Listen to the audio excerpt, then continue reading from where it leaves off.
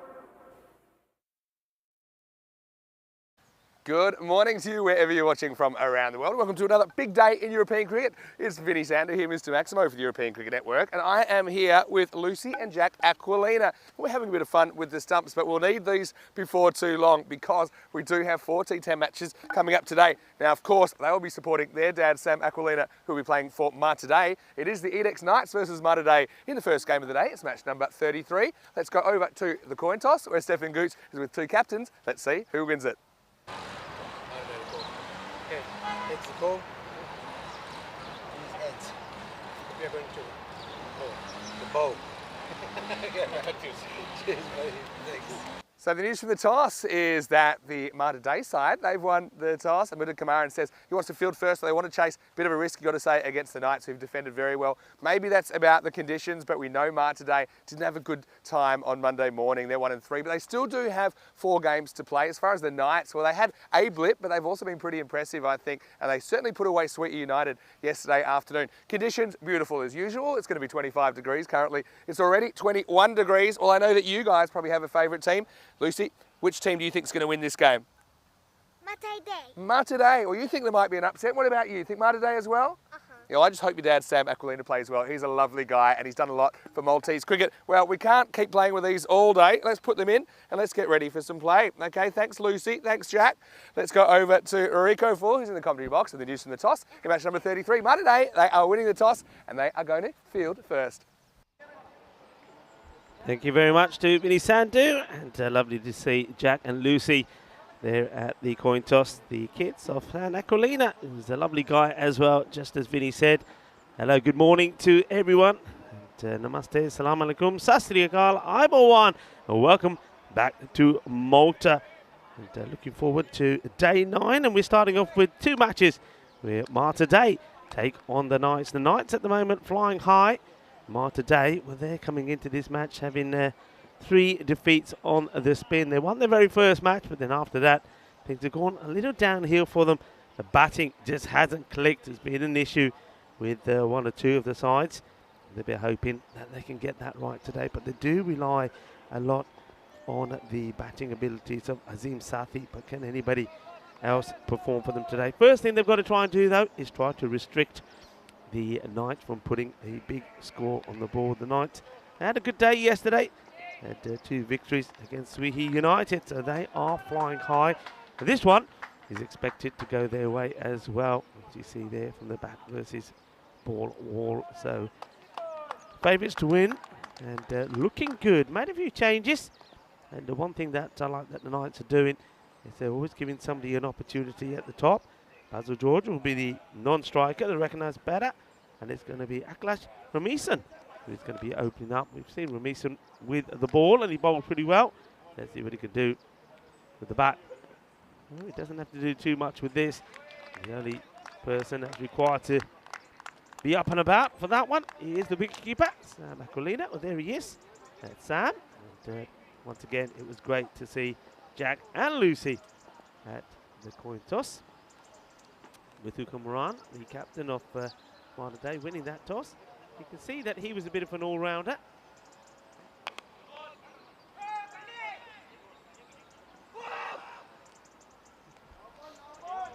This one was too high, so no ball called. Yeah, far too high. And you can be run out though, and that would have been out. You can see the reactions of the bowler. If that one had hit the stumps, it would have been adios. Been too gosh. He's got to get his line right here. So free hit to Basil George, who doesn't have to do anything about this one. It will just remain a dot. Basil was in good form yesterday, 35 of 22. In the first victory against Swi United, winning that one by 23 runs, 126 to 103.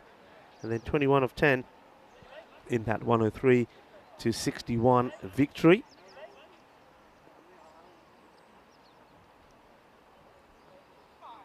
Big swing and a miss. It was a free hit, so it wouldn't have mattered. But misses out on it, that's George. So interesting with George. Took his time and got going. That's when he got the bigger runs on the board. When he goes boom from the word go, though he looks explosive, he then gets out pretty early. So what side of Basil we're going to see here today? And this one's just been clipped away.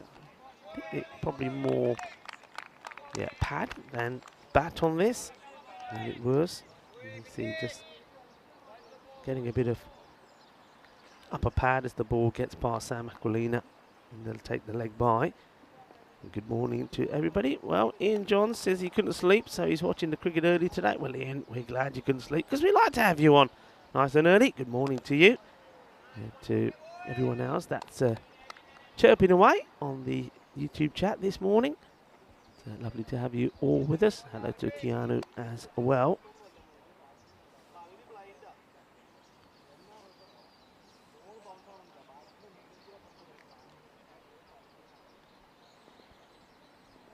Pin to Josh once more. To the left-hander.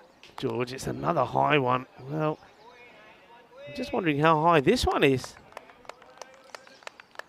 Well, I'm pretty sure that this one needs to be called as well, if you ask me. Yeah, that's too high. I mean, Basil's off the ear as he's playing that. Gets away with it. I think fielder just having a word and saying, hey, make it pitch. Well, he does make it pitch, but he gets this one completely wrong. More good work there from the wicketkeeper, Sam. With these important stops, it gets past him. I mean, there's nobody really yet. Fine leg. You've got the man on the 45, so anything behind there is gone. The two fielders. Yeah, now he goes too much the other way. It's all extras at the moment. The two fielders that are out. You've got a man on the leg side. And he's sort of in between square and mid wicket, and then fielder on the 45 on the boundary.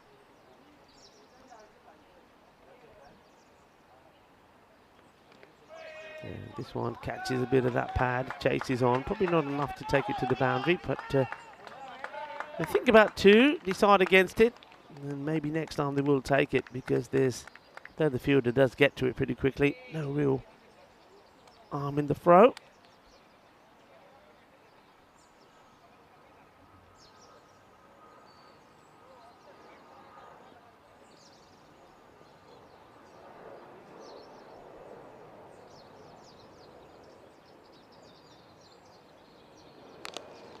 Full again, and this time Basil, oh, big mix-up. Throw goes to the wrong end. Basil wants it, and this is a classic case of no understanding between the two batters. Basil is going one way, And look at their both batters running to the same end. Luckily enough, though Remison wasn't looking, Basil saw the back of his partner and said, I better go back.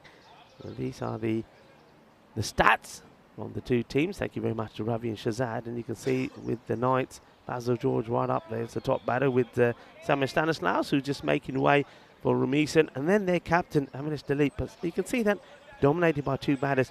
On the other side, Mara Day, also the same. Well, you could say dominated really by one batter, Azim Sathi.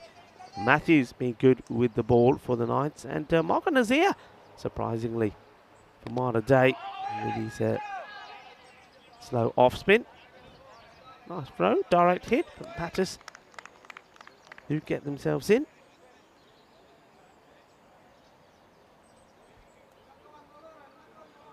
We saw 10 come off the first over. And he was, I would say he was 10, but he's lucky. Could have been a lot more. There was a no ball in that as well. A free hit. There was a lot of wides. Edward Thomas is the new bowler.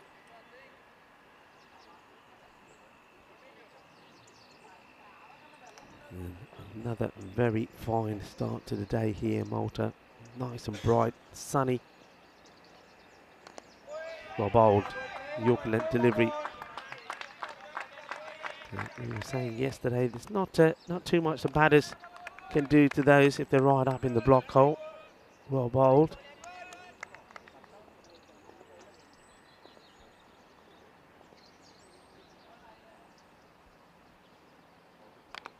In the air, chance, and drop. That's an absolute dolly. That really is. That's a case of when you wake up in the morning, Fazal Naeem, and you think, you know what, I just want to get back into bed. Well, Fazal Naeem, I bet he wishes he was back in bed. How does he drop that? No idea. Remison gets the chance, and Basil George then gets to the striker's end and hits the next ball for 4, as you do. Well, that's a drop and a half. Well, if one of two of you have woken up in the morning and thought, not having a good day, well, I tell you what, spare a thought for Naeem there.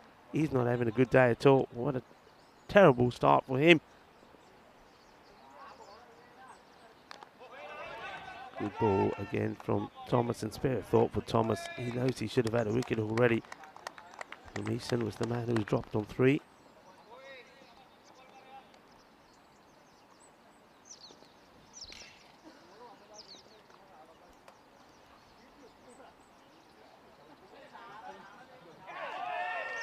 And now he gets beaten by a ball that's rising outside the off, which he plays at but misses. Taken cleanly by Sam Aquilina. That's the end of the over. So 18 off 2, not that absolutely flying.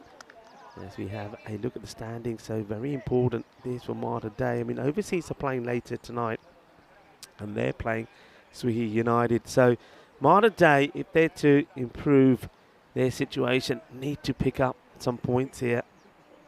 I know that they're up against the Knights, sitting pretty at the top, but even if they can try and find a way to get a victory, I think that will really put them in a good position, because otherwise leaves the door open for overseas to pip them. So important day for overseas, and a Marta Day here really is. And the other thing that Marta Day they have to remember is that, okay, you're playing the top team, so maybe on paper you're not going to win. As this one has been blasted away. Balle, balle, balle. Wolfie Marzi. Well, I don't know if he's praying or taking evasive action. Well, one thing for sure is he was panicking. He was in some trouble. The Wolf was under attack. But there he goes. That woke him up. Maybe he was having a little bit of a kip. Marzi, you with us now? Ooh, that's 6 runs. Well, Basil George just waking up a few people. You've got to be awake when Basil is batting when you're on that side of the ground. Clean hit. First 6 of the day. Now he goes the other way, and he's going to go back-to-back 6s. That is a biggie. That is sweet out of the middle of that bat, and that is sweeter than a bowl of Rasmalai. Lovely shot. Just makes it look easy, doesn't he, Basil, when he's in this sort of form. Great shot. 6 more. Yeah, hello to Wayne. He says, haha, yeah. And hello to Ian Johns and everyone else that's on the chat early this morning. A few people saying congratulations to the Netherlands. Yeah, congratulations to the Netherlands. Remember the Netherlands, they are the champions of Europe, and that's the dancing Papa. Well, I suspect this is going to be 4 runs. I'm pretty sure that Papa, though he does take the ball cleanly, unfortunately, his body, I believe his bottom part of the body is touching the rope while he's touching the ball here. Keep an eye on the ball, and yeah, that's 4 runs. 4 carreras. Nice effort from the Papa. But there is a little bit of dew on the ground, and as a result of that, he couldn't stop himself. It's really nicely done, but unfortunately, he needed to release that really quickly. Great work there from our production partners, Spring Productions, and it's super duper as always. And Karina and Karelis, who are here as well. Lee Tuck just says to 000, hang on a minute. Your mission has not started yet. You can go now. And this is pretty wide. And Arif is just trying to hide the ball here at the moment from George. Boom, boom, George is making a bit of a boom, boom start.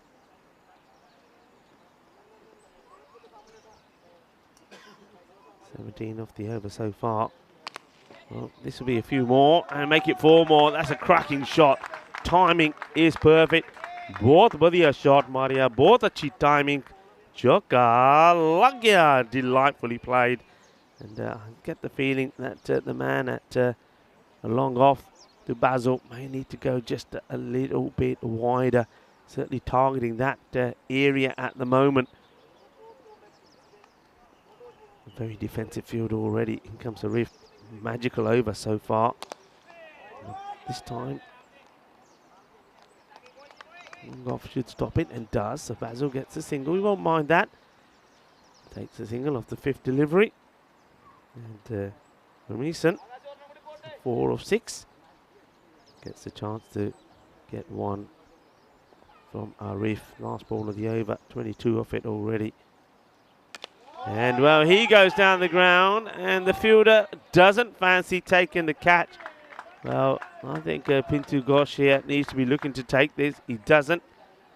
The over has been called. Yeah, he's backpedaling. He's saying, Mani Farna, Mirani catch.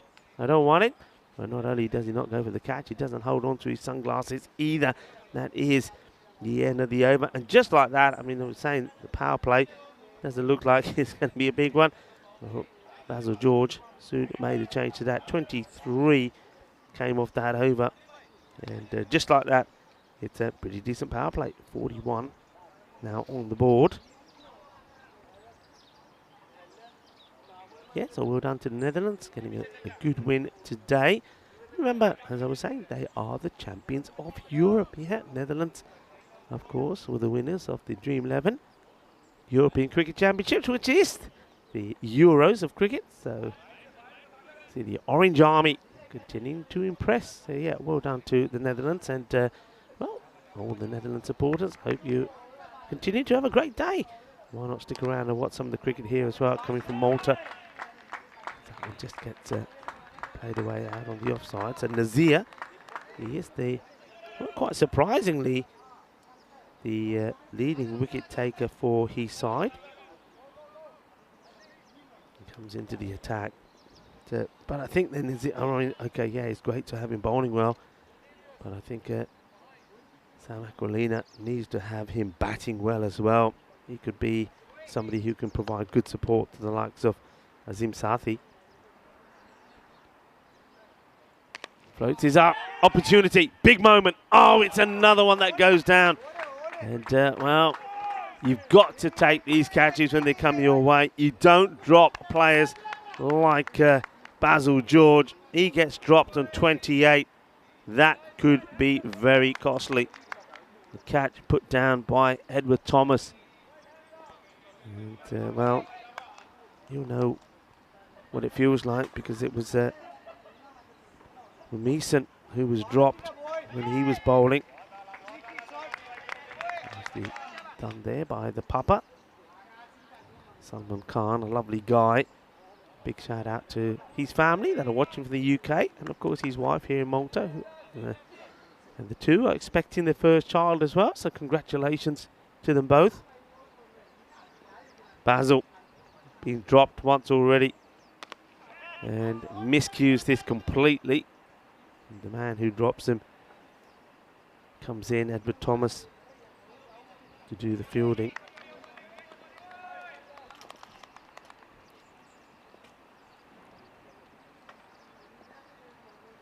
Yeah, that's one thing that Malta Day, a team that struggle with the bat, have to do when they get opportunities to remove a batter. You've got to take it, otherwise you're going to get in trouble, and the number of runs scored are going to get to a point that you're going to struggle to get them.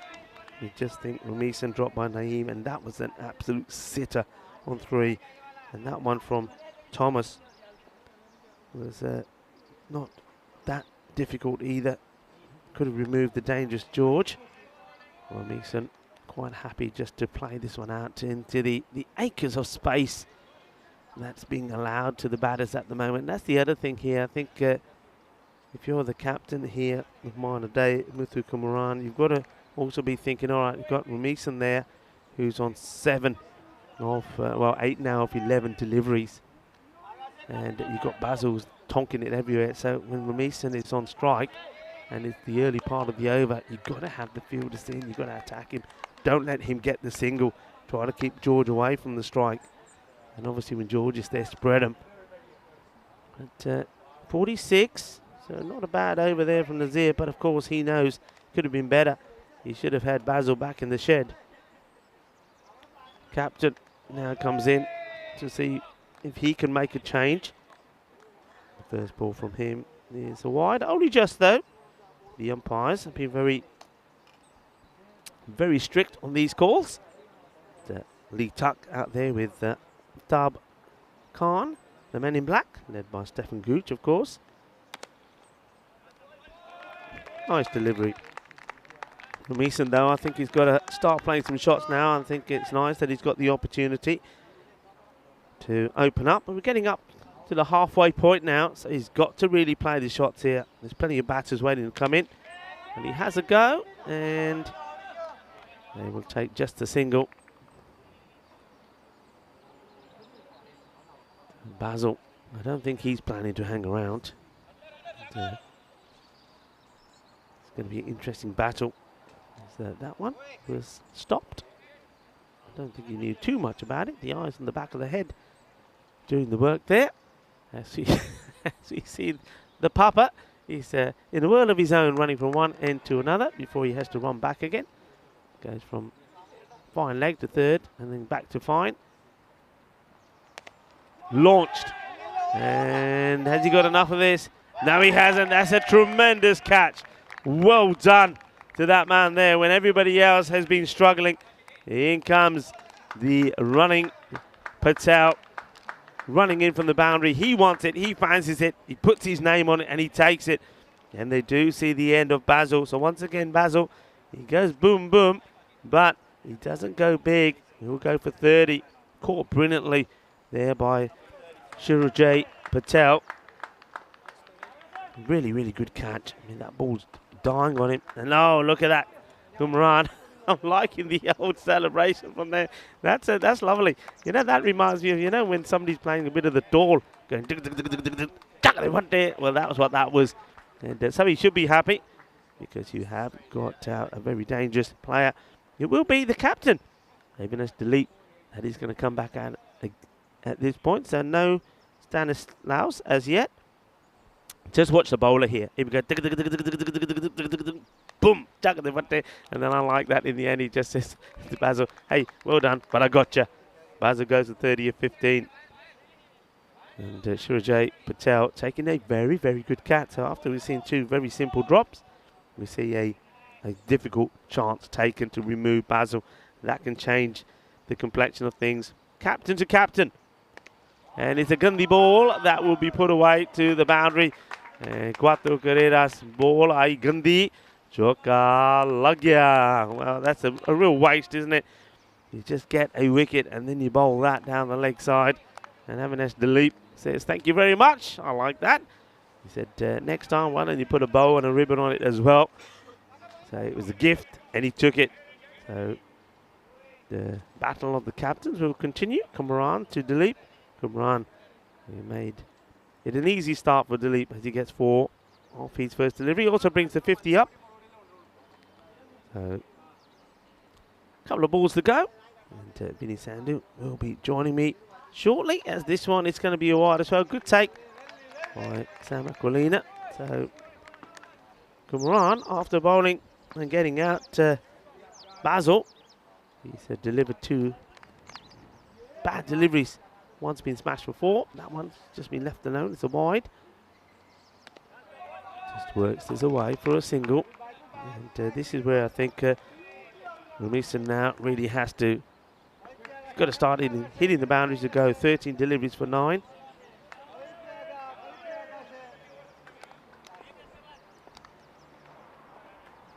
54 for 1. They're probably, I mean, the Knights, the 100 looks like it's going to be on, but they'll be on up more. And, well, that's a missed opportunity. It's a full toss that should have been blasted away. So, well, this one, I think if that was bowled to the captain, it would have gone. I think the captain now is in a position here where he's got to decide, all right, do I keep him or not? An opportunity for us to say a very good morning to all of our viewers, wherever you're tuning in from, and a chance to say good morning to the man who's looking very dashing today. Thank you very much. Yeah, I'm enjoying the sunshine this morning. Once again, welcome to Malta, everyone. If you've just joined us, you're in for a treat. And yeah, right now, I mean, slight surprise for me, those Stanislaus at the top of the order. But yeah, obviously, you're always trying to achieve a balance, aren't you, of kind of going what you think your best lineup is, but also giving opportunity to other guys, because you never know when it gets to Friday, winter knockout cricket, and anything can happen. So it's a funny one. You got to find that balance, and so yeah, my son getting an opportunity at the top of the order. The other thing is, the weather forecast for Saturday isn't particularly good. Yeah. So that's the other thing, because we saw essentially the position decide the winner in Croatia in the last tournament. Yeah, so the other thing is, for example, if we had no play at all on Saturday, assuming Marsa and let's say the Knights were top of the table, it would go back to whoever had the best group record. So that's also something you're thinking about, because Marsa only dropped the 1 game, had a pretty good net run rate. So that's just something to be in the back of your mind as well. But hopefully the rain doesn't really come, because we've had beautiful weather so far. Yeah, it's just a forecast. I know that a lot of my umpiring friends always used to say to me, Ron Graham, tournament referee, really nice guy back in Spain, whenever we used to worry about the weather, us umpires, and he would say, hold on, don't focus on it too much. It's just a forecast. It could pass. And us being, Malta being where it is, surrounded by the seas and island, so anything can change. But, yeah, doesn't look great. But, yeah, going back to what you're saying, I think the Knights are in a position where they can make these little changes.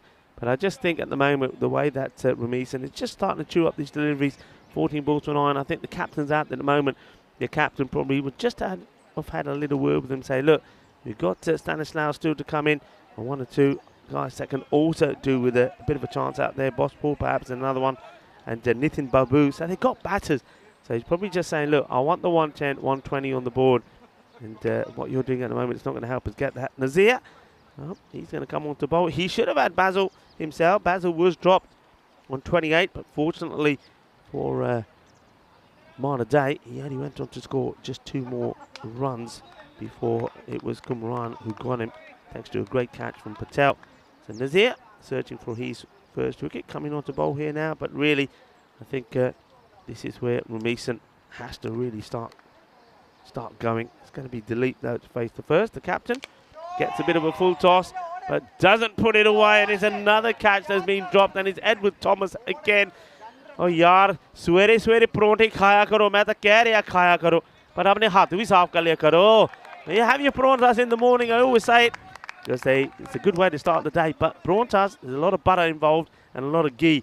If you don't wash your hands properly afterwards, you're not going to catch anything. Yeah, it's unbelievable how many drops we've seen this morning, really. And no other way to say it, some really easy ones. That wasn't the easiest one we've seen drop this morning even. Anyway, catches win matches. And yeah, drops lead to flops. Well, here's another chance. We'll have another go. Oh, Yay. There you go. And Edward Thomas, he must have dusted the hands off. But Dilip's going to have to go now. And yeah, it was always going to be, actually, pardon me, that's Ramisan who goes. Leap got away with a single last time. But, oh well, once bitten, twice shy. And unfortunately for Ramisan, he's the unlucky one as he's going to have to depart. But easy. Yeah, true. Is it unlucky that he's departed? I think it may be lucky if you're a Knights supporter, because that means that you should get a more aggressive batter come in, and they're going for Amal Bamu, so they certainly are giving one or two others a chance. Remember Puluriel yesterday? I mean, he was absolutely exciting. He's not in the side today, so they know that Puluriel, I'm sure he'll come back into the equation when it comes to the finals. So they know that they've got a batter there that can produce. They're looking to find another, and maybe it is going to be Amal Babu that now comes in after the departure of Ramisan. So yeah, well done to Thomas. I just said unlucky based on what I saw the very ball before. Yeah. There we go. Okay, I'll hit you one. Yeah, eventually. Yeah, your luck's going to run out, isn't it? You can't expect catches to be dropped all the time. Goes for it. This one doesn't quite carry to Thomas. Yeah, once again, well done, Thomas. He did drop two, but he does hold on to the third one that comes his way. Now, all of a sudden, things are looking better. Dilip, he wants them to look even better for his side. This is an opportunity, or is it? No, well, he doesn't get the middle of the bat here at all, and it's Patel that's after it. You know, he's a good catcher, but he can't do anything about this. Although this doesn't come out of the middle of the bat, it's right at the toe end, but still gets plenty of power. Nazir, though, he knew that was going the distance. He was upset with himself. So 6 runs there from the captain, and he's trying to really get the push on now here for his side. He was hoping for a miracle, wasn't he? Anyway, into the 6th over, 62 for 2. And yeah, always interesting when you get the two teams coming together with contrasting fortunes.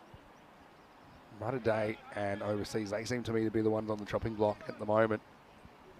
So whoever plays better today will have an advantage going tomorrow when they'll meet each other. Next over starts with a wide from Edward Thomas. He's quite often he's accurate, but he just seems to spray the odd one, doesn't he? That's a big wide, one of them. Yeah, he had issues with his net today. Look, he bowled the second over, which wasn't a bad over at all. Only 8 runs came off it. So he's trying to get himself back into the groove. This one's a full toss, and just keeping an eye on the 2 umpires. They seem to be okay with it. Just obviously deciding that it's a dipping, but still it's pretty high when he plays this. I think that's too high, got to be honest with you there. Plays it from the hip, doesn't he? Yeah. Horizontal bat shot. Clever. Steps inside it. A lot of batters haven't been able to do this in Malta, but that's nicely done by him. And that's Dilip. Just takes a little step towards his off stump. Says, yeah, I'll take the wide. Good morning to Wayne, who's joining everybody on the chat. A lot of conversation in the chat this morning. Loving it. That's another wide. So back-to-back wides. That score just keeps going up. And that's been an issue. Mudda Day, a team that have troubles with the bat. That's it, 12 extras now, 10 of those in wides. Firmly struck down the ground, bobbles away. I think will be Nazir. What can they keep them to here? And what can Mudda Day chase? That's the question as well. I mean, Sathi was fresh out of luck. We saw him getting one out the backing up and then getting a first ball into an unbelievable catch yesterday. Thomas back on target. That's good for him. Yeah, Thomas back on target. And it's Amal Babu who plays and misses this one.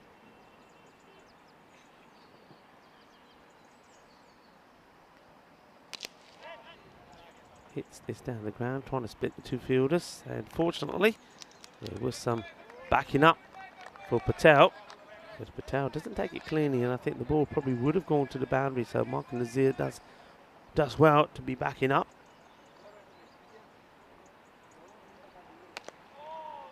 Good delivery, not too much. Dilip can do. Look, loving the way. Look at that. The race is on between well, that was the captain, Kumaran, and Patel. And they said it's like being at the races. Who's going to get there first? But I like that. Challenge each other. 2 wide. And once again, more issues with the extras.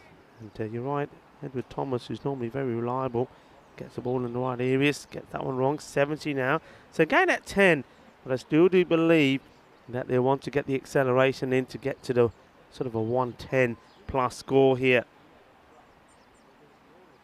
Short, and he works his way beautifully. That's a nice shot played. He will get the boundary. 4 runs. A nice hit there from Babu. Well, he shows that he likes to play the short ball. Gets himself in pretty good position here. Plays that away. Nicely done. Gets it over the man who's close in at square leg. Once it's over him, well, despite all his efforts, you're not going to chase that. Cornelius Eunice sees that go for 4. And maybe you're going to see the best of Eunice today as well. And maybe he will be involved in this. End of the over. Let's keep it really simple. HCL software question today. And what will be the highest score by an opener? So that's the question for the day. I think it'll be less than 30. Not so sure about that. Or you can pick it something in the 30s, 31 to 40, 41 to 50, 51 to 60, or over 60. We'll always see a score over 60, but this is only for opening batters. That's our HCL software. Well, it can't be A. A's out of it already. Yeah, A's gone. A's gone. Basil sorted that out. He got 30 on the money. All right, here we go with the next over. Pintu Gosh is going to bowl, and I see Pintu in the 11. It's been in and out to the side. 3 overs to go. This is where you're just hoping. Keep it below 100, bat well. Mudda Day, they are a team that had a lot of success last year in the group stage. 5-1 they were. 5 wins out of 6 completed matches. A couple of washouts in there as well. In the finals, yeah, the rain intervened, unfortunately. That was good for them in the quarterfinals where they won because they were the higher ranked side. But then in the semi-finals, they had to play a 3-over match against the Knights, actually. And it was 39 to 13. The Knights pretty much battered them out of the game in the first 3 overs of the match. Just weren't able to keep up. So we'll certainly have a score to settle here Malta Day, I'm sure. Hello to everyone watching from the Malta Day Hospital as well. I know that they're always watching.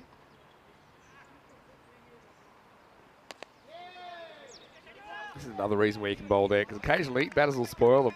And this would have been a big wide, but yeah, he hits it. So either way, it'd be 1 run, but it pretty much uses up one of the balls. Reaches for it. That's one that I suppose as a batter, if you know your bearings, you can leave that and you can get it again.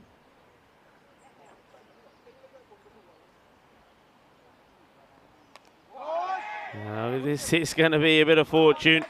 And the bowler gets a bit unlucky here, Josh. I think he sees that the captain, Avinash Dilip, is charging him, coming down the wicket. So he thinks, okay, I'm just going to bang this in.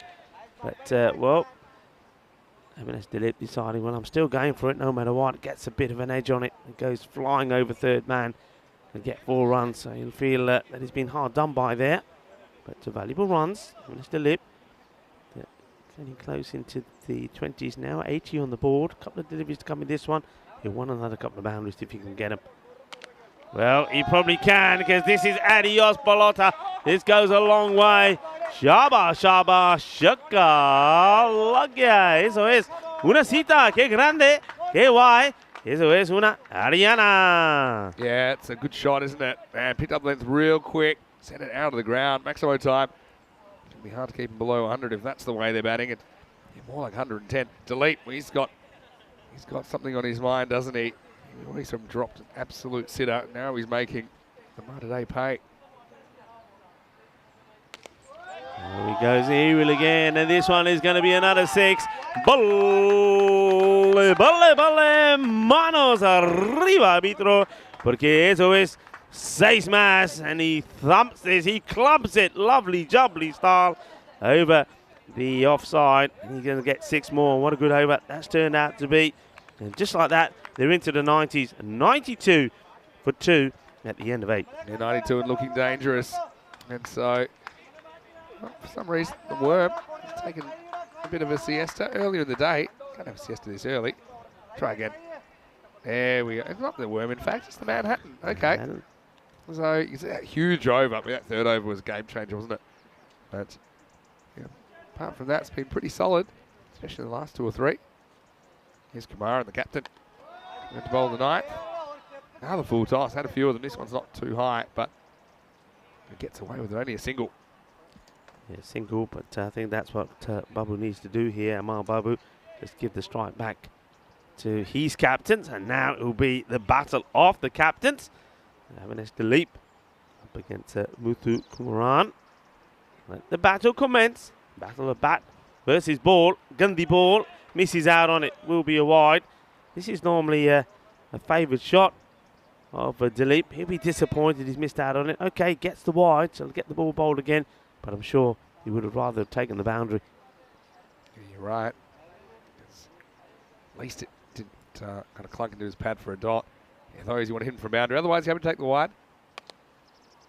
He will take the single here. Better length delivery there from Kumaran. It's got an interesting action, isn't he? As he comes in, his sort of arms are all over the place. Very wide arm.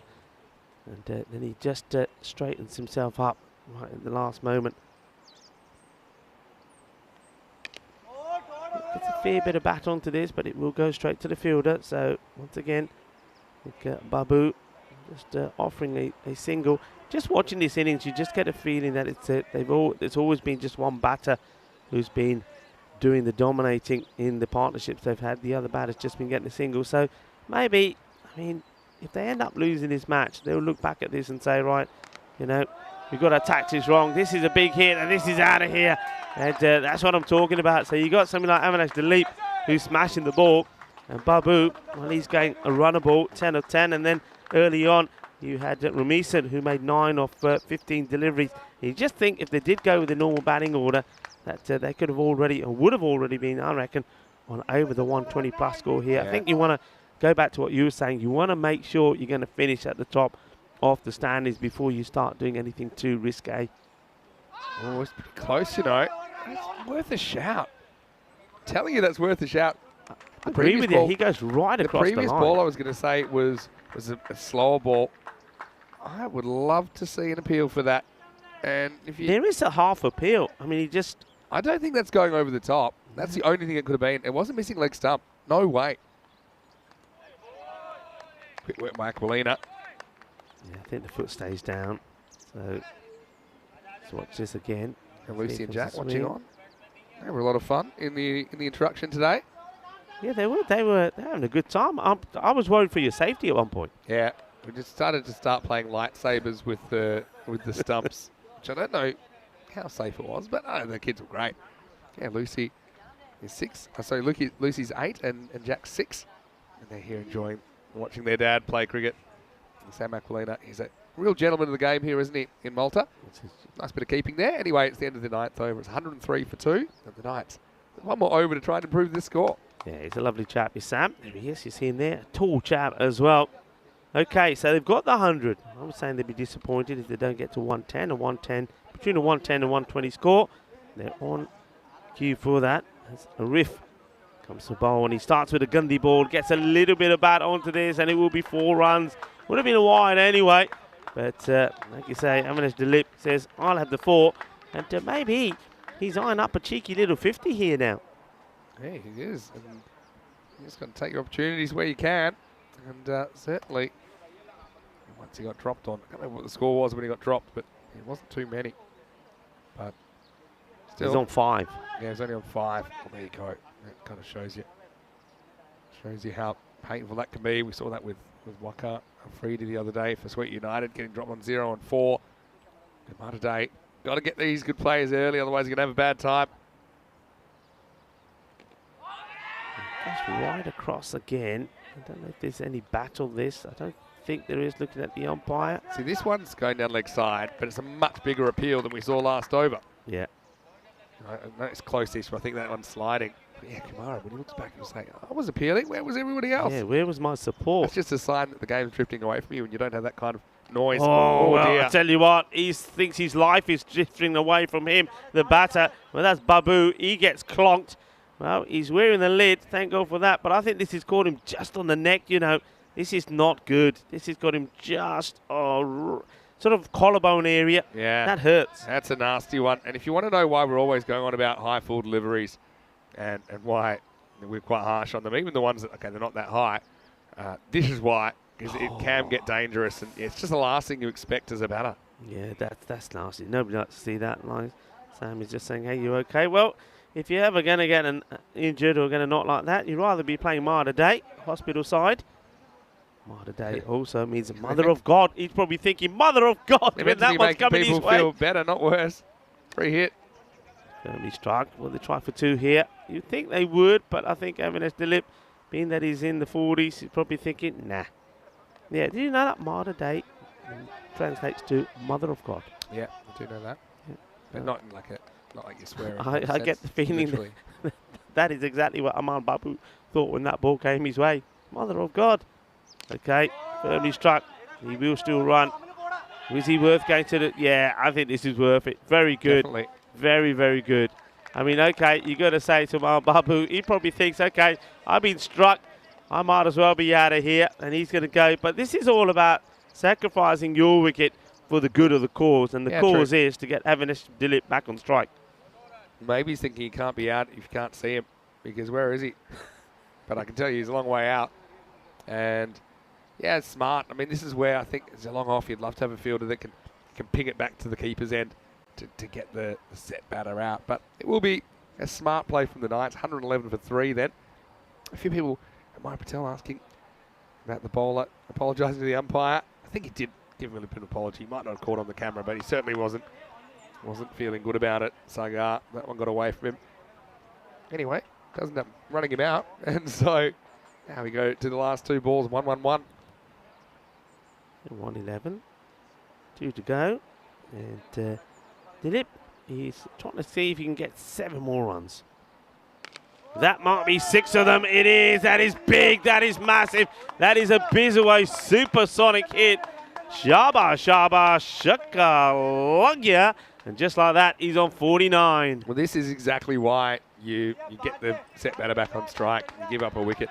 This is something we've seen time and time again over the course of our journey in ECN T10 cricket. Is players have adapted to the conditions, so they've been quite innovative with what they've been doing in their strategy. So yeah, Babu's out there now, Nitin Babu, but I don't think he'll be required to face the ball. He can just watch. He's just going to have to run to complete the single, or whatever this ends up being for the 50. Well, he's going to go for the big hit, but is he going to make it, or is he going to get out? He is going to get his 50. He didn't want this at all, really.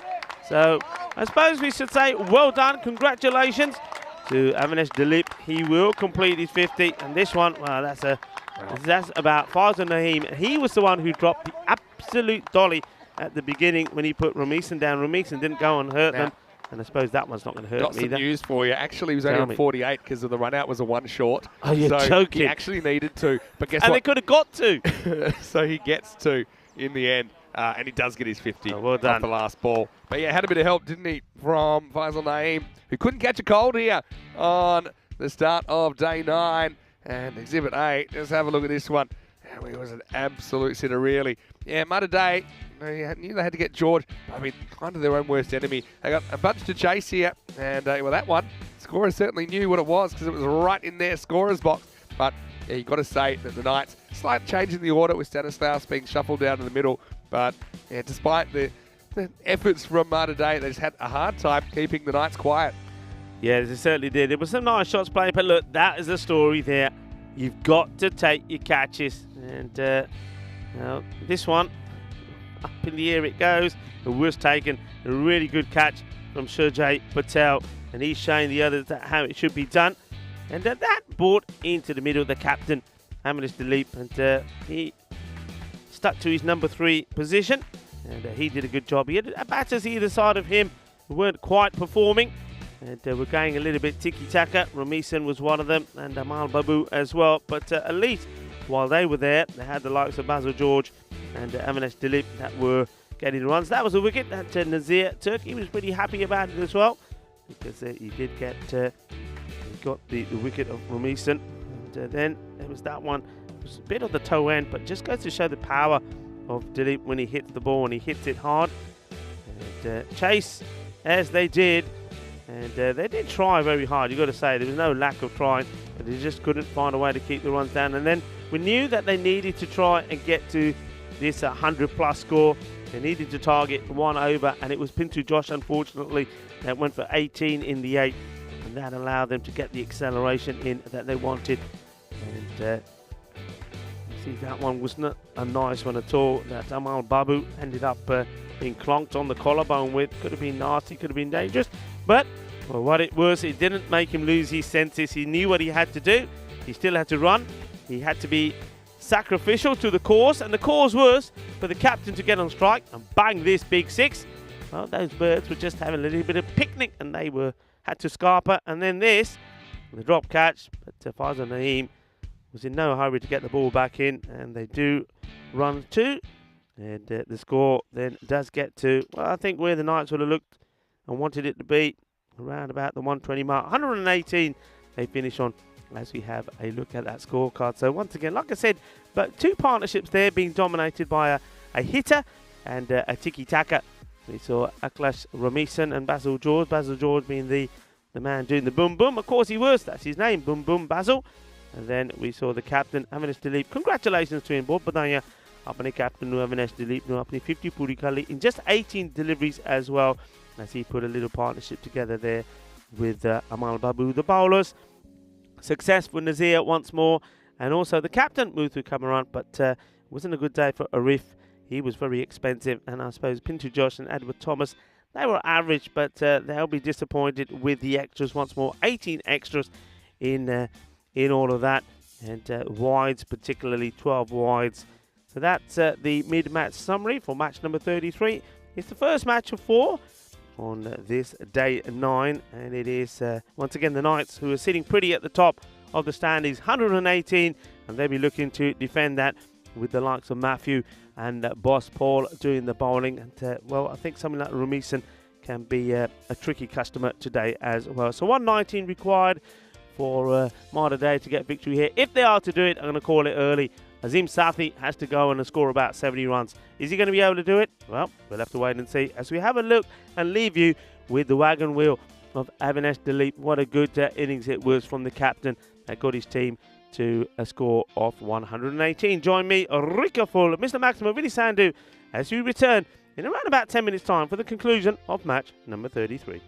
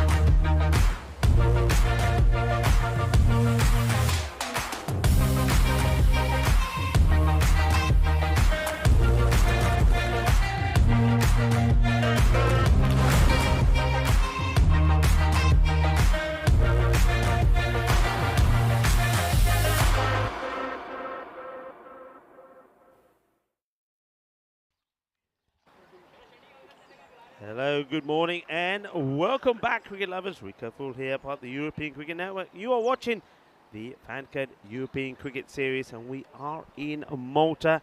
And, well, you're seeing in front of you the beautiful Malta International Cricket Ground. A ground that was established many years ago, in 1902 to be correct. And it served as a recreational sports centre for the British forces that was stationed in Malta, and you can still feel a lot of that in the architecture around here. A lot of the buildings around Malta have got that sort of British feel to it, and that's probably why a lot of people are attracted to the area. It's also another reason why they still drive on the wrong side of the road, if you ask me. But it's a beautiful location, famous for its incredible coastline, and also it's got that Mediterranean unique charm, famous for its crystal clear waters, and it's a great place for diving. So if you like diving, Malta is the place to come. And then hundreds of reefs, caves and ancient wrecks, as you see on the promo video as well, leading up to the start of the matches. Thank you to the Maltese Cricket Federation, and also to the tourist board here in Malta for all of their support in putting this series together. As we get ready for the run chase, the Knights, 118 on the board, so 119 required for victory. And a lot depends, I think, the man about to face the first delivery from Justin Sharju, and that is Azim Sathi. Let's see what sort of start he can give them. And he shapes up to play the big shot, but then changes his mind. Sathi is out there with Shijay Patel, who took a very fine catch to remove Basil George. That was important. Edge gone, adios, and it's going to be 0. It's going to be for the big, important batter, Azim Sathi. Well, a lot depended on him. I said it at the interview that he needs to be the one that goes big and gets a 50 or 70 for his side. It's not going to be. He goes for a 2-ball duck, and that's a disastrous start for Malta Day. Sathi has to go, and it is Justin Sharju that gets the breakthrough. Nice catch taken by the captain behind the stumps, Dilip. And, well, just see trying to hit that so hard. Look at the feeling. I don't even know if Sathi can see over his helmet. That helmet just seemed to be far low. It seemed to be covering his eyes. Don't know how much of that he saw. Well, I don't know how much of the ball he saw, but the bat gets the edge, caught behind, and just like that, it is 0 for 1. Now it will be Nazir to come in. Michael Nazir in the firing line. Justin Sharju. It's not a good delivery. First ball to the new batter. Ends up going down the leg side. He's frustrated with himself. So bowls the wide and gets the first runs on the board as well for Malta Day.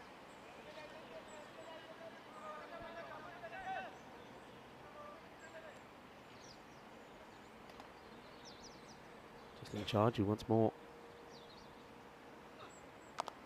So nicely played, 4 runs. Lovely shot for Michael Nazir. Well, if you needed confidence when you go out there early, well, that's one way to do it, to play a shot like this. Gets given the width, but still needs to be put away. And that's one thing. That's a shot that I remember Michael Nazir playing a lot of in my time here in Malta. He's a talented player, and he can more than handle his own with the bat. And let's hope he can be good for his team here. Sharju just gives a little bit too much width. See what he can do with this one. And it goes for the short one. Nazir gets plenty of bat onto it. The chase is on. The fielder does really well. Catches up with it. And Mason just gets a foot on this. Nazir comes back for 2. And guessing that will also be the one for the over as well.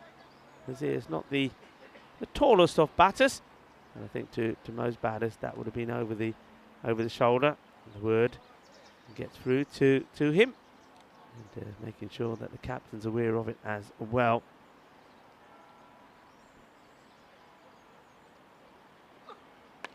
Well, this has been launched, and it will go all the way. Balle, balle, balle. Umaga Nazir is saying, okay, you want to fire the short stuff at me? I'll show you.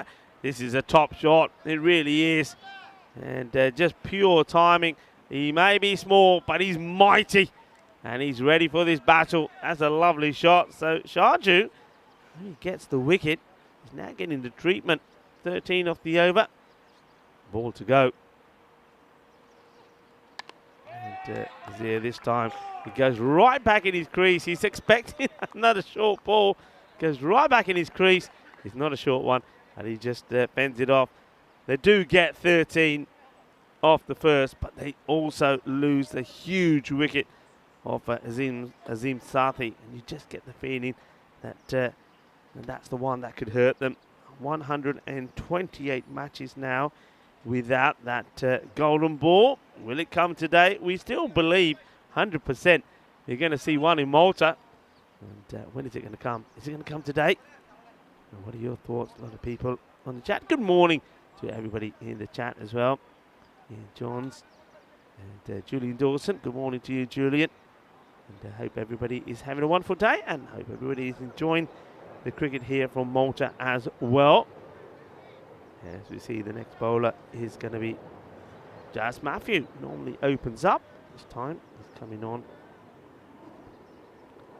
to bowl the second over.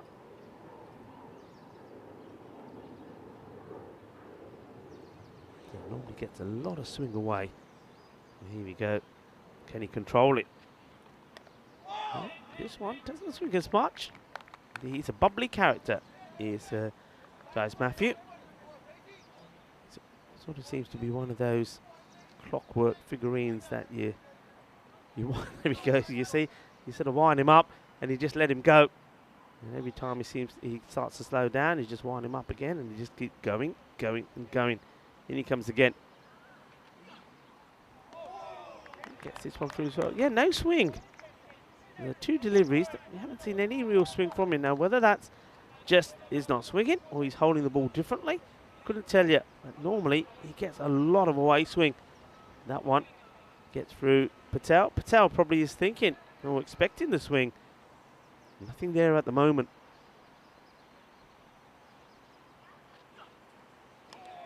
Swing again and miss from the batter. So Patel just getting a little bit frustrated here now for sure. 3 dots to him. And he likes to hold the pose, doesn't he?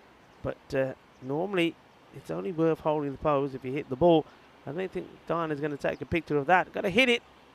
And this one goes too wide. You see the wrist come into play in that one. So he's made a big effort to try and get this to go away. Watch the wrist here, just at the last minute.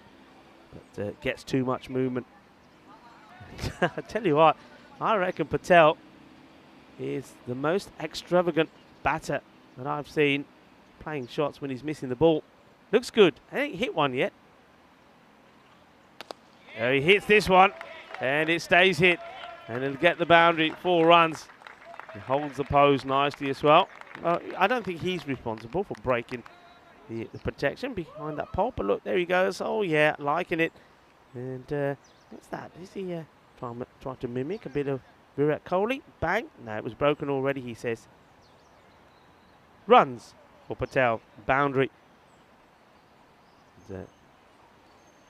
Aftab Khan just checking the ball is okay.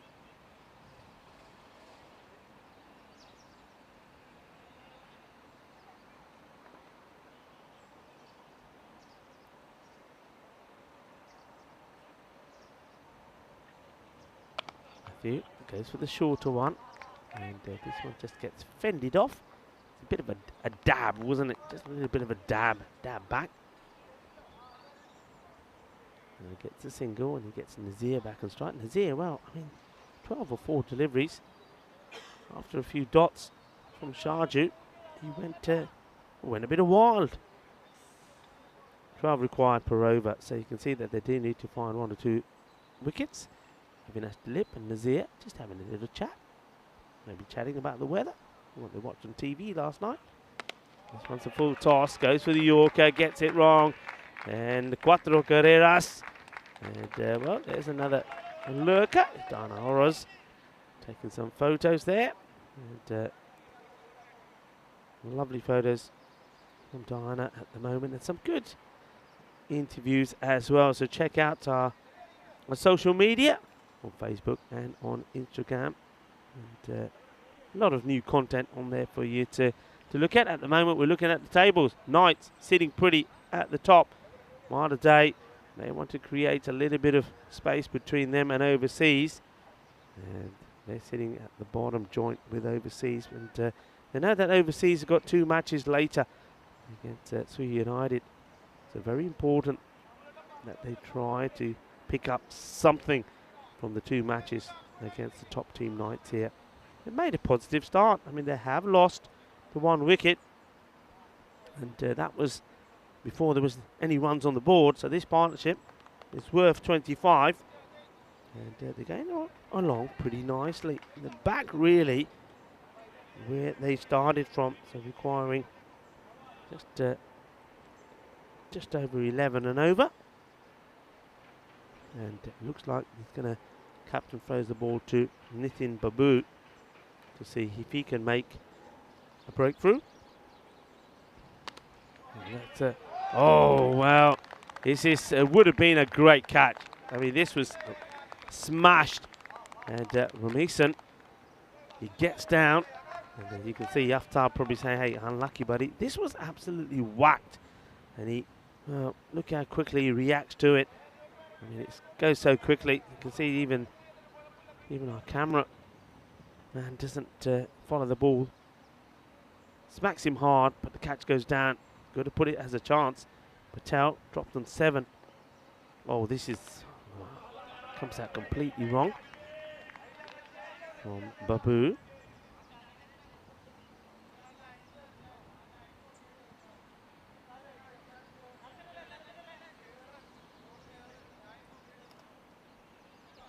I think Babu is the bowler who's quite interesting to watch. He bowls, sort of stops his, doesn't have a follow through, sort of comes at a stop and then he starts to follow through.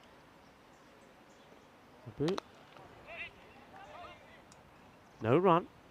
So you can see that trying to be very aggressive here, Nazir. Get the feeling that both these batters at the moment are quite appreciating the pace on the ball. Just wondering if we'll see the captain, Avinash Dilip, just take that off.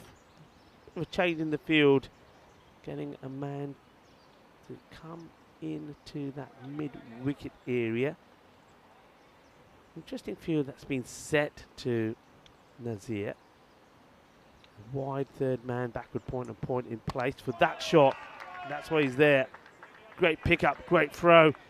And good bit of cricket all round here. See that the captain, smart, he knows where Nazir likes to play. Just watch this. I think if this is a direct hit, yeah, direct hit, he would have been out. That's for sure. Great bit of fielding. Good pickup, good throw, all in one motion. And if he had hit the stumps, that man there, Patel, who was dropped. Very spicy chance by Ramison. He was dropped. This is very wide, and this time he's dropping to the ground. Looks very flamboyant, does Patel, when he's out there. He makes balls that he misses worth seeing again as well. Just look at that. I mean, there's always going to be a wide. I mean, why he's trying to play at it, I don't know. Leave it be. You've got 3 men there waiting for such a shot. Babu. In the air. Chance. One of those 3 should take it. Oh, the wicketkeeper says he wants it. He does take it. And he absolutely bangs into the ground as well. That is actually a really good catch. I mean, that's going for me straight to one of those fielders. I mean, they're all smiles here at the moment. But he comes down like a sack of potatoes. Have a look at this. He's after it straight away. He says, Mera catcha, mera, aya. Oh, watch this. Takes the catch. Watch how he goes down. Watch this. Boom. Oh, well, I tell you what. It's a good job that Avinash is a strong guy because he hits the deck really hard. Good catch taken though, and they do get the wicket of Patel. So, well, Mason, I said it was a spicy chance when he put him down on 7, but no damage done because Patel, he will go for 8. It just looks, all the shots that he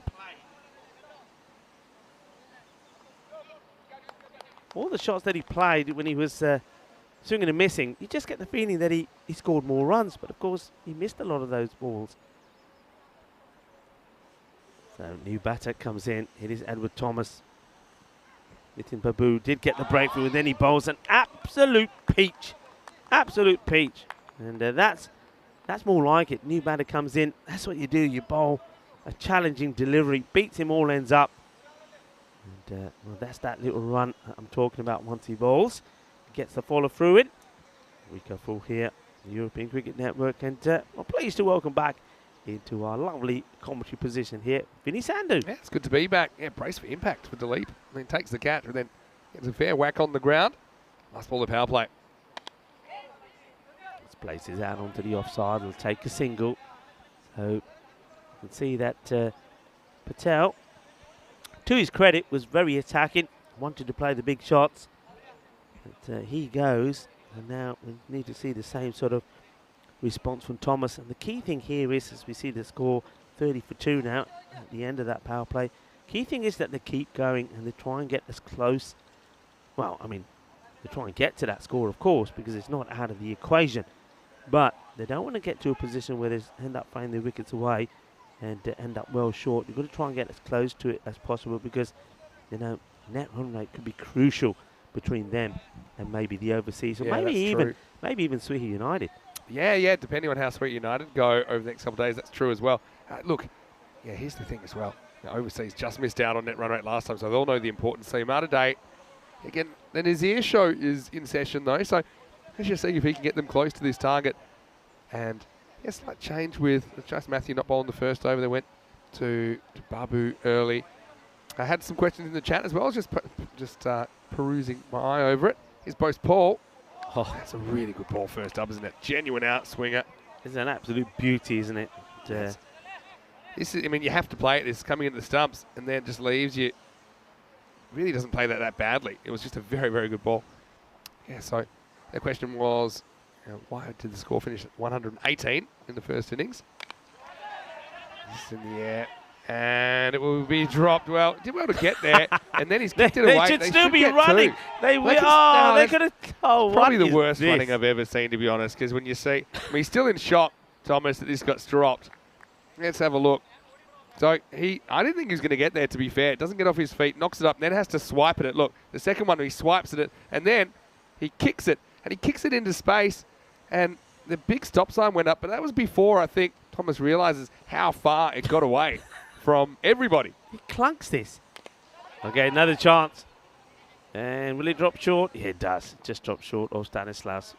So anyway, finally getting around to this point. The reason it's 118, the final score, was because there was that one short in the 10th over. And it was on a run out. So it should have been 1+ run out. It was the one where Delete was trying to get back on strike, or did get back on strike. And yeah, that's the reason. It was one less than you might have expected.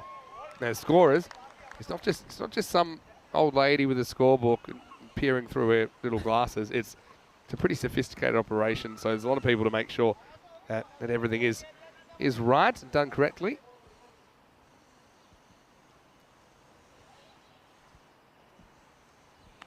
Wide ball from Boss Ball. Yeah, so how was your night last night, Rico? What did you get up to? It was a very good night. It was not a lot. Had to do a bit of laundry yesterday, so it was a few chores. Got them out of the way. Went for a nice walk. I did get my ice cream, and a nice schnitzel yesterday as well. Oh yeah. So, yeah, fancied something different. Had a nice schnitzel while I was waiting for the laundry to get completed. So a productive yet nice evening. And you? It was a nice final evening. It did involve a carbonara. Yeah, my folks. It was their last night here, so had a nice dinner, just the three of us. And yeah, they had a good time coming to the cricket yesterday.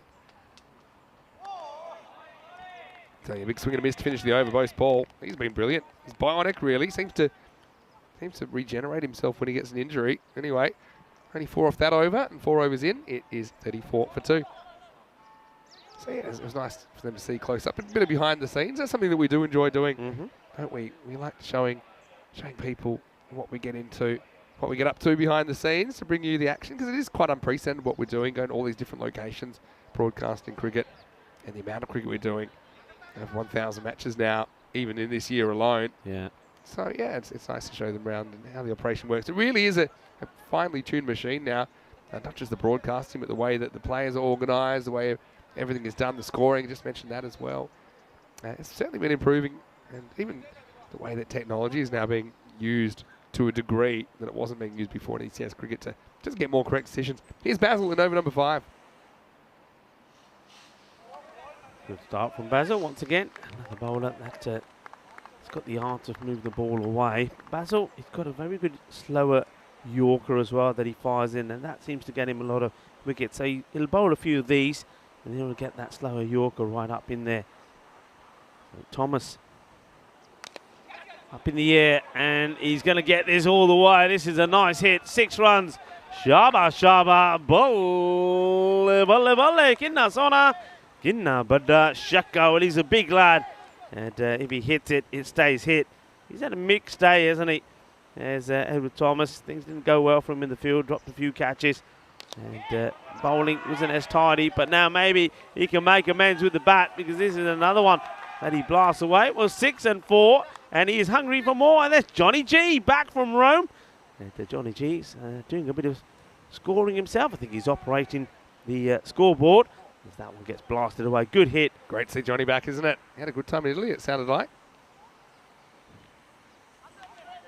And then George just holds this one slightly back. And, Thomas doesn't get the fuller length that he wants. He moves on to 13 of the 10 deliveries that he's faced now. Nazir can't get on strike. Well bowled. Shows the intent, the right intent there. Once again, Thomas. He knows that this ball is probably not going to be pitched up, so he takes a little step forward to try and get himself to the pitch of the ball. But clever from Basil. Just wonder if he'll go for that Yorker length delivery here now. Probably doesn't want to, because he knows that the bat is coming out to him. He doesn't want to turn it into a full toss. And he just gets another one that swings past. So Basil, though he does go for 10, from 2 scoring shots to the 10, he does finish the over well. And you just get the feeling here now, this is, I mean, Edwards has got going, Nazir, he's shown that he's got a few shots in him as well. This partnership's got to be the key. I think if they're going to get there, it's going to be dependent on this partnership. Yeah, well, that's the thing. Mudder Day seemed to go up and down with the fortunes of Sathi. That's the thing. He's run out backing up. He's gone for 2 ducks in the last 3 games. But yeah, someone like Thomas, yeah, he can do it. Can he do it for that extended period? That's the question. Nazir, we know that he's a pretty, experienced player as well.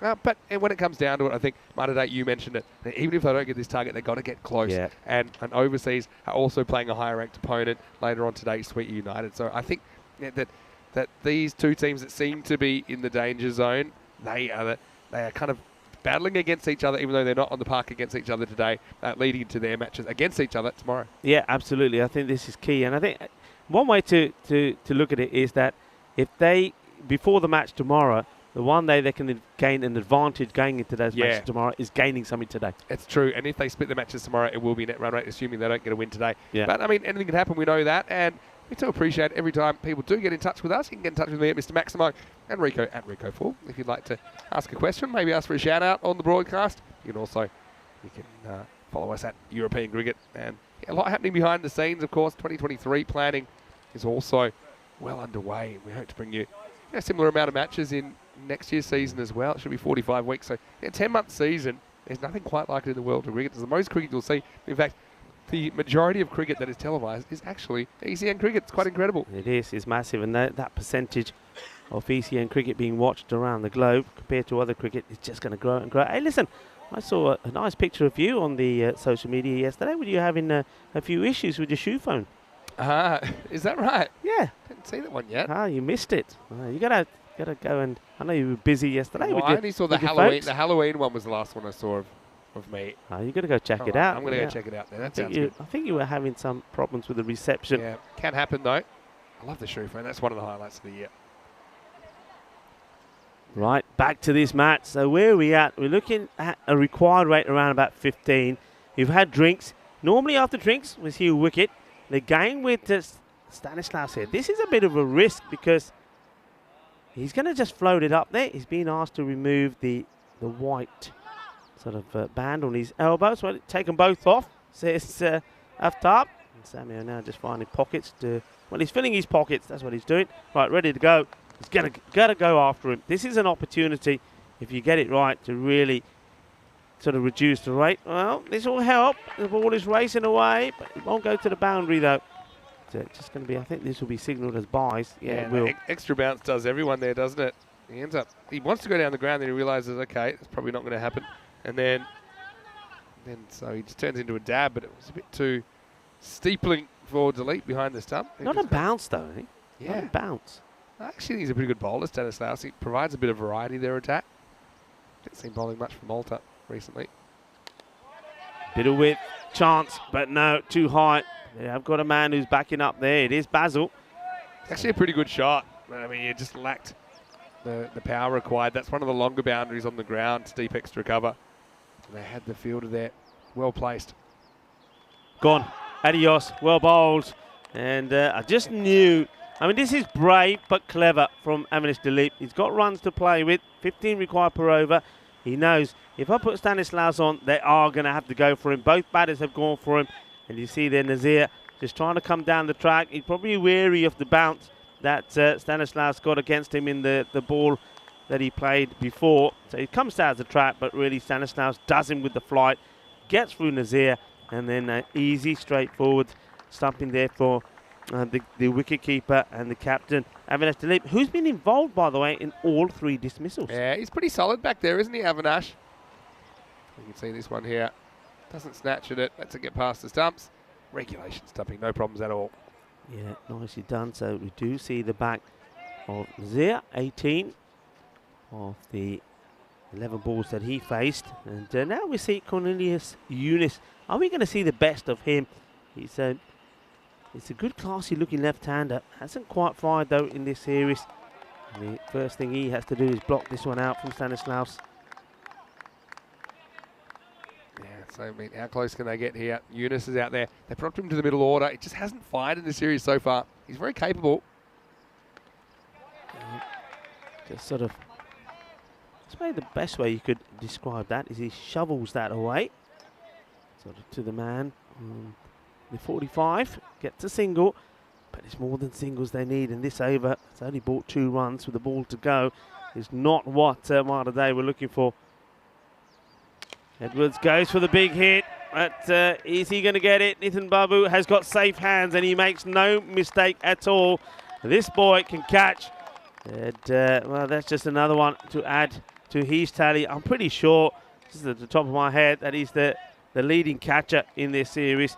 This is hit pretty well, but he doesn't get the distance. He doesn't go into the shot, you see, because he's letting the ball come to him without getting anything going into it. No weight distribution into the shot means he's not going to get the distance, not going to get the desired power into it. And a very good catch taken once more by Nitin Babu. The fielders have had problems today taking catches, but Babu is a different class. Takes the catch. Stanislaus takes 2 wickets in the over. What an over that was. Well, they wanted it to be a magical one for Malta Day. He ends up being a magical one for the fielding side. 2 wickets from it and only 3 runs conceded. Well bowled, Samuel Stanislaus. Yeah, and so change of pace does the trick, doesn't it? And so I think the Knights are showing a few more tricks with the ball. I think they've got a very deep bowling attack. I think it's really good to have those options. Here's another guy. Took 4 for yesterday in a game, Ramison. And well, this will be a 4 of a different kind because Little Edge is going to sneak off to the boundary. Younis gets the boundary. Not particularly convincing, but it does bring up the 50 for Malta Day. Yeah, it gets a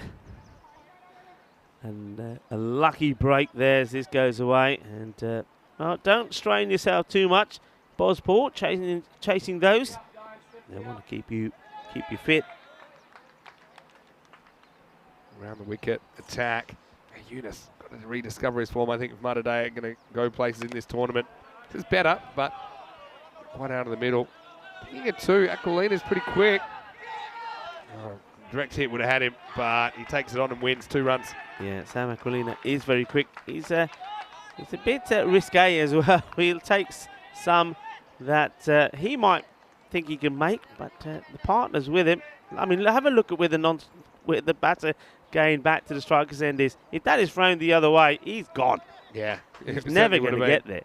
Yeah, and it's a side-on throw, so it probably isn't that much further to the keeper's end.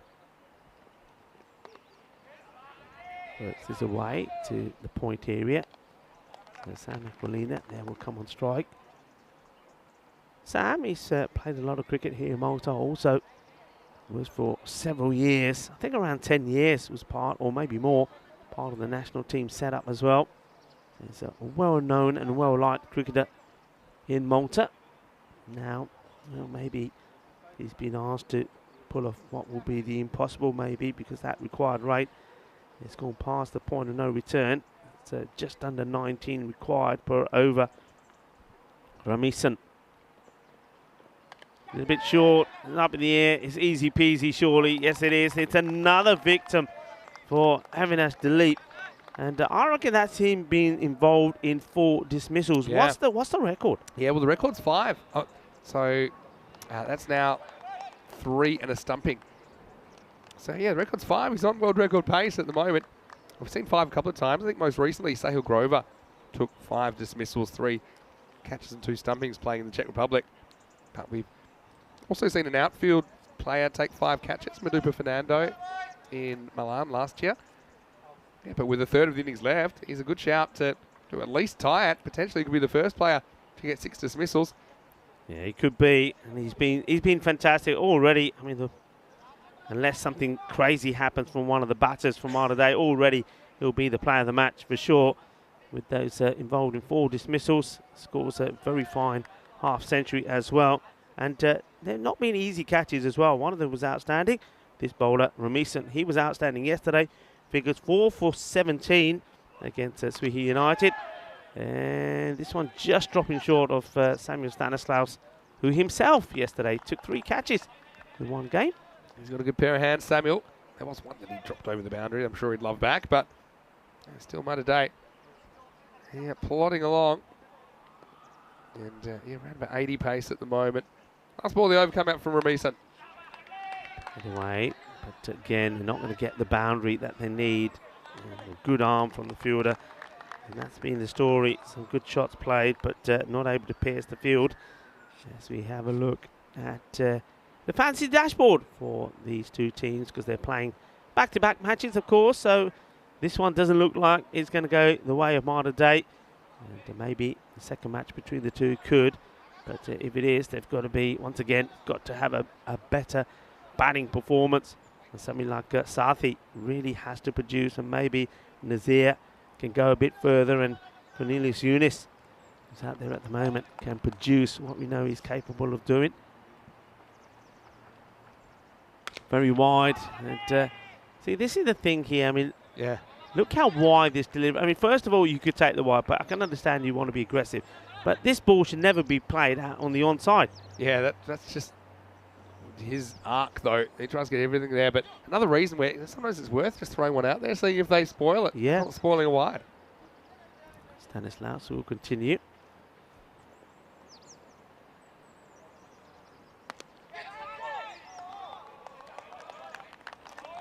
Mr. Dot. Good bowling. Sami is the shout from around the ground. Teasing, loving the flight that he's getting. And the thing about the flight is it's so much harder for the batter if you're not prepared to use your feet. Yeah, that's true. A lot of batters don't. And because you're always worried. Yeah. Comes with risk, but yeah, just to get a bit of momentum in the shot. I want to say a quick hello to Liam Day, who's watching from New Zealand. Getting his orations about the England result. As an Australian, I think would have liked New Zealand to help us out. But yeah, T20 World Cup. Interesting things happening over there. And we mentioned the Dutch a couple of times this morning as well. Big amount of ECN friends over there down under playing for the Dutch team. Oh, doesn't quite carry. Great attempt. Yeah. You have to say. I like the technique there from Giles Matthew as well. And look at this. He's just hanging up there. He gets the dive in. And once he realises that the ball's not going to carry to him with the catch, he makes sure it doesn't go under him. Acrobatic attempt, really, wasn't it? Goes for the big one, and there's a chance Nitin Babu will make no mistake at all. And, well, I said I reckon he is up there as the leading catcher. Well, he might have a bit of nail problem there. Don't worry, just bite it off. Give it a bite. Take it off. He's Don't got worry such about good it. hands, though, Nitin Babu. And yeah, I think he's a very good player to have down the ground. So this time, Yunus does try and get forward. Look, when he's in, this probably goes for 6. But you see, he's just probably 3-4 metres short of the line. Babu's not a man you want to test. I think you see the difference, I think, between the teams here. A lot of it has been to do with the fielding as well. About some of the chances that Mater put down. But the score now is 64-6 into the eighth over. So 2 overs to go for Mater. Try and get a little bit closer to this target of 119. Yeah, what a spell from Samuel Stanislaus. Picks up 3 wickets for 6. Sensational. Well hit. Chance. Oh, doesn't go for it. Just backs himself to save the boundary. That's just in charge it. You see, fair enough. You see how hard it is to get 5 or 6 catches or dismissals, because the time's running out now. 11 balls left. I think we need 2 for the record. This is what you probably want. Yeah, you want to be up to the stumps here. Just a bit more chance of just sneaking a little stumping or something like that. Yeah. Yeah, Ramison doing the bowling again. I like the way that Ramison has come into this side and the difference that he's made. And well, that one just to lose the gloves off the captain, keeper, but no damage done. So just a swing and a miss from the Mater Dei captain, Kumran, who's out there now. And this is up in the air. Could this be? The keeper is too far away from him. And the fielder, Jai Matthew, he's a live wire. He's the little pocket rocket. As they're asking the question about the run out. He's hoping, but this could have been another. But it won't be. I think he's well in. But the catch goes down first. Then comes the throw. And yeah, he just puts the bat down. But yeah, just Matthew, egg on his face, just talked up their fielding. Is a big difference between the 2 teams, but yeah, that was it. That's it, really. He's not a great catcher of the ball. I mean, I'll say that, and he'll take a stunner at some point in this series. But yeah, anything in the aerial that's come his way, he's made a bit of a hash of it. Thumped hard once again, but only as far as the fielder, Justin Sharju. What a difference he makes coming into their side as well, Justin Sharju. Just had to bowl the 1 over. And that's why I like that about having this delete. He's used several other options as well. But just having Sharju there makes all the difference. In trouble, and adios. That's going to be out. And the captain, Matthew Kumaran, I don't know where he was. I mean, the name is Kumaran. He ran, but I don't know where he was running to here. There's never a single here. He just goes on the run, and he turns around. He just overcommits. Samuel Stanislaus. The bowler doesn't mess this up, does he? No, I think he's all right. I think he has the ball in a tenuous grip, and the stump knocks it out. So he's got the ball. Yeah. Seems fine to me. Kumaran going to have to walk. But yeah, he just kind of went on the hit. That was the issue there. So wicket to finish the 9th over, 65 for 7. So this has been the issue for Mater Dei in this series. Just not getting enough runs. Yeah, for me, Sati, of all the teams, seems like he holds the key to his team's batting performance. Here's post Paul, but he got an outswinger first up. Does want to get some bat on that. It's the new batter that's come out. We'll get a couple. It's Faisal Naeem out there now. As we head to the last over, going to be a pretty comfortable win for the Knights. They still continue to impress, despite that 1 loss to the Southern Crusaders. The top of the tree in Group B. Post tries something different here. Well, this is a ball that almost blew back to him. Talk about he tries a bit. First of all, I'm surprised they do go with the boss ball. I mean, he's the man we know he's carrying a bit of a niggle, so just rest him. You don't need him to bowl this one. Boss Paul will probably saying, yeah, I want to bowl it. Gets an opportunity to get a couple more wickets, especially when you're bowling at the tail enders. But apart from the first ball he bowled. The last two have not been really there or thereabout. This one again is not a good one. And somehow the batter manages to tie himself in a knot with this. It's Naeem. No run. Bosch, get the feeling that the Yorker will do it. He goes for it, and it does it. Thank you very much. Straight ball. So that is the end of Naeem. He will go for one of the 3 deliveries. That's why Boss Ball wanted to bowl it. And he does finally get one straight in the block. And, we said this yesterday. You remember Vinny Sandhu saying it. One thing that we'd like to see European batters stop doing is just going down the leg side for no reason. And that's another example of it. Yeah, well, Bose is smart. Bowling the 10th over. I'd be queuing up. But anyway, here's some good news. Here's Salman Khan. Dancing Papa coming out at number 10. Yeah. And yeah, he's been throwing himself around in the field. Didn't seem to bowl this morning. But well, Salman, he's a real character of the European Cricket Series. Gets his opportunity. Only 2 balls left. Yeah, come on, dance, baby, dance. That's what we say. Dance, baby, dance. Take your chance. I think it was Salman, wasn't it? It was patting down the pitch earlier in the week, which I liked. That's a baller move. Just to establish you're used to playing on turf, therefore a good level of cricket. It's ready to go. He takes the middle guard, leg guard, doesn't mark it with a bit of chalk, just marks it with his foot. Good enough. He still thinks he's playing on turf. He's okay. standing on neither. Here we go. Anyway, yeah, and he's standing 2 on to neither. come. Boxes out. So stay there. No worries. All right. No point getting the not out if you don't score any runs. So let's see him get. There we go. I like this again. Yeah. That's good. He didn't even pitch there, though. Yeah. Just having a look at it. All right. Last ball of the game. Go on. Oh, he wants to go. Yeah, he says. And Papa. Behind the single throw. So look, it's pretty comfortable in the end, isn't it? Yeah, but Malta Day, they will scramble their way to 69. It's 118 to 69 in the end. Have a look at this. Harlem Globetrotters style. Samuel Stanislaus. Need to keep it down a bit. But anyway, it's a pretty comfortable win. Like we said, Malta Day, it seems like it's between them and overseas, depending on how Sweet United go this afternoon. But yeah, they still have plenty to play for. But yeah, the Knights, it's business as usual for them. I think they execute their skills pretty well. They even shuffling Stanislaus down the order a little bit. They still managed to get a competitive score on the board. I think the keeping from Avinash Delete was very good in that second half. I think the bowling for the most part was good enough. And they got the key man, didn't they? It was Sathi. He held the key. As he knocked off early, you felt could be a long 10 overs for Malta Day. Yeah, I mean, look, they scored 39 runs in the last 7 overs. And that's the issue. The power play weren't too bad. He got 30, and there was no wickets down as well. But yeah, then it all went a bit pear-shaped. The openers, give them their credit. And after Azim had gone early, I think Patel and Nazir, they put a good partnership together. They were prepared to play the shots, and they did play aggressively as well. But this one goes a long way up in the air, and that's a really, really good catch.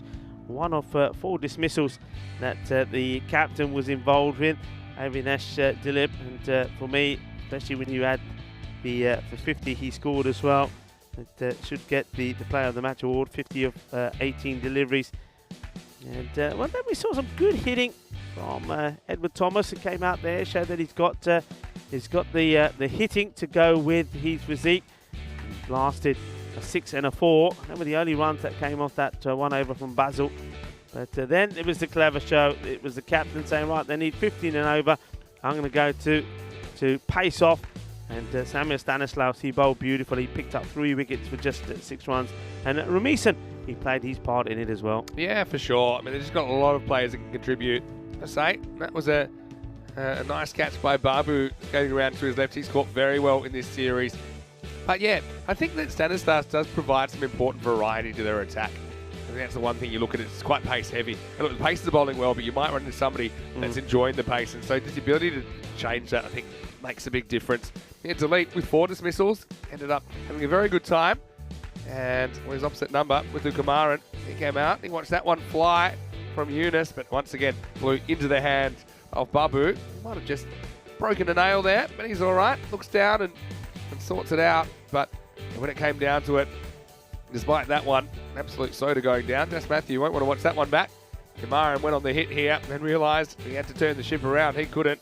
And as the game drew to its conclusion, saw Naeem going after Paul, missing it. And, well, we had a bit of late entertainment, didn't we? As Salman, a.k.a. Dancing Papa, came to the crease in the last over.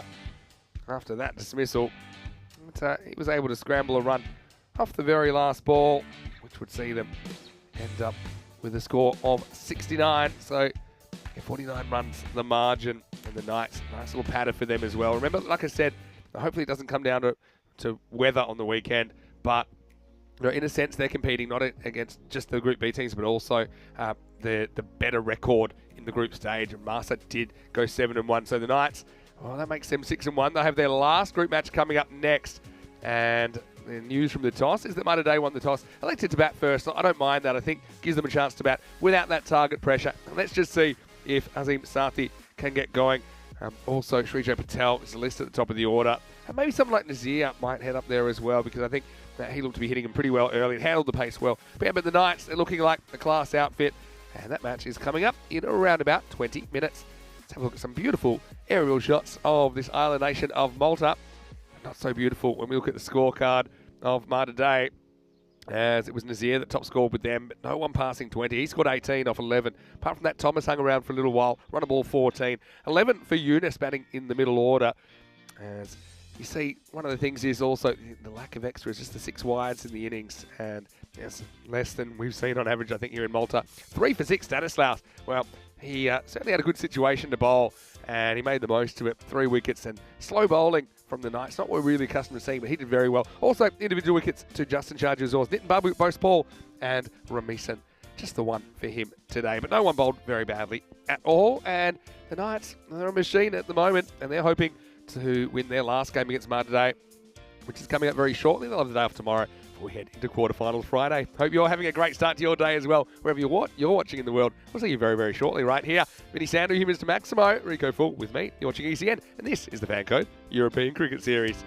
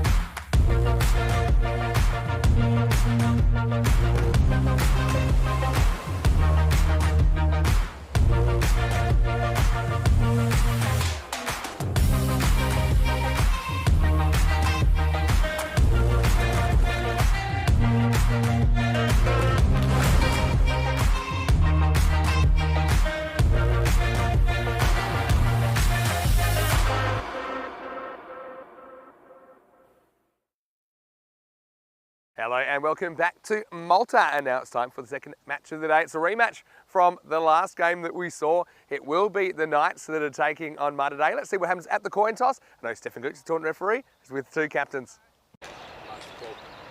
Heads the call. Tails. Bit of batting. Okay, good man. You got it right this time. Cheers, man. So Muthukumaran has won the toss once again, but this time he's decided he wants to bat first. Look, I like that. I think it lets his team go out there and bat without that kind of target pressure, and we know how important Azim Sathi is to their side. Also think Edward Thomas, he's a guy who, he's a bit inconsistent lately with the ball. I think his accuracy was a hallmark of his success earlier in the tournament. Let's see if he can get it right here. For Malta Day as well, they got to hold their catches. I think you can't give good players opportunities. And Malta Day, again, trying to get their tournament back on track. Let's see how they go against a Knights side who we know have a lot of power in their batting. I do think we'll see Stanislaus back at the top of the order for the Knights in this game. So let's get ready for the second game of the day. And don't forget the Knights, this is their last match in the group phase. Malta Day, though, they won the toss. They're going to have a hit. It's over to Rico Full, and let's get it going.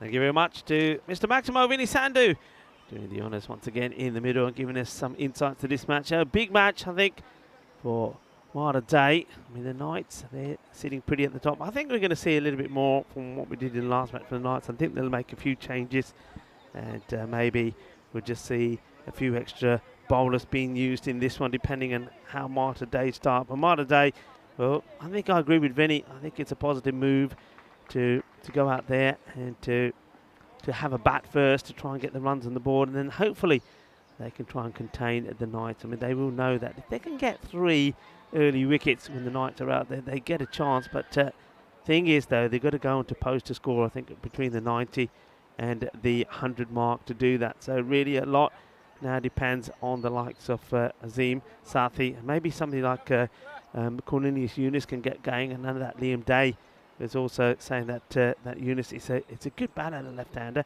93 to 83 in favour of the Knights. No real surprise there, but Malta Day, they're looking to put a surprise together here. It's very important for them to try and pick up some points. I mean, they haven't got the wicket keeper with them this time round. Sam Aquilina has had to depart for work, so they'll be without him. So it's going to be the Patel that's going to be behind the stumps. So somebody has to really try and fire Muthukumaran. Maybe he can be the one that makes a difference in this match. The openers are ready. The umpires are out there as well. Warm welcome to umpire Tim Wheeler and Lee Tuck. It's going to be Azim Sathi. So huge that he gets something going here now. He went for a 2-ball duck in the first match, and he's got Patel there with him. I like Patel, the way he batted. I think hopefully batting first without that big total in the back of your mind, that he'll be able to bat just maybe a little bit more sensible here, and not be so aggressive right from the start. Maybe he can build an inning. That's what it's all about, building a partnership in this innings. And these two, if they can get them off to a good start, maybe 50-60 partnership could make all the difference. Here comes Justin Sharju. And it's not a good delivery, wide down the leg side. What a good stop this is from Avinash Dilip, who's having a fantastic day so far. And all round, this is a really good stop. It's down the leg side, and the ball is swinging and keeps swinging. He has to smother it, and he does. Excellent work. Sharju needs to be on the money here.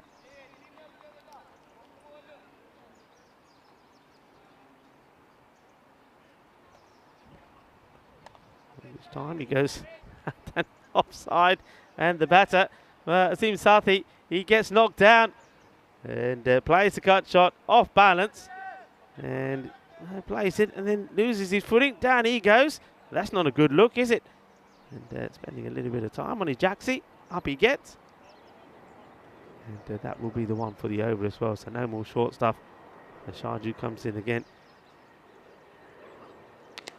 Launched, and that is gone. Well,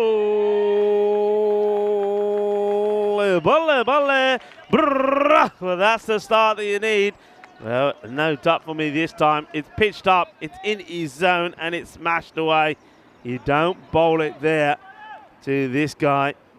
Azim Sathi will hurt you. You've got to try and get that ball outside the off and get him trying to cut the ball early on. That's the way he went last time. This was right in the slot. Magnificent hit. They're up and they're running. 7 on the board. A wide and that's 6. Sharju once more. And he goes wide, but it's too wide. It's been hit away the fielder. Oh dear, oh dear, oh dear. Basil George. Well, he can't believe it. I think the ball obviously has deviated. Let's see this. There's probably plenty of spin on this, the way he's hit it. Basil George coming across. Watch this. Hits the ground. And look at the movement on that. But he still should stop it. He knows he should. And it goes past him. It's not a good moment. Worked away. And good stop. Brilliantly done. So I think that might have been Jazz Matthew. It is. The little pocket rocket. Diving, makes a stop. Yeah, this is a really important stop, otherwise it would have been another boundary. So they get Sathi down at the other end, but not before. There's 12 on the board. Sharju doesn't seem to be very impressed with the start. Hello to everybody on the chat. Julian Dawson, Liam Day, James Stewart. Plenty of conversation there. Keep it going, folks. Keep it healthy. Keep it clean. That's all we ask.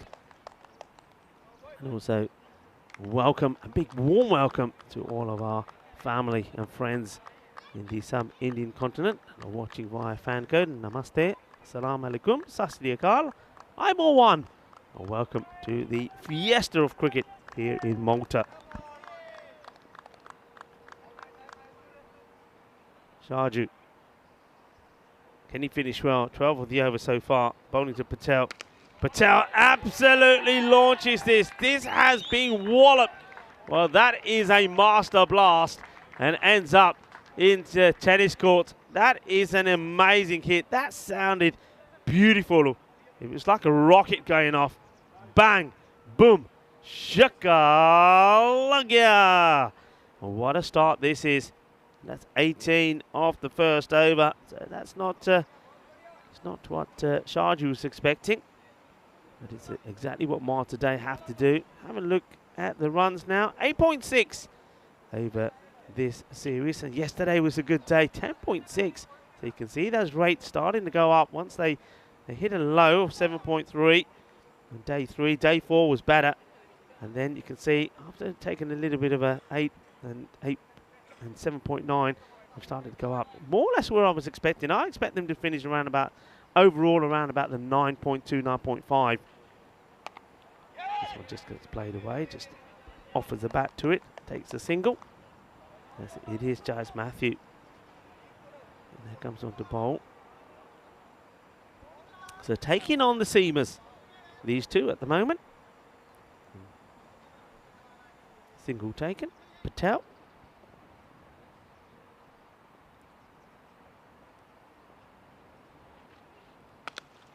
Interesting shot, a little flick. We saw him play this same sort of shot with the shorter ball earlier. What I do like here with Patel is he's wearing a helmet.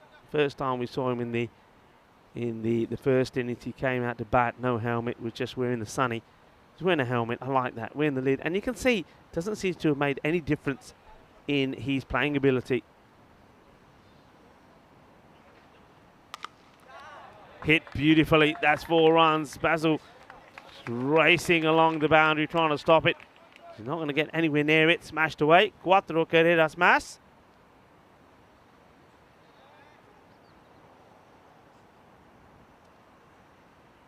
So Basil could have stopped one earlier. Can't stop this one.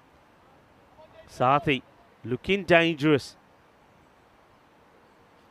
Matthew, what's going to be the reply?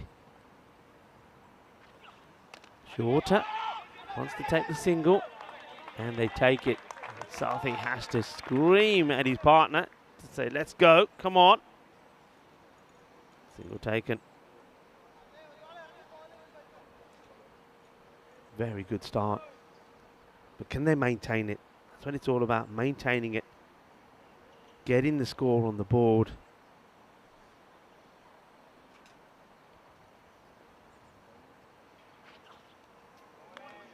that swing movement that we know that Matthew can get. And the important thing about that was that it was just that slightly short of a length as well, so he doesn't get it in the slot where you can see Patel is looking for. Big swing.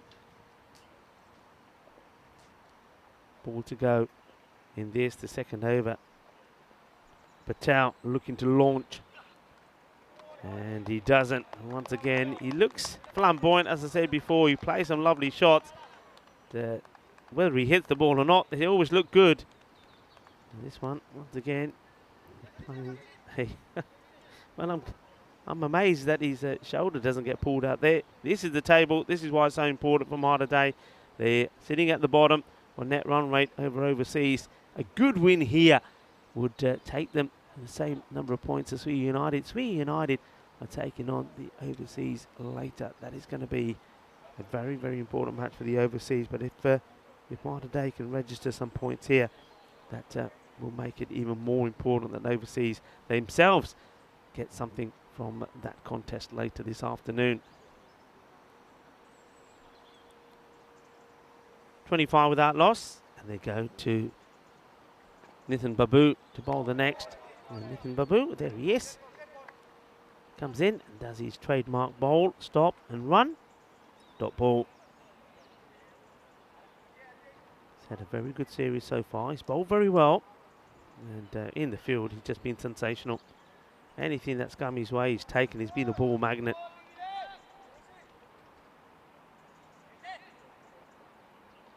Bowling to Sathi. I want to see the back of Sathi pretty quickly. It's looking dangerous. That will be a wide, and Sathi does well just to leave that alone. And to Wheeler signalling the wide.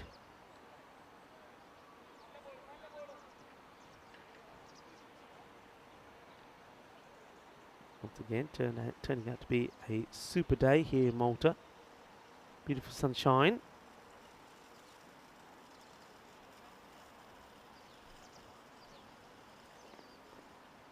This will be another wide chord. Nitin just a little bit disappointed that he's bowled those two back-to-back wides, but you can see what he is trying to do.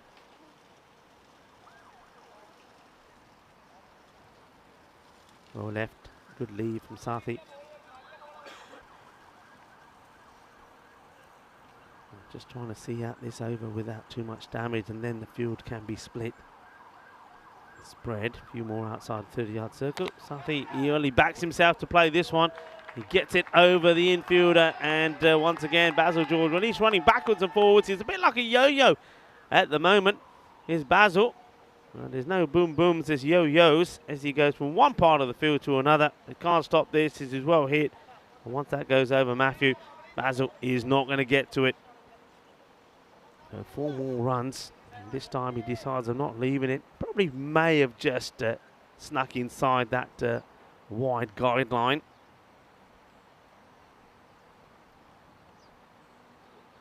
Babu.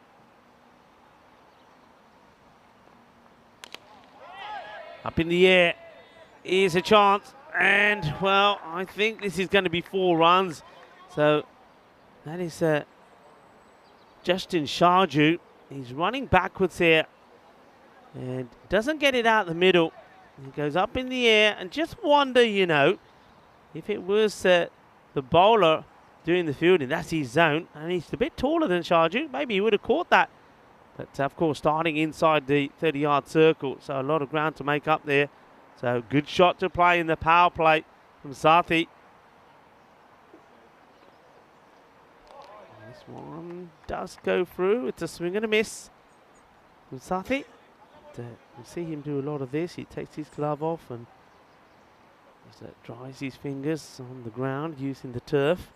That one just sneaking in. Small margins. You can see that's what Nitin Babu is backing himself to do.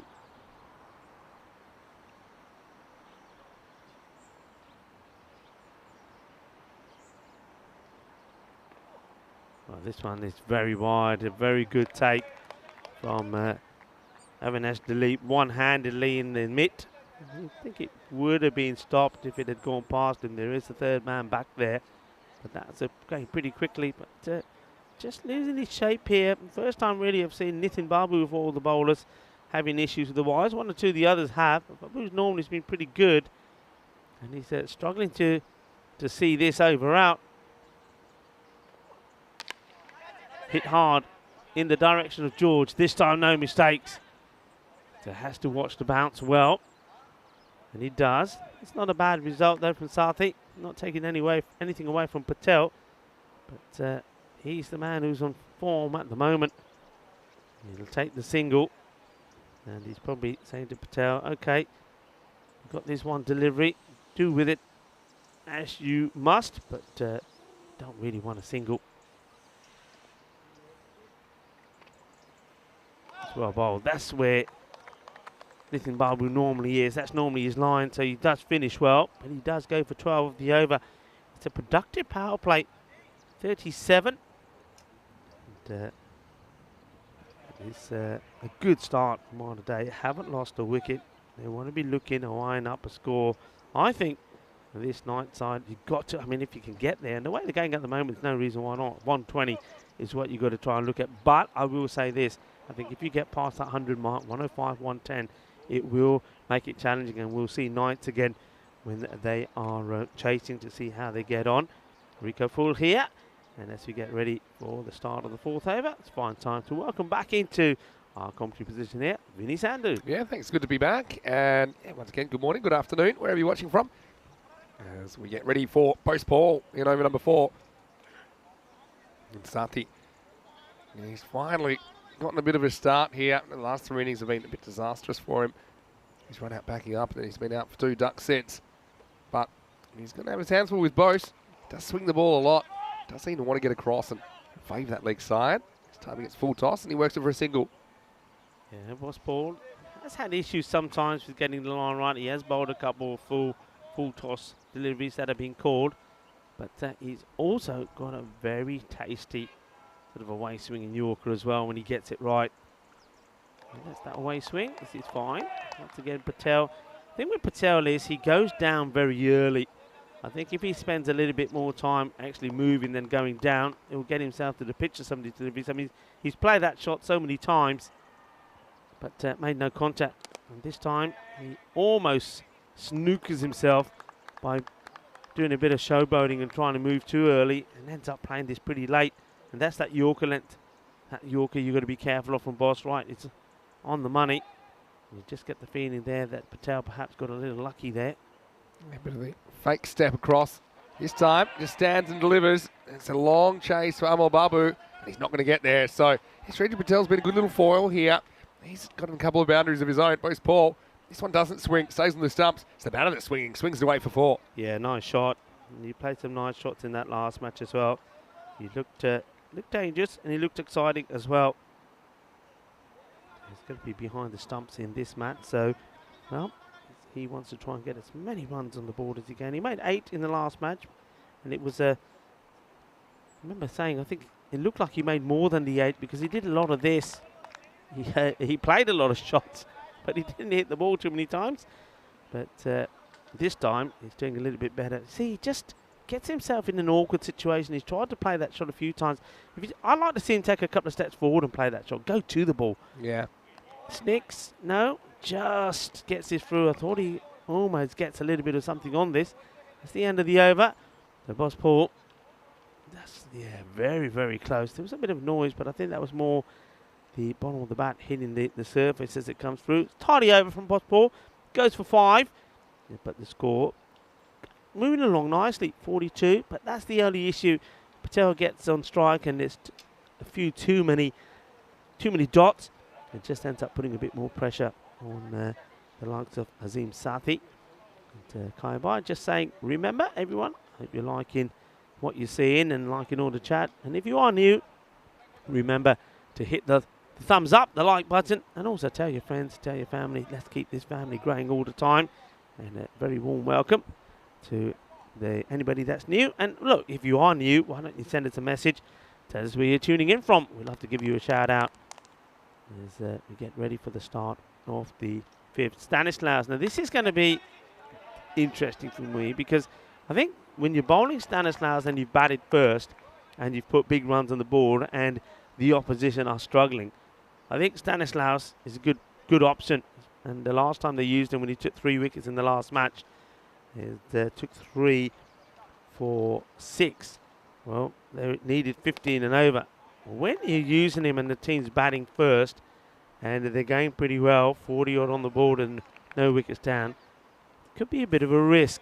So the captain is hoping that Stanislaus can get the breakthrough. Well struck. Be more work to be done in the field there, but this time not George. Looks like it is George has been replaced by Sharju. That's the fielding up there. Probably Basil George getting ready to warm up to have a bowl. And this one goes, chance to hit, and if he does hit, it would have been out. And in fact, they need to run here. He doesn't want to. This is just crazy cricket. This is crazy cricket. And, you know, I think I've said this before about Southie. He should not look where this ball is. He's still travelling. They could have run 3. Would have been out. Would have been gone. Now this ball goes. Well, Stanislaus saying, why didn't you put in my gloves? Maybe he's got a good shot. But why doesn't he take the single here now? Now, if there's a wicket here now, or you've got to go back to that and say it's your mistake. Well, it won't be a wicket. It'll be a big hit. It goes all the way, and that's an area that Patel has hit to in the past. So maybe this is where Sathi's saying, I knew you were going to hit the next ball for 6. That's why I didn't want to take the single. Interesting strike, because he gets really low down, but finds a way to get the momentum right underneath this as he hits it away. Manos Arriba. Yeah, I mean, they may have got another 2, in which case the same batter would have been on strike anyway, but it's a good result. 50's up now. I just think, well, 2 things here. Number 1, they don't have the target pressure to worry about. They're just batting. Number 2, Sathi, he's away, isn't he? And so I think when he's there, all the other batters seem to have a lot more confidence and a lot less pressure on them as well. So, yeah, looking forward to seeing if Mudday can keep this pace up. They get 100 plus on the board and hold their catches. Yeah. We've already seen the Knights go down once, the Crusaders. Yeah, we have. That was the only match that they've lost. So, Stanislaus just gets a bit of bat onto this. And that's clever bowling. He really did hold this one back. So Stanislaus will go for 10. The score moves on to 52 as we get to the halfway point where the teams will take some refreshments. Hello to everybody. Yeah, hello everyone. Hope you're well. Another beautiful day in Malta, isn't it? 25-degree maximum. Yeah. And that's one thing. I know my parents being here for 3 nights, they said, everyone said that Europe in November is going to be freezing and we're not going to be able to handle it. This has been absolutely pretty as a picture. There's just so much to do here as well. It has. Well, I recall your mum saying that she was too hot yesterday. Yeah. I'm thinking, how can you be hot from Australia? She'll be used to the heat. Doesn't leave the house too much. You're watching ECN all the time, that's why. But no, it's great to have your company. And hopefully you're enjoying this series. I mean, we know that especially when we get to the quarterfinals, anything can happen. I know it's very important also, we saw last year, to finish as high as possible. And the Knights are trying to make a statement here, I think. And then trying to say, look, we have never won this title. That we think we're good enough to do it. And certainly you look at the person out there, they have the team to do it. And particularly, I think, for the most part, their bowling has been very disciplined. Their catching, again, for the most part, has been good. And that's something I think can make the difference between the good teams here. Yeah, absolutely. You're spot on. I mean, I think in all of the key disciplines of the match, the fielding, the bowling and the batting, they've been top draw. They've been led very well as well by the captain. I think the captain, he's a thinker. He makes the right calls, I think. And also, I think when the opportunity is there to give others a chance, he's doing that. Because I think he realises the importance that as we get into those elimination matches, that if 1 or 2 players don't perform, he needs to rely on somebody. He wants to make sure they've had a chance. Yeah, that's true. And I also think he leads well from behind the stumps. I think I was always told as well, the wicketkeeper is a leader in the field anyway. So if you have a clean wicketkeeper who's kind of keeping everyone enthusiastic, holding their catches, taking the chances, kind of commanding the operation out there. Not easy to juggle, keeping it and captaining either, but I think he's done a very good job. We should take 4 dismissals before as well. So having said that, Mudday, they're off to a good start. This is an opportunity for them to really put their foot down. But for me, wickets in hand is crucial. We know that they probably don't have the depth in the batting and they're relying on the top order. But the top order has got them off to a good start. I think they've just played some sensible cricket shots along the way as well. I think saw some nice shots punched through point to the outswing attack early on. So a 50 partnership for the openers, a really good foundation for them to go up and get a good score here in match number 30. Yeah, Remisen is going to continue to bowl or start bowling here now. When I say continue to do what they've done. Stanislaus and Remisen now, you would guess, will bowl themselves out. And Remisen is a little bit quicker through the air. He doesn't float it up as much as what Stanislaus does. But that might be to the liking of these two batters. Patel, he likes to get down on one knee and get right under the ball and hit over the top.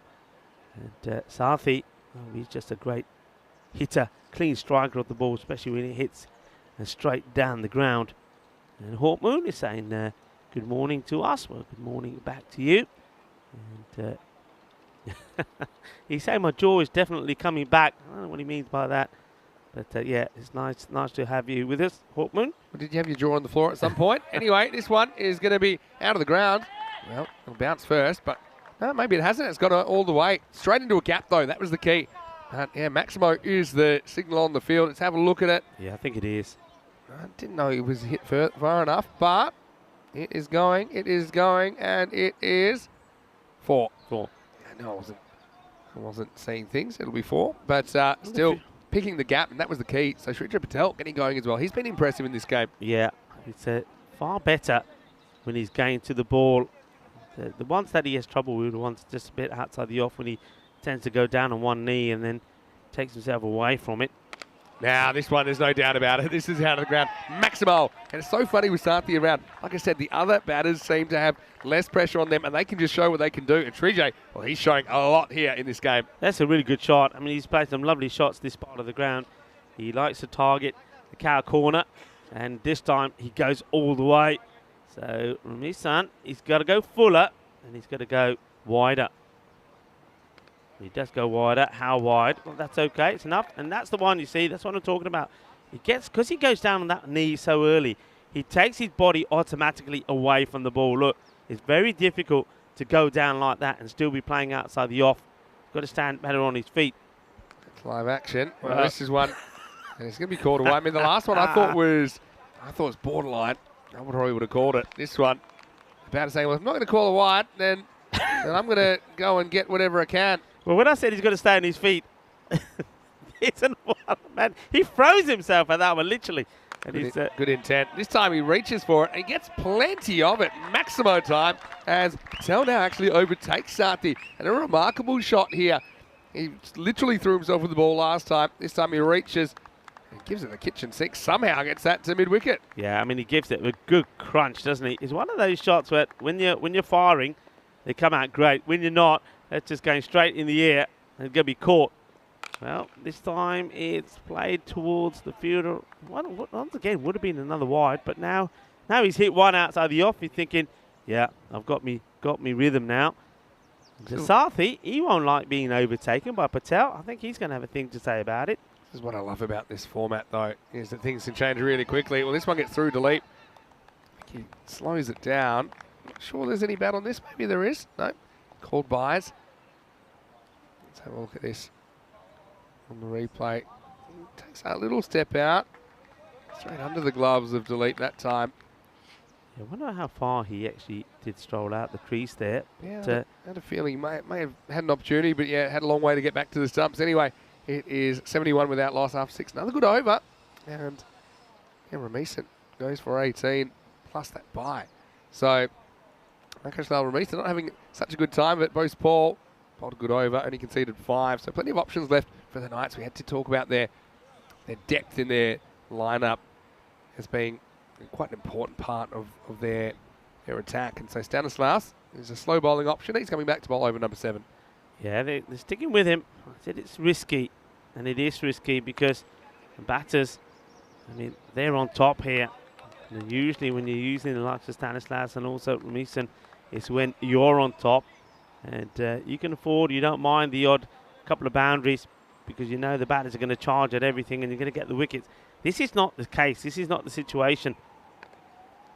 Once again, it's the pace off, just keeping the pace off it, which allows the batter just to get a little bit on it. But you can see if you play too early, you're gone. And that's what Stanislaus is banking on. Sathi, I get the feeling he'll walk down the wicket here.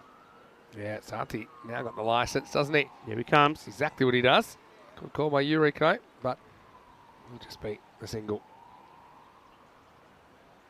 tidy so far from Stanislaus. They haven't been able to get him away so well.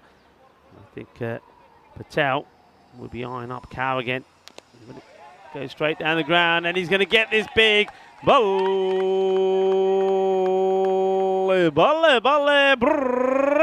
It's 6 more from Patel. And I tell you what, I mean, the amount of power that he's getting into these shots, I mean, it's all wrist and arms. There's no footwork going into this at all. He's just throwing his upper body at these, and the ball is sailing over the boundary. Stanislaus goes for a biggie. He wants to do it again. And, well, he drops this. I don't know if this is any bad on it. We'll soon find out as the ball has been thrown viciously back at Stanislaus. Not a good bit of cricket there all round. Just see what's signalled here. There's nothing at the moment. So definitely, yeah, there's an edge. There's an edge on this. So that's why you can see Avinash desperately trying to take the catch. And well, it hits his body. Yeah, he's not able to take and then it. he actually kicks it off his knee. And then he's just scrambling. Now this next one gets a fair piece. And this is also into the gap. And this is travelling. Maximo time. And Patel brings up his 50. But what a good innings this has been. 51 off 24 balls. And he's hit 6 big sixes and 2 fours in that knock. That's really good work. Over 2 a ball pace.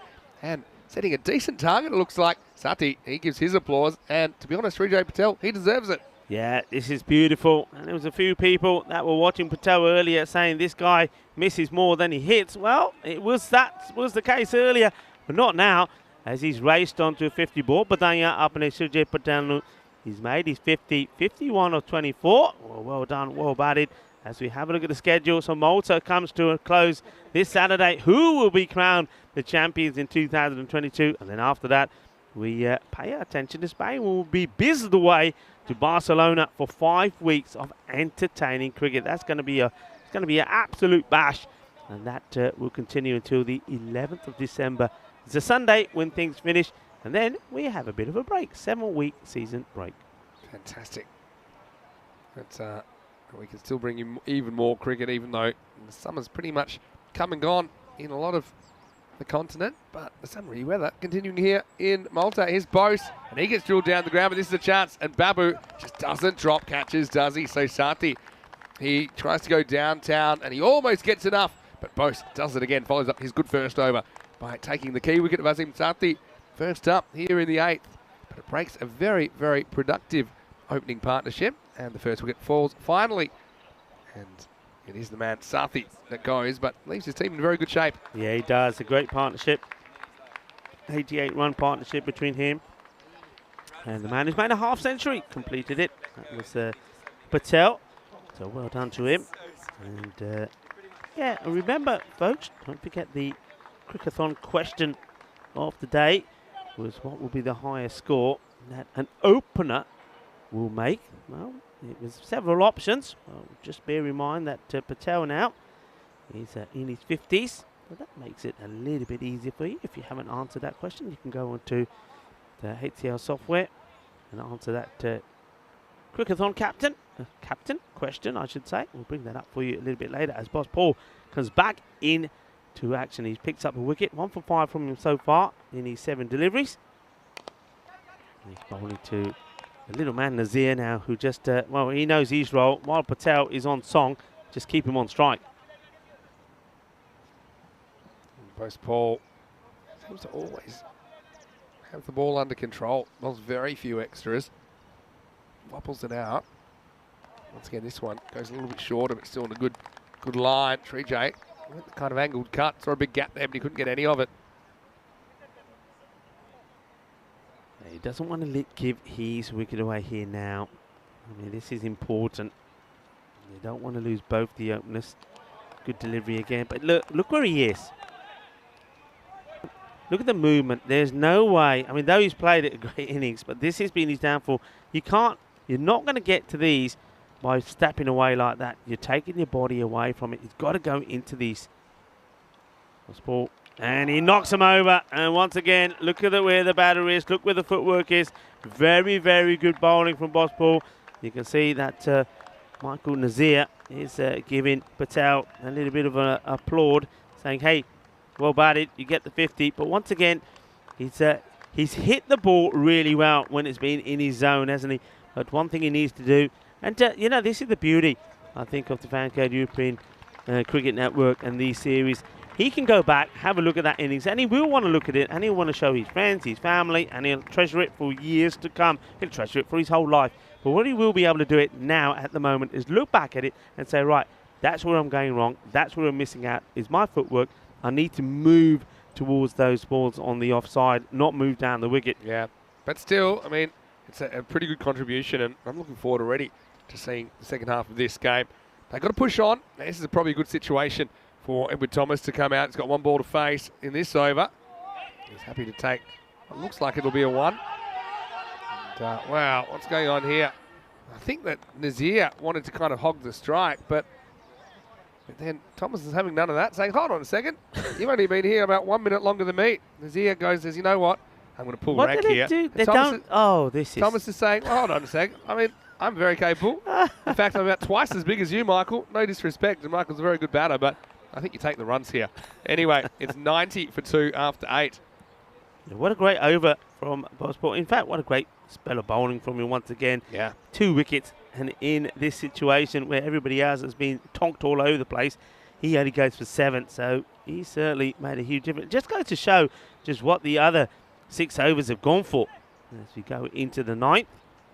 And it's going to be Nitin Babu, who had a few issues getting his line right, bowled a lot of wides. Can he bowl much tidier in this one, Nitin Babu? And he can. It's a good start from him. Still going to get that 100 plus. Such a psychological kind of barrier. I think you get the 3 figures, but we know that Knights, they all fancy themselves to chase it. Yeah, but runs on the board, different pressure, isn't it? Different pressure all around. And once again, I think Malta Day just know if we can pick up those 3 early wickets, we have a chance. And this is what it's all about. I mean, have a look at Malta Day here. Score that they're on. That's good delivery. I wonder if that's going to be over the shoulder. I think well, it's been signalled. I'd like to see if it was. He's a tall man. And yeah. Yep. Because he's jumping as well. Yeah, he's on his tiptoe. So, yeah, that's a good call. So that's the one. He can't bowl another short one. But, yeah, if you have a look at this score here, it's 2 wickets down. That's why I keep saying, I keep harping on the fact that if you can get 3 wickets early in all of these teams, I think, in Group B, then you will contain them. And that's what Malta Day have to do. Edge, and it gets past. That's handy. Yeah, so Thomas, he's a boundary hitter, isn't he? I mean, that's why I thought it was a good time for him to come in. So I think you need him facing, or you want him facing at least.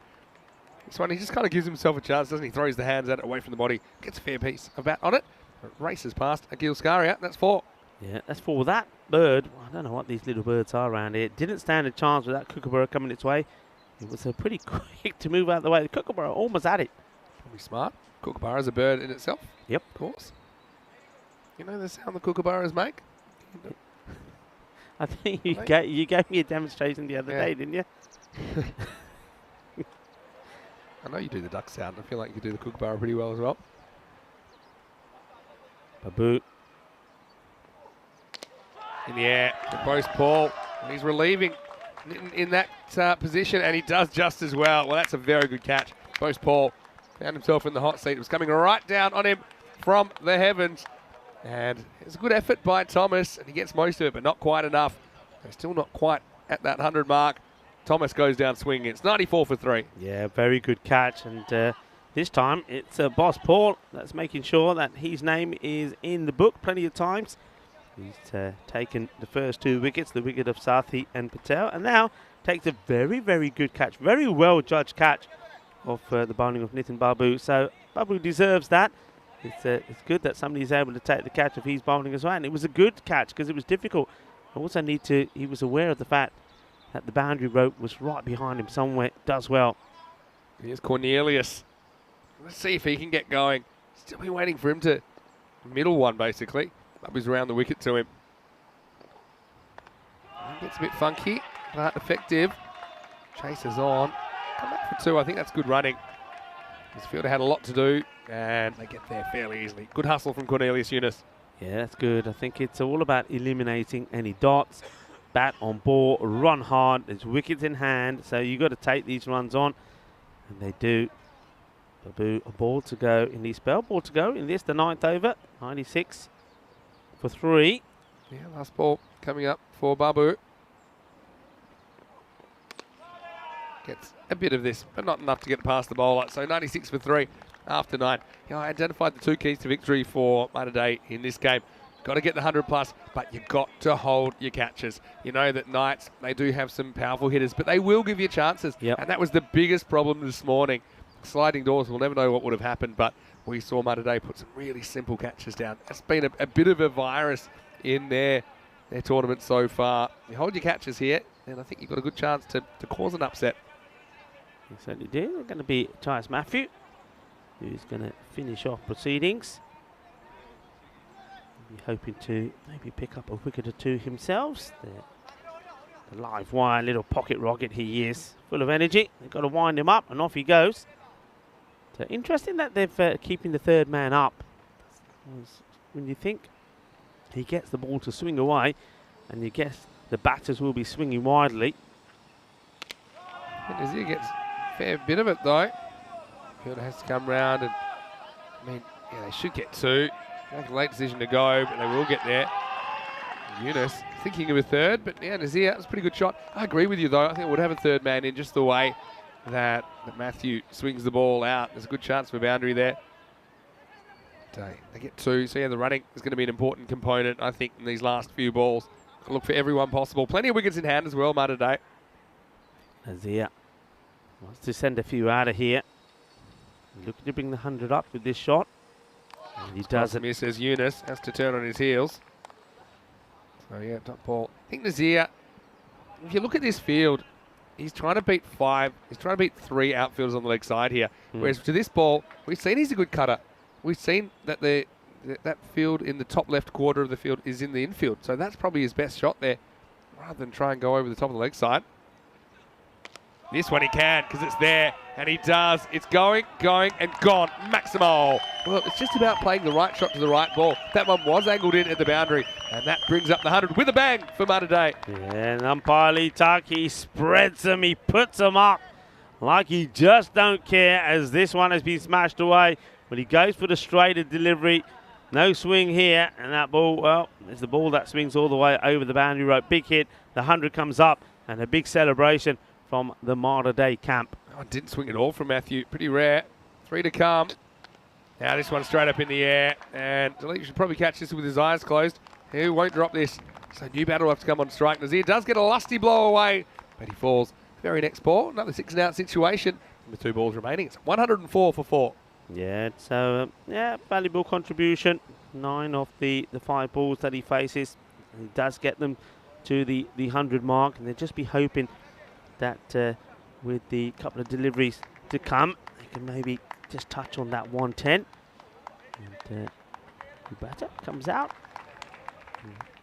trotting out just to get himself warmed up. It is the captain, so Kumaran. Let's see if he can add some valuable runs to this, well, already impressive score from Malta Day. They've managed to get the runs on the board, and they've done it in style as well. An opening partnership between Sathi and Patel of 88. It was lovely to watch. All right, here we go. Maran, let's see if he can get something going. Yeah, he gets a bit of this, but guess what? He's going to be gone very first ball. And so, hat-trick opportunity. You won't get a better one because it's the last ball of the innings coming up. Kumaran, that wasn't a bad shot selection, but he just didn't get enough of the bat on it to get it over Basil George. Another simple catch. And suddenly, Just Matthew, well, he's eyeing off a cheeky little hat-trick here, isn't he? As Malta Day hit a 6, but then lose 2 consecutive wickets, 104 for 5 with the ball remaining. Devendra Negi, the only hat-trick taker in Malta so far.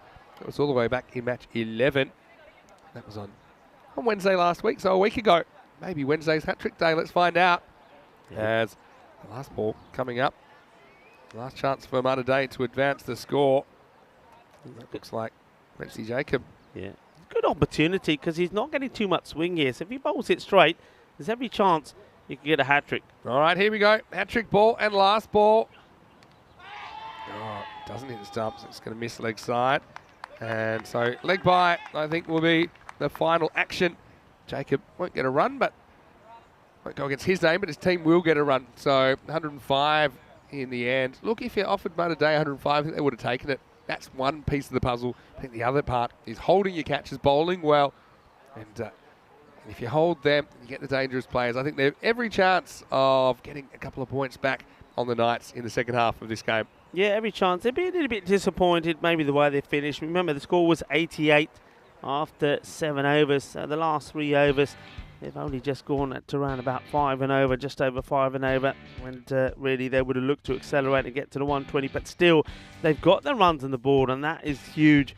And like you said, the next part of the puzzle is go out there, take your catches, and get those early wickets. For Basil, poor Basil couldn't do too much about that. Couldn't believe it. Totally wrong-footed, and then sticks out of hand, couldn't stop it. It was frozen in time. But look, you know, it was a 50 partnership that set this up between the openers, and in the end, 88 is what they put on. But they were 52 at the halfway, so when you think that they did actually get 53 off the second half, it's not the worst finish. I think that the way they feel a bit disappointed is because you mentioned that second half, the innings going 19-17, then 2-6 and 9 when the wickets started to fall, the runs dried up. But I did think Srijay Patel, he batted really well. They needed somebody to fire. He certainly was on song here in match 34. Yeah, look, he did take a while. I mean, I know early on he was, though he looked impressive, he played some impressive shots, but he was only hitting air. But eventually, he did get it right. And you've got to say, they did sort of bowl into his arc as well. So anything that was there was latched on.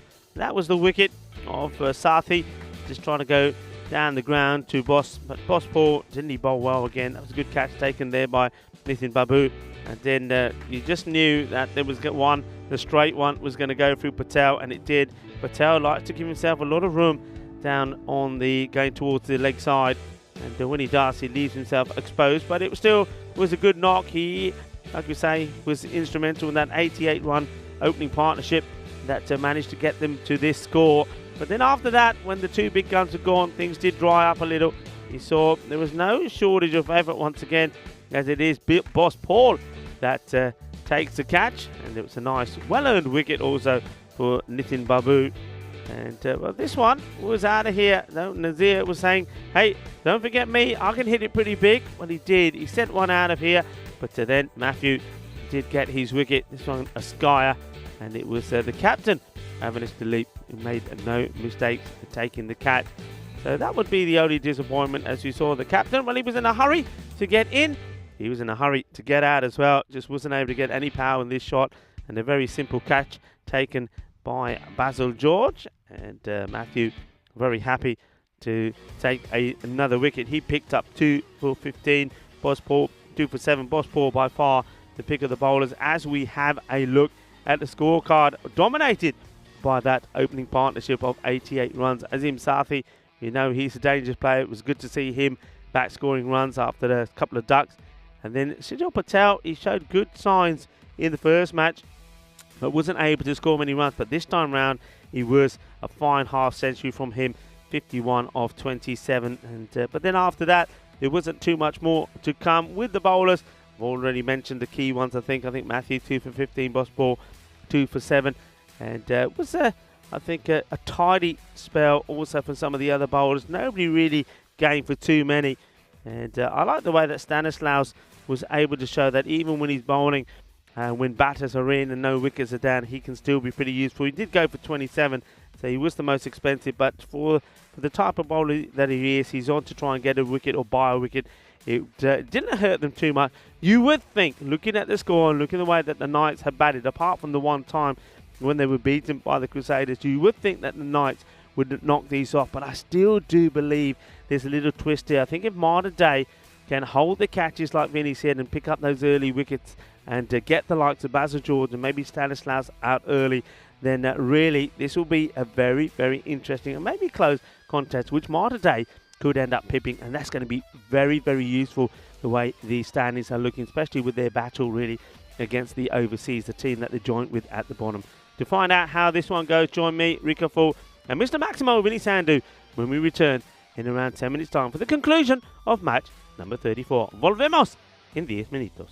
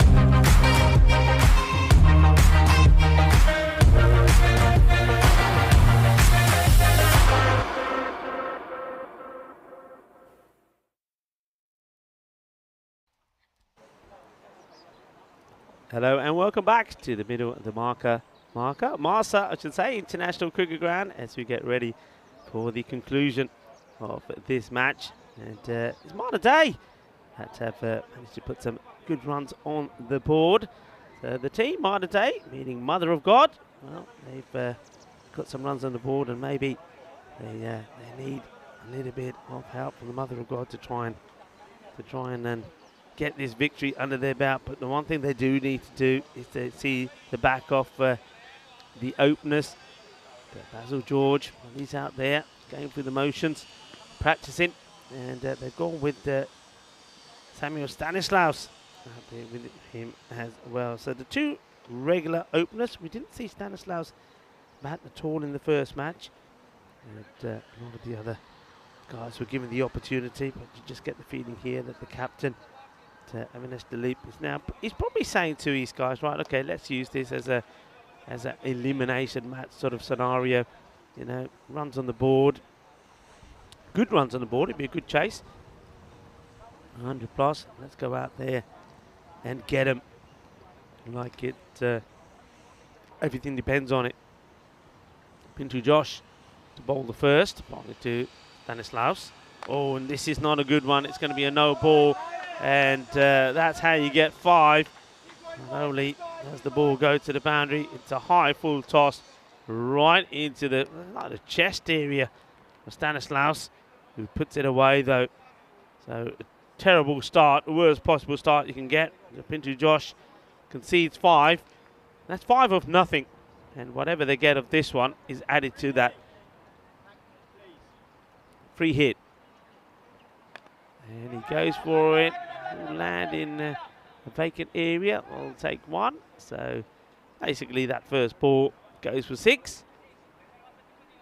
Josh does get it right, but two batters now change ends as Basil George gets ready to face his first delivery. Hasn't gone big yet as Basil. Stanislaus, we know he has scored a 50, but Basil George is still gets to 20s and 30s and goes. Stanislaus scored 57 of 27 yesterday against Wee United. Straight up in the air, and this is a massive moment. Has he got it? Yes, he has. This is a great catch from Pintu Josh. Basil George goes first ball, golden duck. Look at this catch. I mean, I tell you what, this is he almost does a dance under this ball. Look at this. He does a complete 360 watch all the way around, and it takes a catch. That's a fantastic catch. And he just backs himself to take it. He gets the running done. He thinks he knows where the ball's going to end up, and then 360 circle, takes the catch. And that's the difference. That's what we said that they've got to do. Take the chances when they get them. Basil George will go for 0. Massive. Pintu George, well, he started off being the villain with the first ball that he bowled. It was a no ball that got blasted for 4. And then the single followed. Basil George getting on strike, gets this one completely wrong and departs. Looks like the captain, who also scored a 50 in the last match. Avinash Dilip now has to come in. And well, it's down to him, I suppose, and Samuel Stanislaus. A big moment. Avinash takes his time. Hawks up. And well, he's ready. Interesting to know what the clock timer is. By the time that wicket went, he gets ready to face the first ball. Remember, you have to be ready within 90 seconds. Josh gets this one past him. Stanislaus thinks about maybe taking the bite. The throw then, this is poor cricket. Very poor cricket from Patel behind the stumps. It really is. I mean, no, that ball's not dead. That ball is not dead. I disagree. The ball is not dead. Because look, while the wicketkeeper's got the ball, he's threatening to throw, and you can see that the batter, look, I mean, not this bit. We need to see it before. The batter is basically saying, go on, if you're going to throw, throw. So he does throw, and they run. I don't think this is dead. I think that's an incorrect call for me.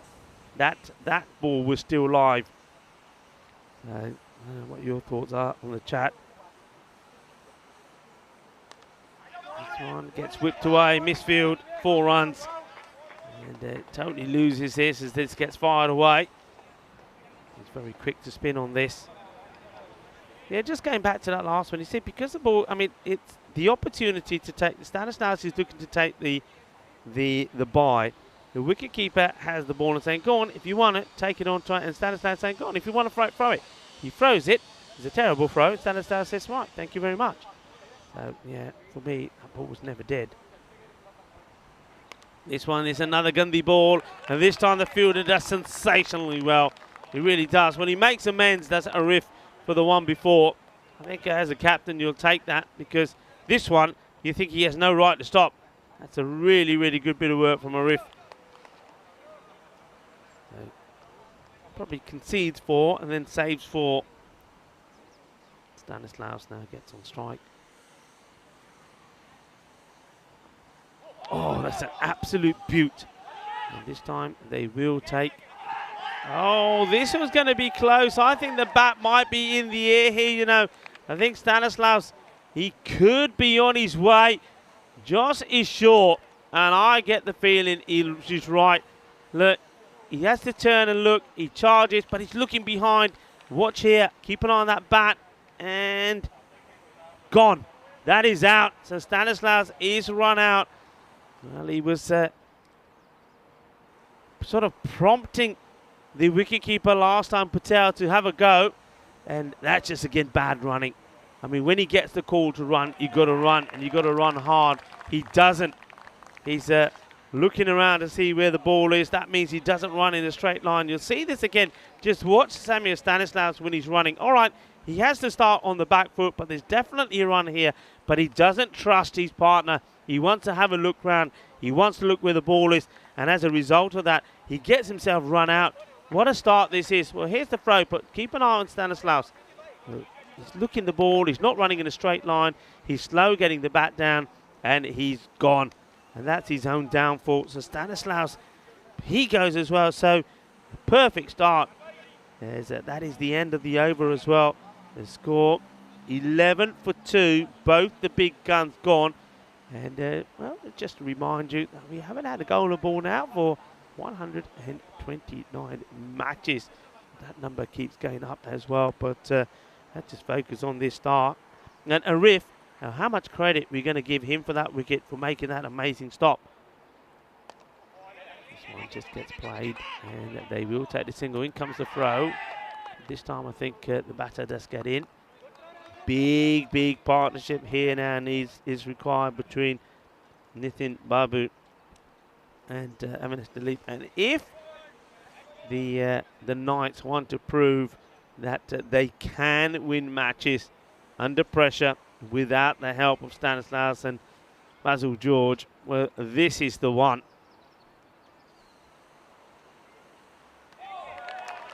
Arif getting the ball outside the off. An attempted cut shot from the captain, Dilip, but he misses.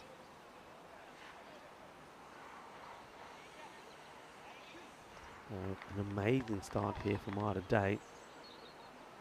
Opportunity to get the points that they need. Uppercut, and this is played beautifully. Here we go all the way. I'm sure this goes, well, they're signaling 4. Okay, well, my eyes must be deceiving me. I thought he'd done enough here to put this away to the boundary. And there's the shot. And where does this land? Let's have a look at that. Yeah, just short. Okay. That wasn't far. A couple of centimetres, but a nice shot. Good uppercut from the captain. He's going to need all of that good form that he showed in the last match to get his team out of a bit of pickle here.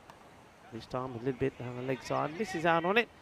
And we know that Patel is going to throw.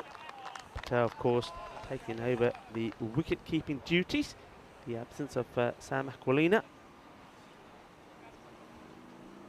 Standing very wide. Beats him.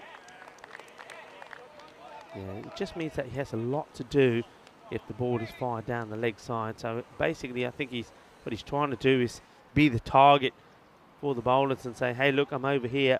Make sure nothing goes down the leg side. Nice cut shot. And it's too hot and too spicy to handle for the fielder. And it is the captain, Muthu Kumran, who seems to be fielding at that part of the ground. It seems to be a long way away from the action. Nicely hit on the up. And here comes Muthu. Once again, he's looking to land on this with his foot. I'm so happy that he doesn't get his foot on this. Otherwise, I don't think we were going to see him for the rest of the series. He would have been in Malta today. As we see the end of the over. It's 21 for 2. 10 of 11 off the over. They're going at 11th, and you can see the importance this match is. As you see from those standings, what a day. They desperately want these points here. If they can pick up 2 points and give themselves a 2-point cushion over overseas, who then have, well, you would imagine 2 entertaining matches coming up against Rio United. I can see the matches later this afternoon being tied 1 apiece. This one straight at the fielder. They get the wicket, and Avinash Dilip has been caught, and caught beautifully by Pintu Josh. Who else? And that's been the theme of this morning, that one man seems to be involved in a lot of dismissals. And it hasn't been his favourite shot, Avinash Dilip. We've seen him play this a few times, and he sort of gets himself a little bit tangled, and though he does often find the boundary, he doesn't hit it big. He neither gets the ball along the ground or goes big the aerial route. So there's always an opportunity if the fielder is in the right spot, and he was in the right spot. So Pintu Josh takes the catch to remove the captain, and just like that, that's the 3 wickets I'm talking about. So they've got the 3 wickets, and now let's see if I'm right. If getting those 3 wickets means that they can go on now and win the match. There's a huge appeal here. It's a good delivery from Thomas, but just missing the edge of the bat. A good start from Edward Thomas. Better from him. Remember, he strayed a little bit with his line in the first match, but this is what we know he can do. This time there may have been a bit of bad onto it. Patel chases after it. Keep an eye on the umpire on the signal. Oh, signals buys. Well, if that's buys, this has done a lot. If that is buys, then this ball has done a lot. Cuts in. And yeah, just swings very late. Good delivery, good time also to welcome back into our commentary position here. And bottom of the ground to Vinny Sandhu. Mr. Maximo, welcome back. Yeah, it's good to be back. A little edge. And that last one certainly swung after the stumps. That's something that people don't really understand unless you've been in that position. That, yeah, sometimes the ball can swing really, really late. So that was one of those occasions, I think, where... Listen, you're wearing the colour of a frog. You got a frog in your throat? What's going on? Every time, I don't know, I've just been talking too much. Can you believe me? I wouldn't do that, would I? No, it's, how about the 3 wickets, though? But having said that, yeah, Knights, I know you said their batting maybe wasn't so long, but I think that's probably just because their top order is so dynamic that you kind of can't realise that the middle order is pretty dangerous. And Babu's one of those guys. So is Justin Chartreuse, very, very capable of chasing this down. Goes upstairs. A little bit of an appeal. But, yeah, Thomas, yeah, when he's good, he's really good, isn't he? He's got 1 for 1 off 5 deliveries here. Very good effort. Good effort indeed. That one goes for the shorter delivery. We haven't seen too much of Justin Chartreuse in this series. I think it's the first time we've seen him play with the ball, now with the bat. He's trying to make things happen for his team. But I said it as well, hold your catches. Got to hold your catches. If you do, you know you're going to get chances. These guys are just so attacking. Yeah. So, end of the power play. It's a good one for Malta today. They do get 3 wickets. 24, pardon me, for 3 after 3 overs. Yeah, it's exactly what they needed to do. And a few people interested in the chat here as well now. I want to say a quick hello to James Stewart, who's watching from Estonia. And also, hello to everyone watching on FanCode, of course, in the Indian subcontinent. Great to have your company with us once again. And now Michael Razier is going to come in, so they can try a bit of slow stuff. Today it's a real opportunity, a bit like the Crusaders. They pinched one off the Knights, and now they're in reasonably good shape to qualify. if Malta could do that as well, we know the overseas, they couldn't take a game off the Knights when they met them on Saturday morning. Anyway, here we go. In over number 4. Starts as a full toss, but he can't get under it. So it'll just be a single.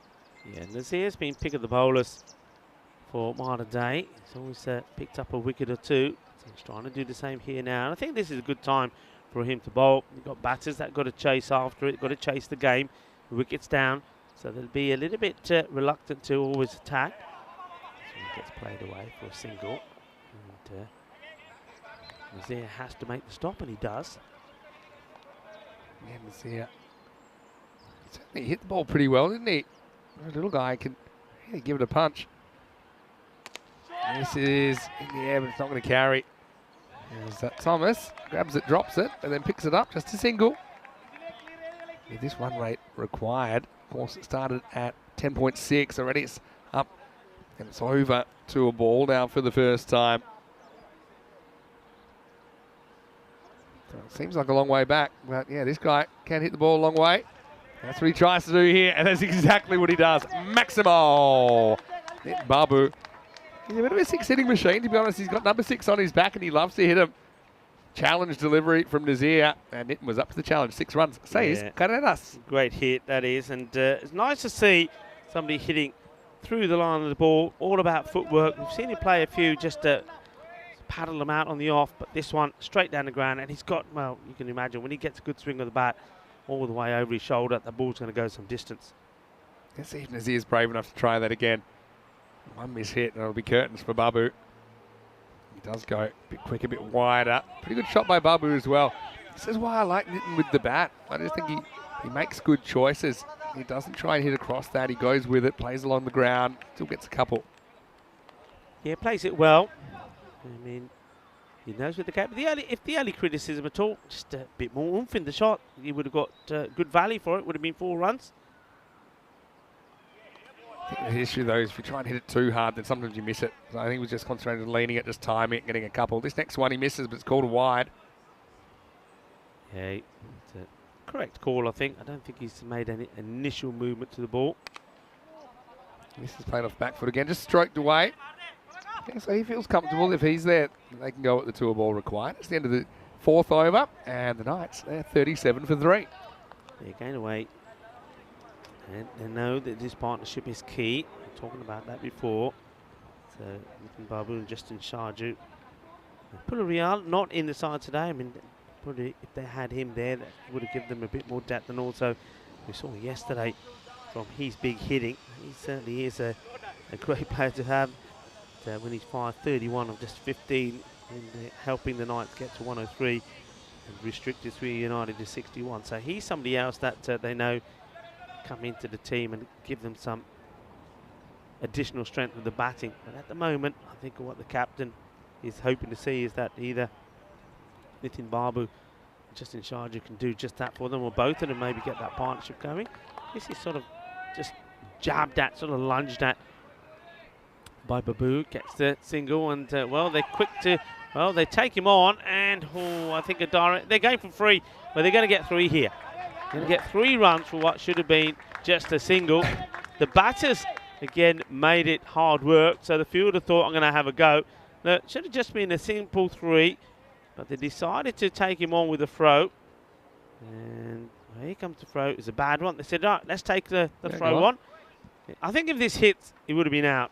I really do. But then they turn and go. They'll get 3. Good hustle. Next one sneaks through from Sagar Arif. So, yeah, sometimes you have to keep reassessing in the chase. And they're not miles behind in this game. The thing is, the thing for me is Sharju there. He hasn't gotten going yet, but he's quite capable. Babu's already looking on. No, not this time for Sharju. He's just struggling to deal with the extra bounce. Sagar Arif, quite kind of lanky, isn't he? And just comes from a decent height. And that extra bounce troubling Sharju. Yeah, I think he just needs to be looking to lean back a little bit, and then he's playing this into the gap. This one could be close, and he's gone. I just got the feeling there, the reaction from Tim Wheeler. He went to put the right hand up. I thought, I can't put this one up. I got the counter there. Then he went with the left. Yeah, I think this one is out. Let's have a look. He shuffles across. Look at that pad. Yeah. Don't focus on where the leg ends up. Focus on where it was when the ball makes impact. Yeah, I mean, for me it looked out. Just don't see what this is missing. He's caught literally on the crease. And Wheeler, the only question was which finger he's going to put up. His bounces there, hits him on middle stump. And he just gets himself in a tangle. I think he knew he was in a bit of trouble there, Justin. So he just chews up a few balls and can't get a lot going there. As we'll go to the drinks break. It is 40 for 4. And a very good decision, got to say, by Tim Wheeler. Yeah. Welcome you into the commentary box here. Vinny Sander here, Mr. Maximo Rico Full is with me. And yeah, this is what we love about the ECN T10 format and the double header format, which I've got to admit in the beginning it was kind of forced on us due to the corona situation. As it's worked out, it's been quite practical, obviously, not having to switch the players in and out of the area. But it also gives the players a bit of a right of reply, and if they do get beaten badly, they can come back and try and get some revenge. Right now, Mater Dei are in a great position to do that. Yeah, I love it. I really do, because how many times have we seen, and this is one thing I know me and you always say this, because we've seen so much cricket. We're always saying that, don't believe that the same two teams are going to provide you with the same result. Don't believe that the same bowlers and the same batters are going to perform again, because we've seen so many times somebody score a 50, get a first bowler, somebody take 3 or 4 wickets, get hammered for a magical over, the first one they bowl in the next match. I mean, it changes, and we've seen results that vary so much. I absolutely love it. One thing I'm wondering whether we want to look at in the future when we look at these double headers, whether we actually have a coin toss. Why don't we just say, you bat first and you bat first? Yeah, that's true. I actually don't mind that at all. Yeah, I don't mind it at all. Each team an opportunity. It will take some of the guesswork out of it, but he's still in this 5th over. A couple of balls to go. A riff. He worked over Justin Charju, then got him. So, still a long way to go in this game. One punch would turn it around. Danger Man Babu's still there. Pretty good ball. This is off the bat, so that's why this won't be out. Still, love the enthusiasm. I think there was one earlier on we thought probably was out, but there was no real significant appeal with the Kamaran who was bowling at that stage. But I don't think Sagar Arif has that problem. Yeah, straight off the bat. So now I think Nitin Babu becomes an important player. Plays this beautifully. That's a lovely shot. And this is and he's played a few cut shots and it's gone to hand. So this time round, he just rocks back a little and he gets the angle perfect. And despite the effort from the fielder, it's 4 runs. It's a delightful shot. It's a good shot selection, really, isn't it? So we're at the halfway point now. Let's have a look at the ECL lineup and how that's looking. And I know that Byron now, they've been confirmed as the club from Greece. So yeah, we haven't seen them before on ECN, so it should be interesting. They are on the rack straight away in Group A. The only 2 that we still have to fill in are Malta here. And again, we don't know exactly who that is yet. The season's quite long here in Malta. And Spain. But Spain, well, they'll actually be taking part in their qualifiers this weekend. And I'm hearing there's actually 5 clubs in the frame to be the other Spanish qualifier. Hold on for a second, because this is in the air. He's searching for it. Santi, he can't get there. And he goes full cricket zombie, searching for this ball over his head. And so Bruce Paul gets a bit lucky, gets a couple. Yeah, I just wonder how that's going to work this weekend, because they'd be, I mean, depending on the teams are, you just get the feeling that 1 or 2 of those teams may be a little light, with Spain also being involved in the T20 series. That's true, actually.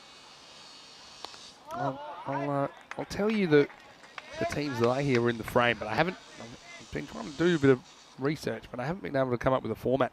I heard that Badalona, Shaheen and Gracia from the Catalunya region, 3 of them, and then apart from that, I think that Sporting Alfas is one of them. Yeah, so the teams you mentioned, they've all got key players that I haven't seen the squad properly that Spain have announced, but I mean the likes of the captain, the Christian.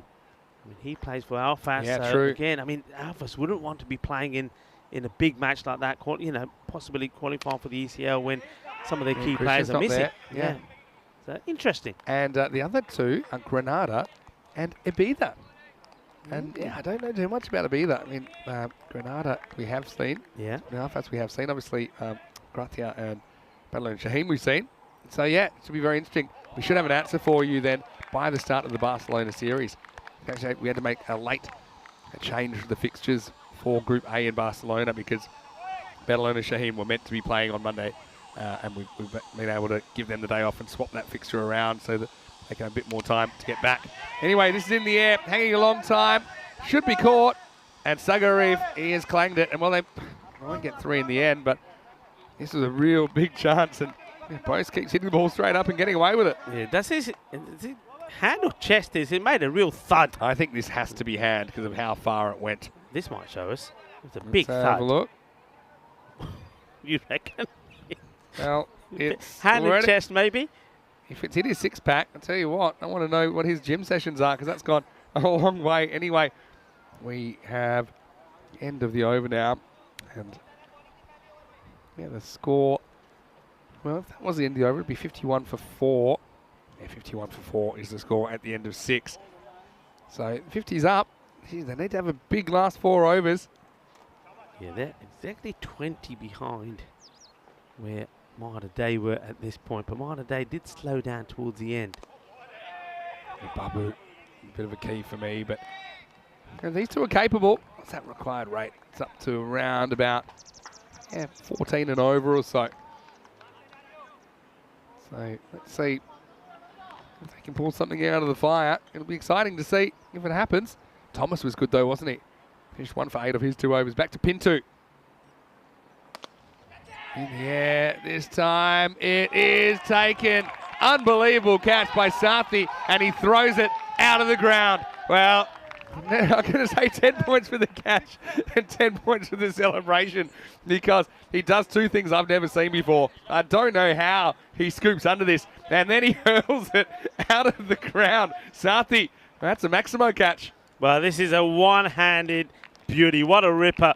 When he takes the catch and watch, this one ends up in the Grand Slam. It ends up where you were sitting the other day in the stands. There's no messing with Sathi. Then I think he apologises. I think he might have hit somebody. I think the batter's sticking around wondering if it might be given 6, but I don't think so. I think the ball's dead. I think he wants to know. He's gone. Am I going to get 6 for that? I think the ball's dead at the instant that he disposes. He does have control of it as he disposes of it, right? Comes up, and yeah, there it is. But if this was given 6. I want to see where the ball ends up.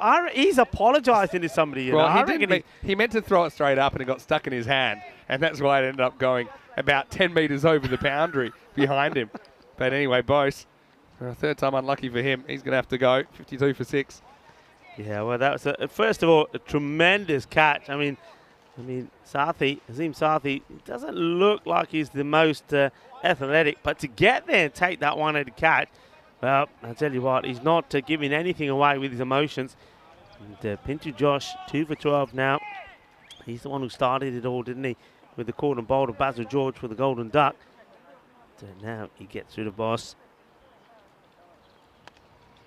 Well, gets worked away, 1-1-1. They will just get the 1. Have seen the most similar thing I had. We had a game once where we had a guy take a catch, and then he took the catch comfortably, and his hat blew off, and it went over the boundary. Yeah.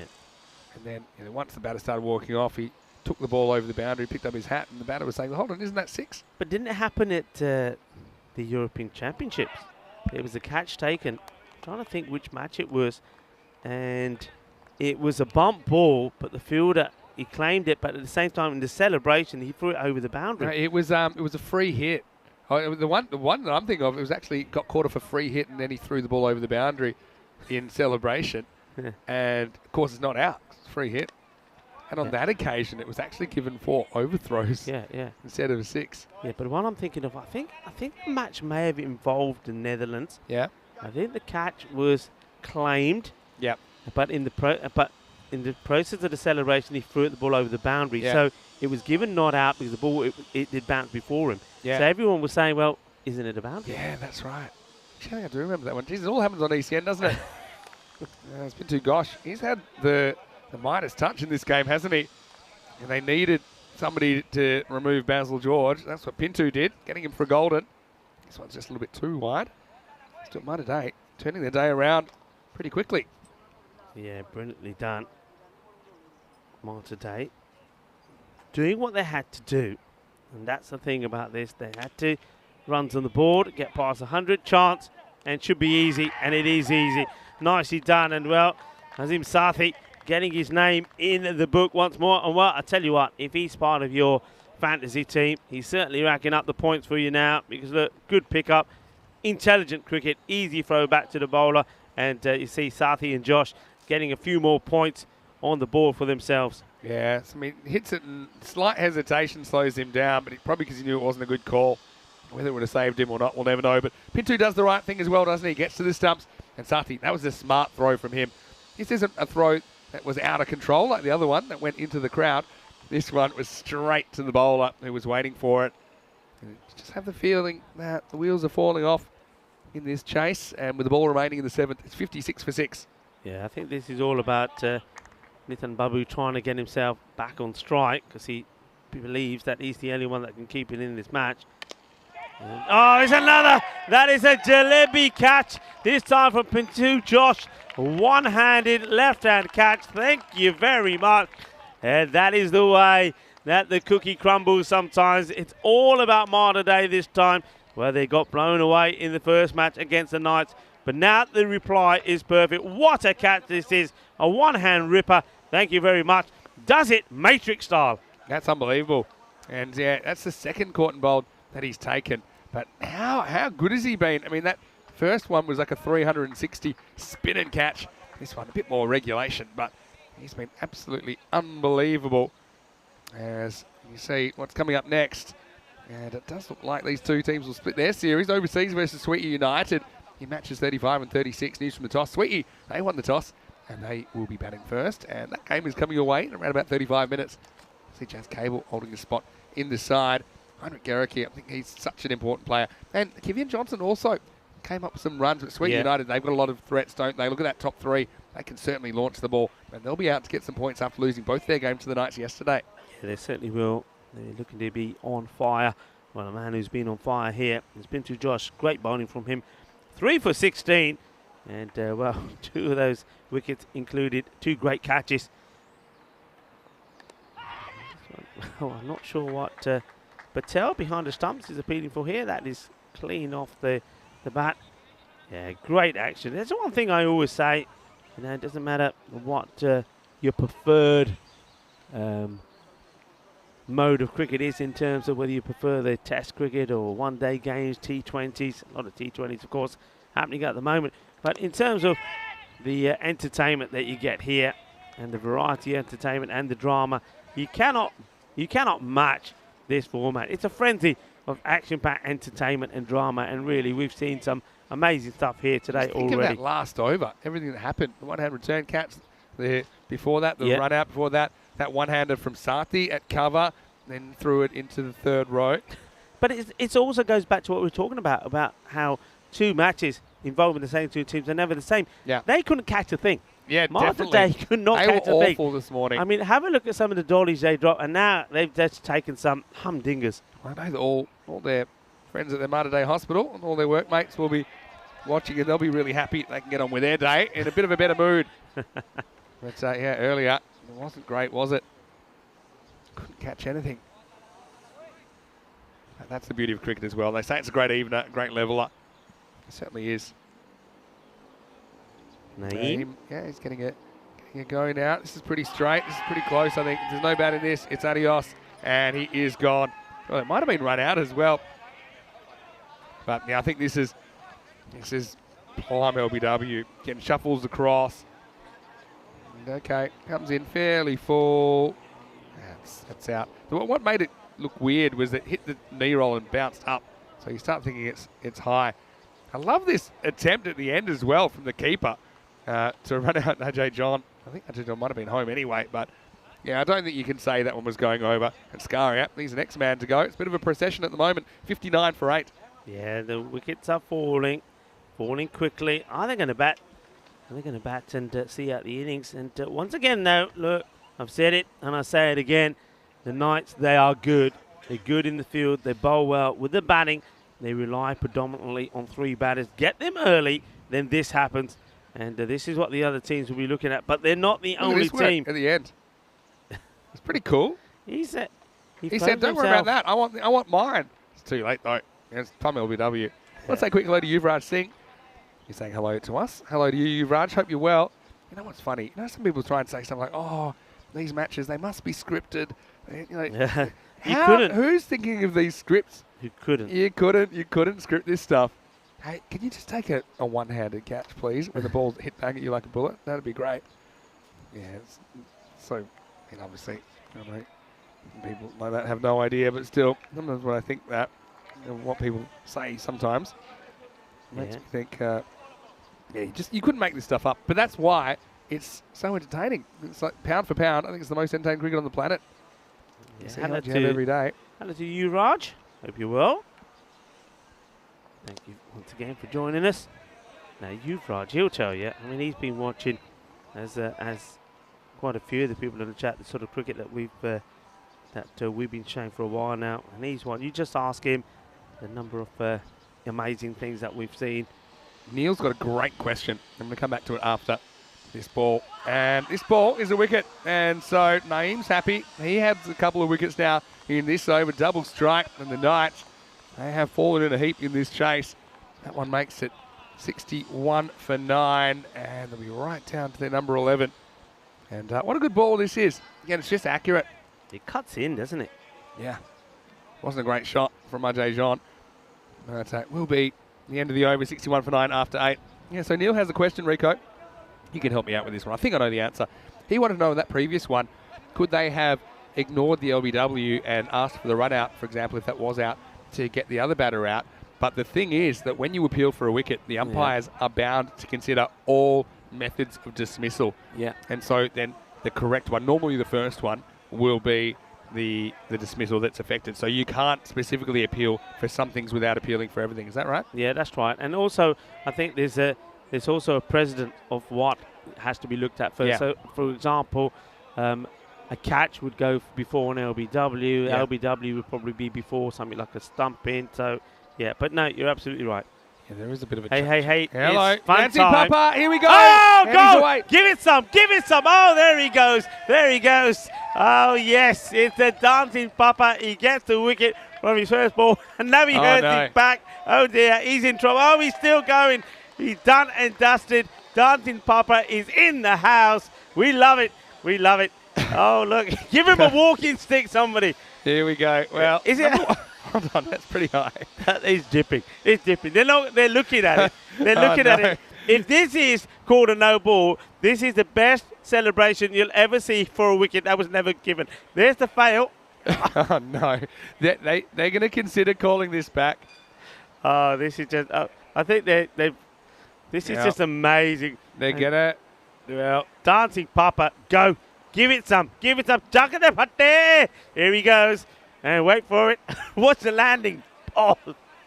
I don't think... Then he dislocates his knee. The dancing Papa, we like him. And I like the bit at the end when he's hurt his back and he still says, no, I ain't finished yet. I just got one more forward roll left in me. Well, I don't know where Diana is. I hope she got some pictures of this celebration. Yeah. I actually got to say it's pretty high if I'm looking at it based on that. And I think he's been given not out. Oh, no, I don't believe it. I've never seen a celebration like, it's a no ball. Papa, can I go give him a hug? Yeah. He's thinking. Oh, no. He might have put his back out for no reason. He's thinking I did that for nothing? Oh, Papa, do it again. So free hit coming up. And this game I can't believe it. You know, at the hospital, they do some amazing things. They can bring people back from the dead at times. That's exactly what's happened to this game. I want to know, how do you script that? Go and tell me. How do you script that? You just can't. The dancing Papa, Salman Khan, he thinks he's taken a wicket. He's done all the celebrations. He's hurt his back. He's got a bruise on his bum. He's going to do it all over again. He can't take a wicket this time. Well, hang on. That's all right. Everyone settle down. There'll be extra runs. Whoa. And he almost gets taken out. All right. But you know what? One door closes, another opens. Yeah. He has another opportunity to take a wicket. Yeah. And I want to see the next dance. I mean, no one can take that moment away from him. You can't take the wicket. You can take the wicket away, but you can't take the moment away. No, you can't.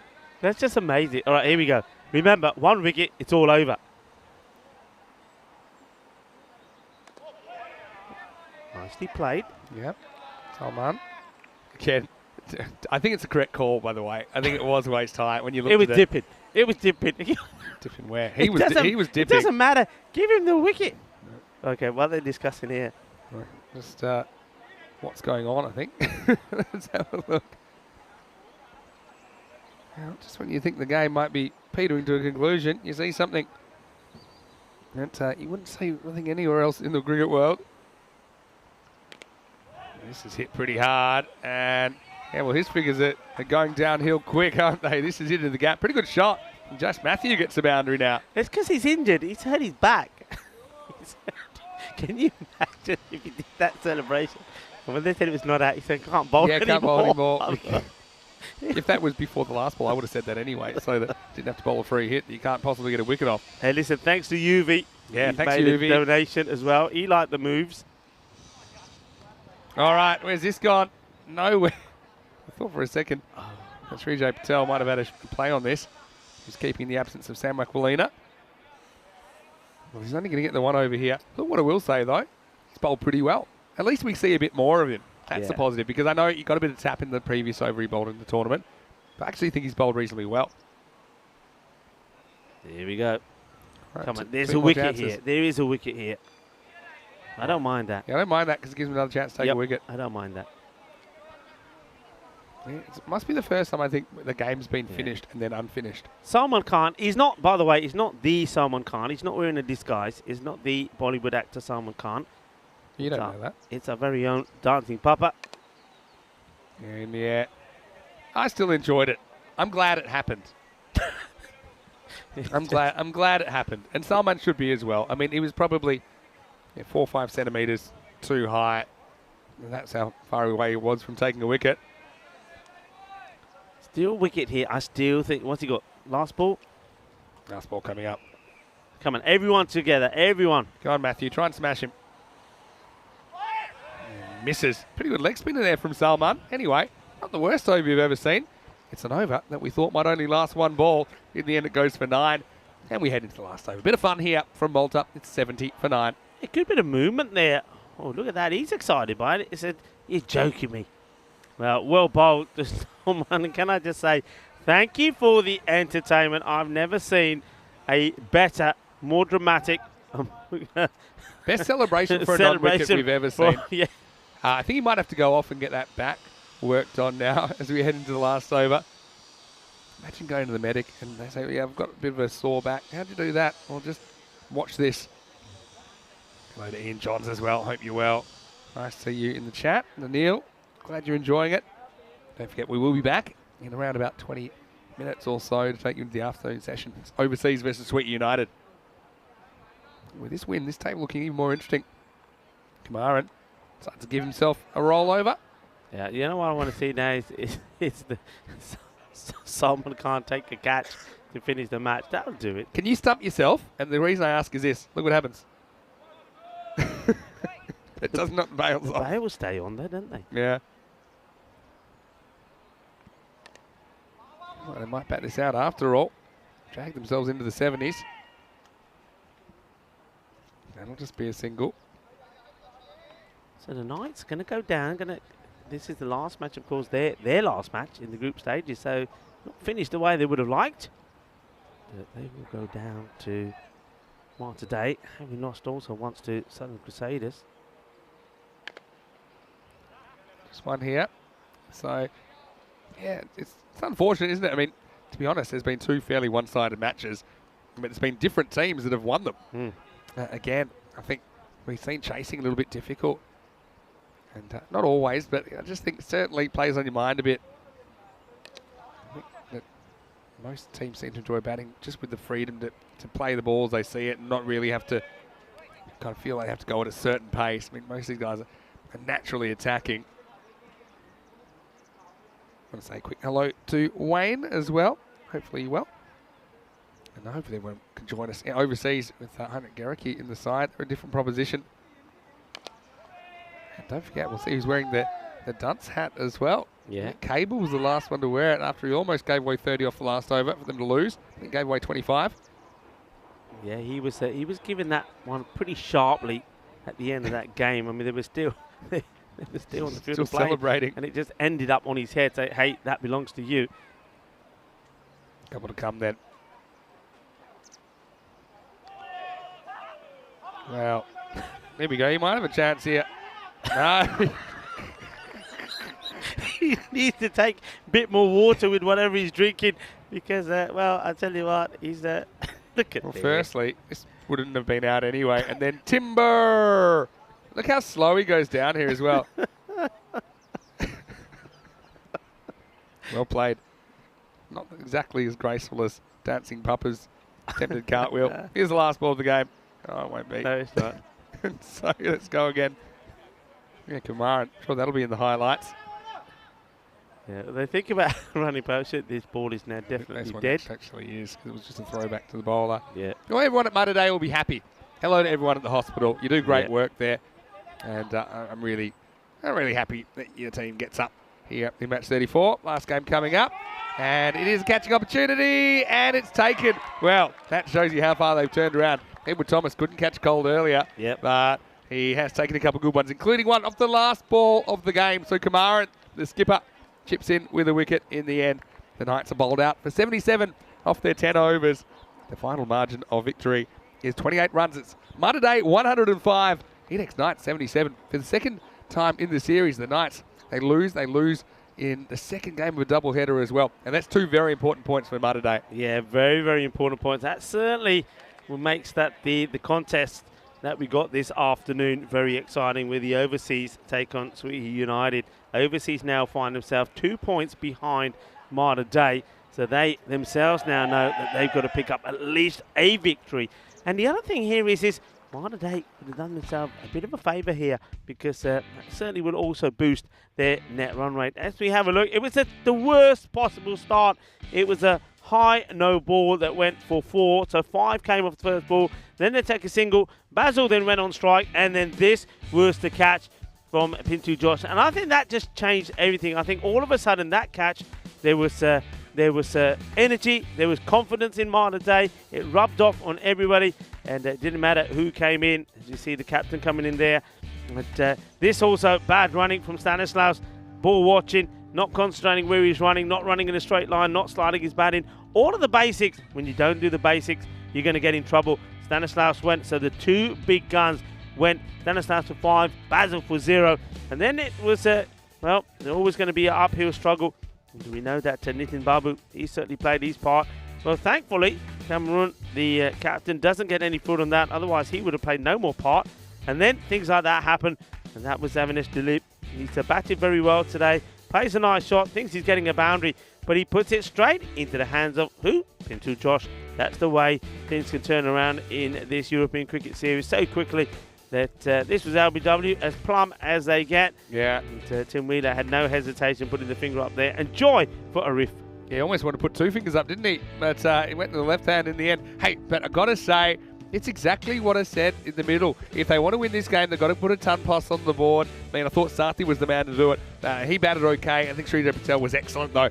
And then hold your catches. And it was like a completely different team, wasn't it? That's what James Stewart's saying. This is the old catch. And, you know, in baseball, they often throw the ball into the crowd. That's Sathi does that unintentionally. If you thought the action was finished in that over, well, think again. Because then we had Sathi featuring smart bit of play to cause a run out. And then, well, for my next trick, Gosh goes left-handed as he took another wicket, 3 wickets falling that over, the wheels falling off the Knights.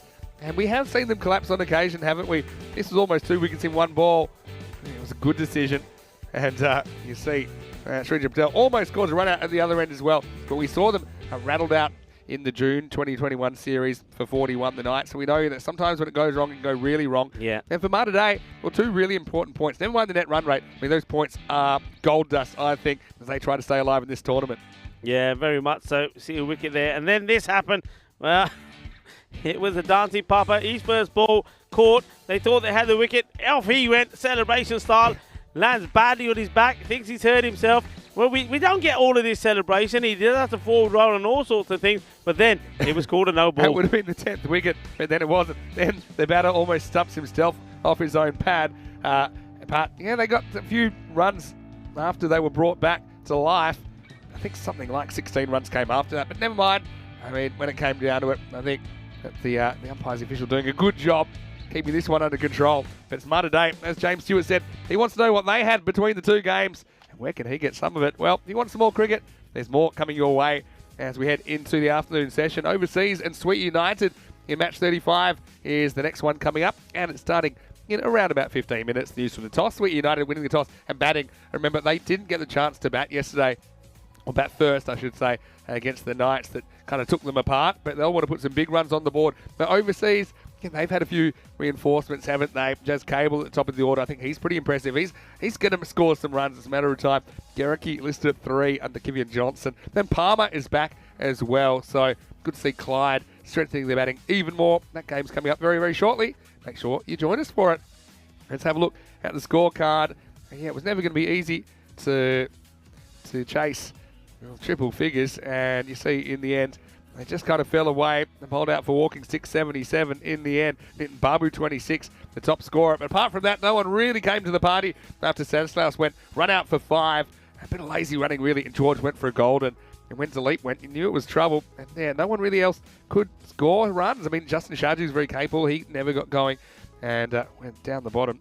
Matthew fought hard for a 7 to drag them up to 77. And it was a pretty complete bowling performance really from Malta Day, as even Salman Khan getting it over at the end. Didn't take a wicket, thought he did, but 3 for 16. Gosh, I think he was the player to watch for Malta Day. Yeah, he certainly had a good time, didn't he? He bowled brilliantly, he picked up wickets. I think his catching was great as well. But then also, you know, somebody like Naeem, he had a nightmare. He was the one who dropped a real sitter in that last game, but he picks up 2 wickets as well. Just a great comeback, a great overall performance, and you just got to say that, look, well done to Malta Day. It just keeps their hopes alive, but it certainly does make the final 2 matches today a very, very exciting contest. Yeah, it sure does. So join us. We'll be back in around about 10 minutes. Take you into the 3rd match of the day, match 35. I think that'll be a very interesting contest. Until then, it's Vinny Sandu here, Mr. Maximo with Rico Full. Back soon with more cricket on ECM. You're watching the FanCode European Cricket Series.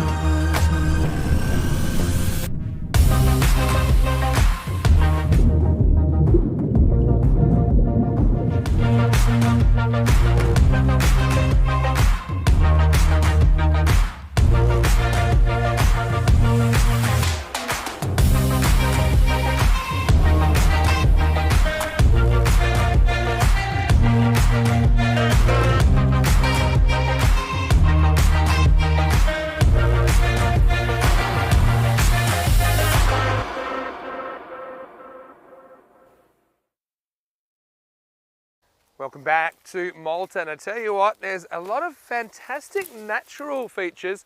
Don't know if this jungle is one of them, but there's a few kookaburras in there as well. Vinny Sander here, Mr. Maximo for ECN as we head into the afternoon session. And now we're going to see two teams we haven't seen today just yet. It's Overseas who are taking on Sweetie United in match 35. Let's see what happens at the coin toss. Out in the middle, Stephen Gooch is with two captains. Sweetie the call. Cheers. Tails is a call. It is tails. Okay. All the best, mate. Have a good game, guys. Cheers, bud. So the news from the toss is that Umar Ulhaq from Sweetie has won the toss and he's elected to bat first. So I do think that's something Sweetie United couldn't do yesterday when they were kind of knocked aside by the Knights in what we thought would be a pretty competitive fixture, but they did lose the toss and have to chase on both those occasions. This time they will get set the pace, and look, for me it's always interesting to see Waka Afridi. I think that he has been brilliant with the bat and the ball. Also Anil Kadir, I think he's due to score some runs as well. Now, Sweetie are 2-2 after their first 4 matches, and they're 1 game ahead of Overseas. Overseas can catch them and actually surpass them if they could win both these games this afternoon. But Heinrich Gericke, he's been a very important inclusion for Overseas, and I think that he gives them a lot at the top of the order. And I think that when he's in the side, the other players around him have a lot of confidence with the bat. Also with Overseas, their bowling depth has been a bit of a concern. Let's see if they have enough to challenge Sweetie United here. Sweetie United winning the toss and batting first. I'm going to get back in the jungle and look for some more kookaburras, but for now, it's over to Rico Full in the commentary box.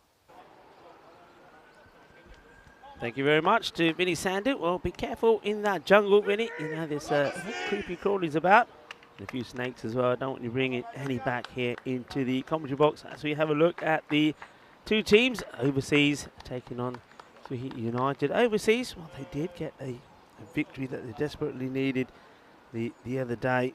That means that they did get those 2 points, but they find today with Malta Day getting that win over the Knights that they are sitting now firmly at the base of the standings here in Group B. So they need to try and get a victory here against Sweetie United. Sweetie United, I mean, they're a team that they lost out on both occasions yesterday to the Knights, but they showed some good signs. I mean, Qasim Mohammed, he batted very well, 26 of 15, so he's certainly one to watch. We also know about the firepower of Waka Afridi, 58 of 28. And, though it wasn't enough to get to the 127, they finished on 103 in the first match, chasing that big target of the Knights. And second time round, well, just nobody was able to get going with the bat for them. Just Anil Kadir's 19 of 13. So disappointment, 103 to 61 in the second game.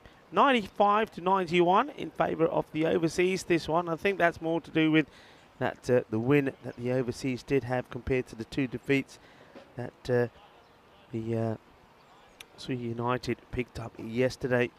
Overseas, they didn't start their campaign very well. There was 100 to 45, and then only managed to get 61 against the Knights that knocked them off pretty easily. They certainly have got some work to do here, but second time round when we saw them, they were much better.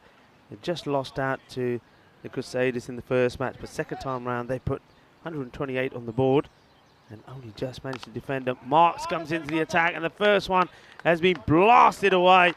Just one bounce, as it's going to be 4 runs. Qasim Mohammed showing that, well, showing what his intent is. Lovely shot, rocks back deep inside his crease. Marks a little bit short first time round, and that gets punished. And one thing, going back to that match that overseas won just by 4 runs, 128 to 124 against the Crusaders. Crusaders, well, they almost pulled it off, scoring 30 of the last over.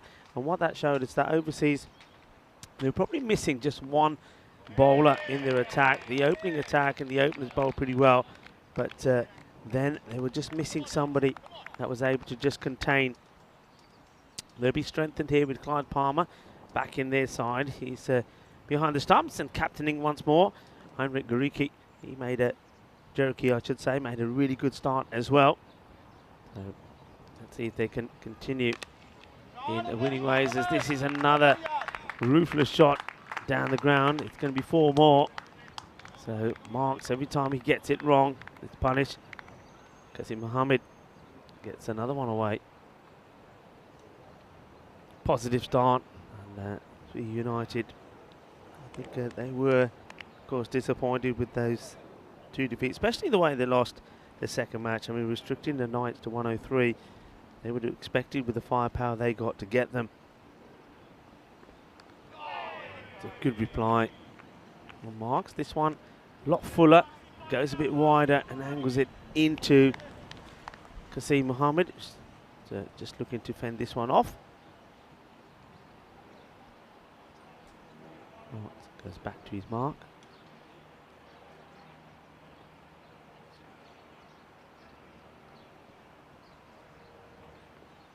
Oh, that's the beaut. That's better. Better line. Just not allowing Mohammed to get anything underneath this. Not able to get a swing, so that's not where you've got to bowl. He's just defensively trying to protect his stumps. So the marksman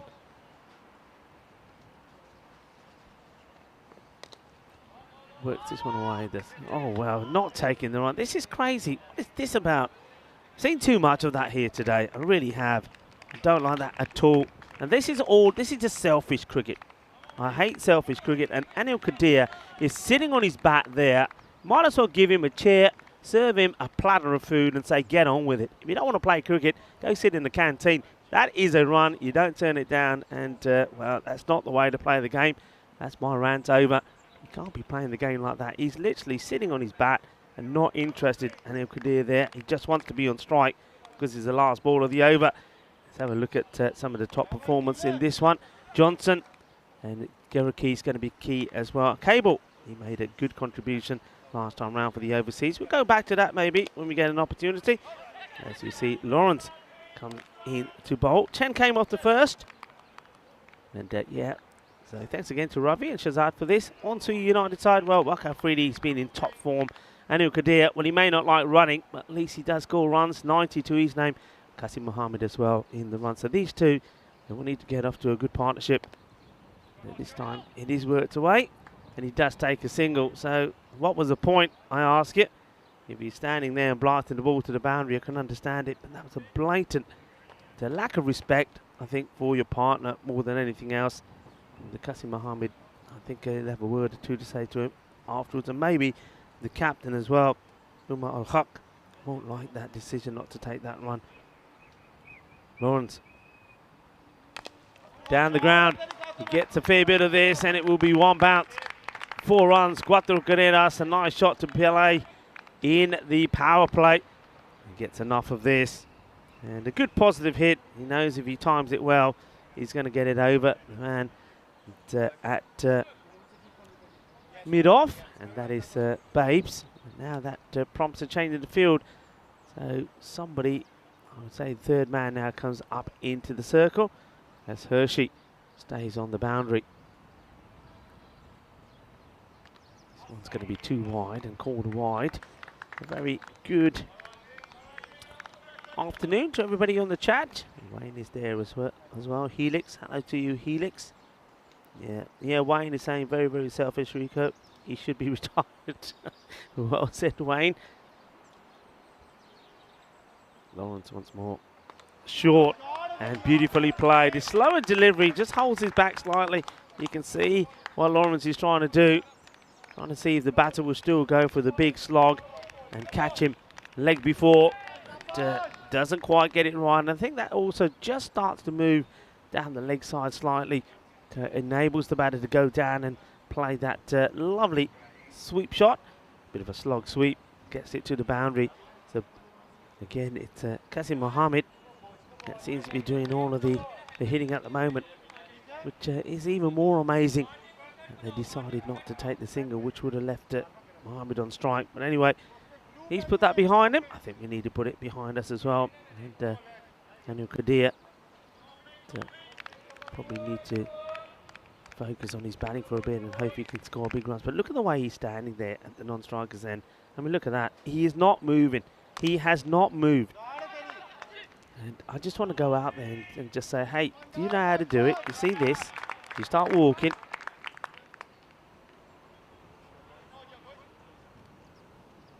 Just you watch. Just keep an eye on the non-strike. I mean, and he was at the strikers end now, but this has got to be the worst bit of backing up that you'll ever see when Kadir is at the bowler's end. And well, he gets a little nick on this. This is off the bat, I think. Let's keep an eye on the umpire as the throw comes in. Yeah, no signalling at all, so that's the end of the over. So that's going to snick on this. Let's have a look. Wait and see this. Yes, there we go.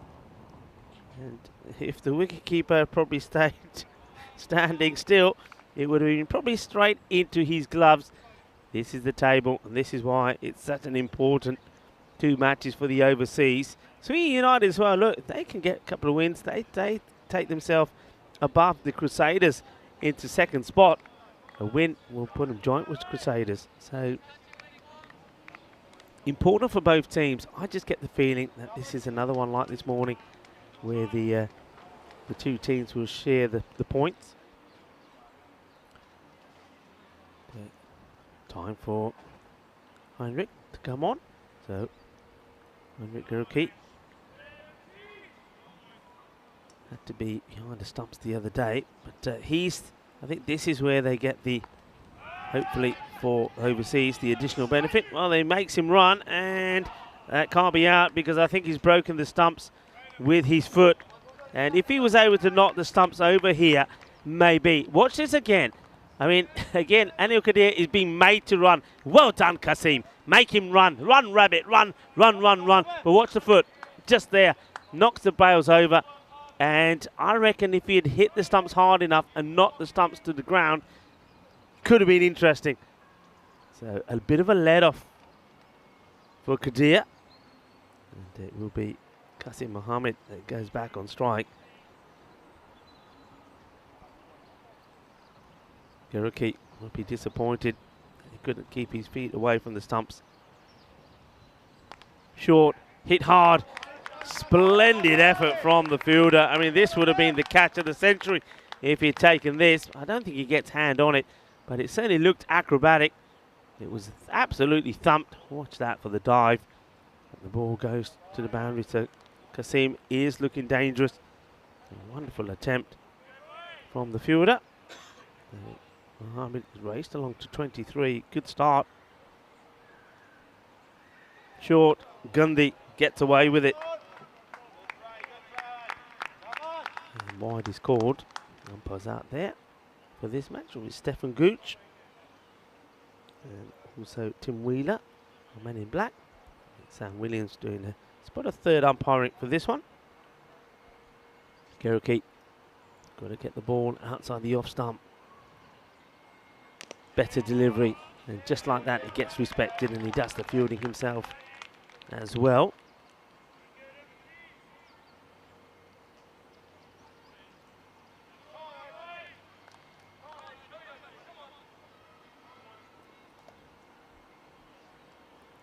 Halfway through this over. Oh, this is very wide, and it's going to be put away for the boundary. It was going to be called a wide, whatever. But once again, Qasim Mohammed, he sees the opportunity to latch onto it, and he does. Comes charging down the track as well. Turns it into a full toss. And as soon as he gets back onto this, the way this field is set, there's always going to be runs. Change in the field. I think they're following the ball a little bit here. That wasn't a particularly good ball. I certainly wouldn't be changing the field just because that's been hit for a boundary out there. Okay. Just played down. Aja. And then Kadir. He will go. That looks like he'll be left a ball to face here. I'm not sure what the conversation is here with FanCode. Just having a bit of a word with them, but probably just say to the batter, you need to be at the other side. Kadir yet to really get going. Has a bit of a go, gets lucky, could quite easily just put this tamely into the hands of Hart there. End of the over, 10 come off it, and that is also the power play done. 33 on the board, and a fine time to welcome back into our commentary position here to Mr. Maximo Vinisandu. Welcome back. Thank you. It's great to be back. Hello to all of our viewers. Yeah, decent power play. No breakthroughs yet for overseas. Really ran into some problems in the back end of their innings last time. I wonder if they'll go straight for a spin option here in the fourth. Maybe someone like Hershey. Looks like he is making his way close to the pitch. There's Clyde Palmer. He's back and he's captaining the overseas side. And he would have been pretty happy. And they registered their first points of the tournament in his absence. Yeah, but here's Jörg, now known affectionately as Babes. And he will be bowling over number 4. So, still haven't seen Waqar Afridi, of course. That really means I think these two have the license to go after Hershey. Knowing they've got Waqar as backup in number 3. Here we go. It wasn't a good delivery, and he starts with this one a few times. It's almost like he needs to get this one out of the system just to get his line right.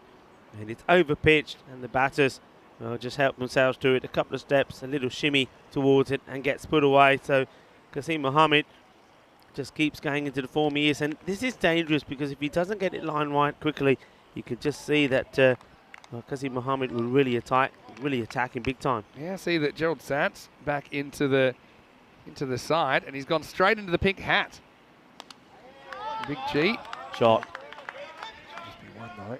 Yes, I wonder what he did, because I know they gave it to Cable. It's obviously been he must have done something. Yeah, that G is a bit of a, it depends. He's either a very enthusiastic teammate or a nuisance, depending on who you talk to. Yeah, he's obviously done something to upset the captain maybe. And he starts off with the cap. Hit hard down the ground. Chance though, and it gets dropped. The ball doesn't go to the boundary, and he's pretty quick, is Lawrence, to skip back into the field of play to stop it. Hershey could have had a wicket, and let's have a look at this. The ball just pops out his fingers, and just stops. And he needs to get back inside, and he does. Great camera work there by the guys as well. Unfortunately, Lorenz couldn't grip that one. Yeah, Babes. He should have had his man there. Anyway, Qasim gets an opportunity to cash in. He goes for it, and this will go all the way. Balle.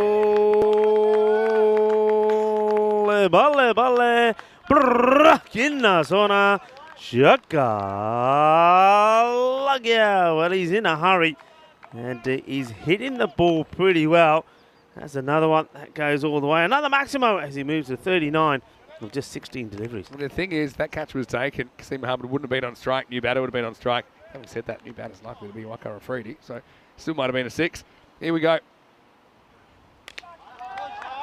This is a challenging one for the fielders, and they do well. Just decides to Zureb there, I think it is, just uses his feet, keeps it in the play. That's a proper pass. That was a genuine football pass that time. That wasn't just a stop. He actually kicks it straight to Garrick. Maybe Zwerb might be on a big money football contract soon. And those kind of silky skills. Anyway. Hershey coming in.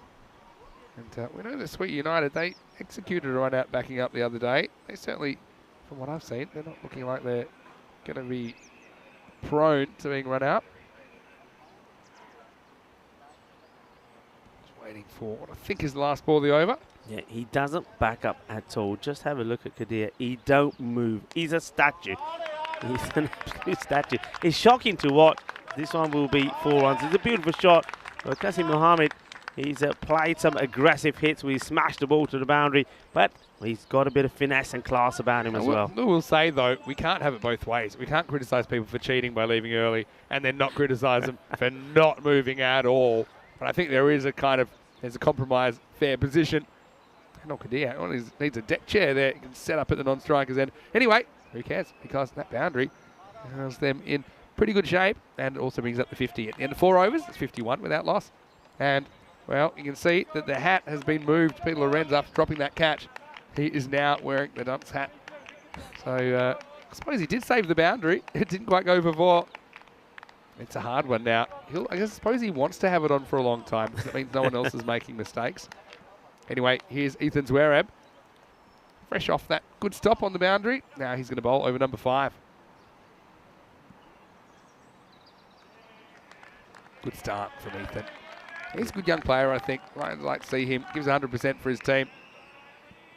Yeah, it's a good start. It gets the ball in the right areas, especially for something like Kadir, who hasn't really got going. That's only his 7th delivery. Stuck on 3. But with the likes of Afridi waiting to come in, he's got to start swinging the bat. And he does have a swing, and it's an opportunity. And Marks, he takes the catch. The marksman is on the money with his catching. So that is the end of Kadir. But I don't think that's a bad thing for Sweet United.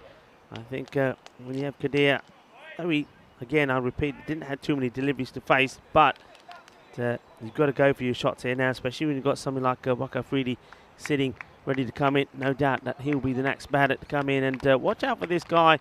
He scored big runs. He scored a 74, scored a 50 yesterday as well. Though in the second match, he failed to click. I think he was out for just the one yesterday. But he is something special when he gets going. Yeah, really handy opening partnership. Marks, nice catch from him coming around from long on position. So Schwerab comes up with his first wicket, and the opening partnership is broken, 51 for 1. I want to say quick hello to Frankie Spiteri. Thanks for helping us with that. And Frankie's done a bit of commentary himself, you know. Let us know where you're at, Frankie. Are you on the island at the moment? He's also a big supporter of Maltese cricket. I've been impressed with Ethan so far. I think he's been right on the money. Yeah, Freedy, this is where the rubber hits the road, I think, in this cricket match. It's a full toss, and he's going to put it away. And, yeah, you don't bowl badly to this guy. You just don't. He seems to hit the ball with so much freedom, so much time. And it's, well, look at that. He just waits for it, pumps it away, says thank you very much. Zureb has got to get the ball pitching. Yeah, gets a gift first up. First real mistake that Zureb's made. So a perfect start for Afridi. Again, if he mishits that, it's an opportunity, but he doesn't mishit it. Gets it out of here.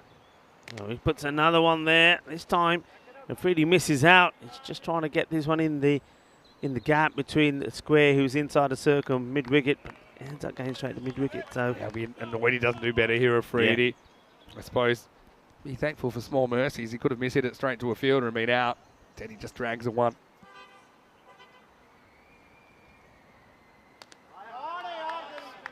Played out to the backward point area and take the single. Frankie's come back and said he's hoping to get down on the weekend. Yeah, well, hopefully you bring good weather with you, Frankie. There's a few concerns about the forecast. We don't want to see another final rained out like we saw in Croatia last tournament. Anyway, so far the weather's been magnificent. Nicely played, wants the single. Good pick up and throw.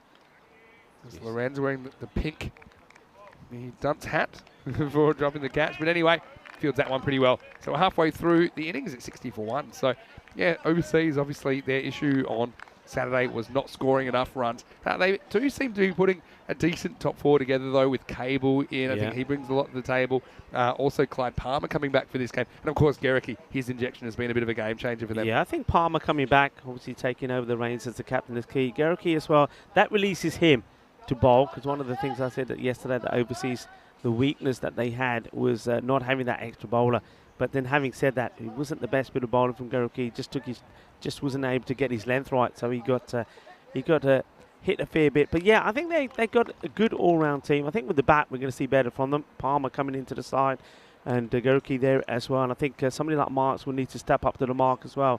But interesting, very, very important, interesting matches for them. But at the moment, it's a great start from Sweden United. You've got one set batter that's in Kasim, and now you've got a good batter that comes in that we know if he gets in, these two can really punish them. Yeah, that's right. Well, guess what? We've got just a couple of days away from the Tri-Series in Spain, the T20 International Tri-Series brought to you by Grizzly Bear European Cricket International coming up, and there's 6 of them. And yeah, just speaking to Corey, actually had a quick call with him last night, and he said, yeah, he's expecting some pretty stiff competition. He says that Germany have picked up a couple of qualified players from South Africa that he thinks they'll be very good. Italy, of course, we know how strong they are. They're the top-ranked team at the moment. So Corey, as usual, setting the bar low, just trying to say, don't expect too much. But we know Spain, they had a very good series in the ECC. And it's a different format. But he also said he's looking forward to coming to Barcelona and keeping his eye out for potential national team talent. So, yeah, really big few weeks ahead for Spanish cricket. And, of course, for the Germans and the Italians, they'll be really happy to get out there in the park in the ECI starting on Friday. Yeah, I think there'll be plenty of talent on show, Corey, that's for sure. I'm looking forward to joining you both out there as well. I'll get there sort of when you're coming up to the end of the Group A. But yeah, a lot of young, talented players in Barcelona. And I think that there's going to be some finds there for Corey and players that can pretty soon become part of maybe the academy side and the national team setup. The future, not just in Spain, but for a lot of these European countries, looking very bright. And Germany and Italy, well, they're very much in the same boat as Spain. So I think 3 countries that really are going to thrive in the few years to come when it comes to the cricket. Actually got the squads that have been coming in, so maybe I'll run through those in the next couple of overs first. Well, Lorenz gives the pink hat away for a second and gets hit for a single. Yeah, so I mean a fair few names that we know, of course, and some others that we haven't really seen on ECN. Obviously a different format of the game, T20, slightly different skill sets required. But I think it'll be very entertaining. Hits this hard. And, well, Babes has to step back. Can't get it on the full. So it does well to just stop the boundary. So we'll start with Spain, because they're the lowest ranked team. Yeah, a fair few players that we have seen recently. And pretty much all of them, with a couple of exceptions, have played recently. Adam Alger, he retains his position in the side. As we see, this blast is a straight pull. It's a powerful pull from Afridi. And Marks, no match for that. That was shot straight past him, 4 runs. Yeah, this is a very powerful hit. It throws everything into this. That's Afridi. And you can see that the marksman, well, might be called the marksman when he ends up being the hitman as he goes down. And that passes him. That's too hot to handle. That's too spicy for Marks. Afridi looking to go again, and he misses out again on another one on the legs. Takes a bit of the pad. Will they go for 2? They do. He backs himself to get there, and he will. And target the man with no bat, as it is Kasim. Well, what happened to his bat? Where did it get dislodged? Let's wait here. Well, yeah, there it is. You know what? It would have been out if it hit. It's another plug. Plug's short of the line. Yeah, he seemed to be comfortable. There's nothing comfortable about that at all. Lawrence to Afridi once more. Afridi misses out on this, and I don't know if that groan is because he's missed out on it or because he's hurt himself. Bit of both. Because I think he smashed this back onto his foot. Wait for it. Yeah, he has. It's a bit of a... Well, actually, no, it's more, thigh, yeah. more on the thigh. Looked like the foot from the other angle. I think he's just disappointed he's missed out on it. Played the wrong shot. This is what he should have done, but has he found the fielder? And it's going to be 6. He has stepped over the line. It's going to be 6 runs. And you know what? That hat is probably going to change heads again. Express post. Babes thinks he has one more step, and he doesn't.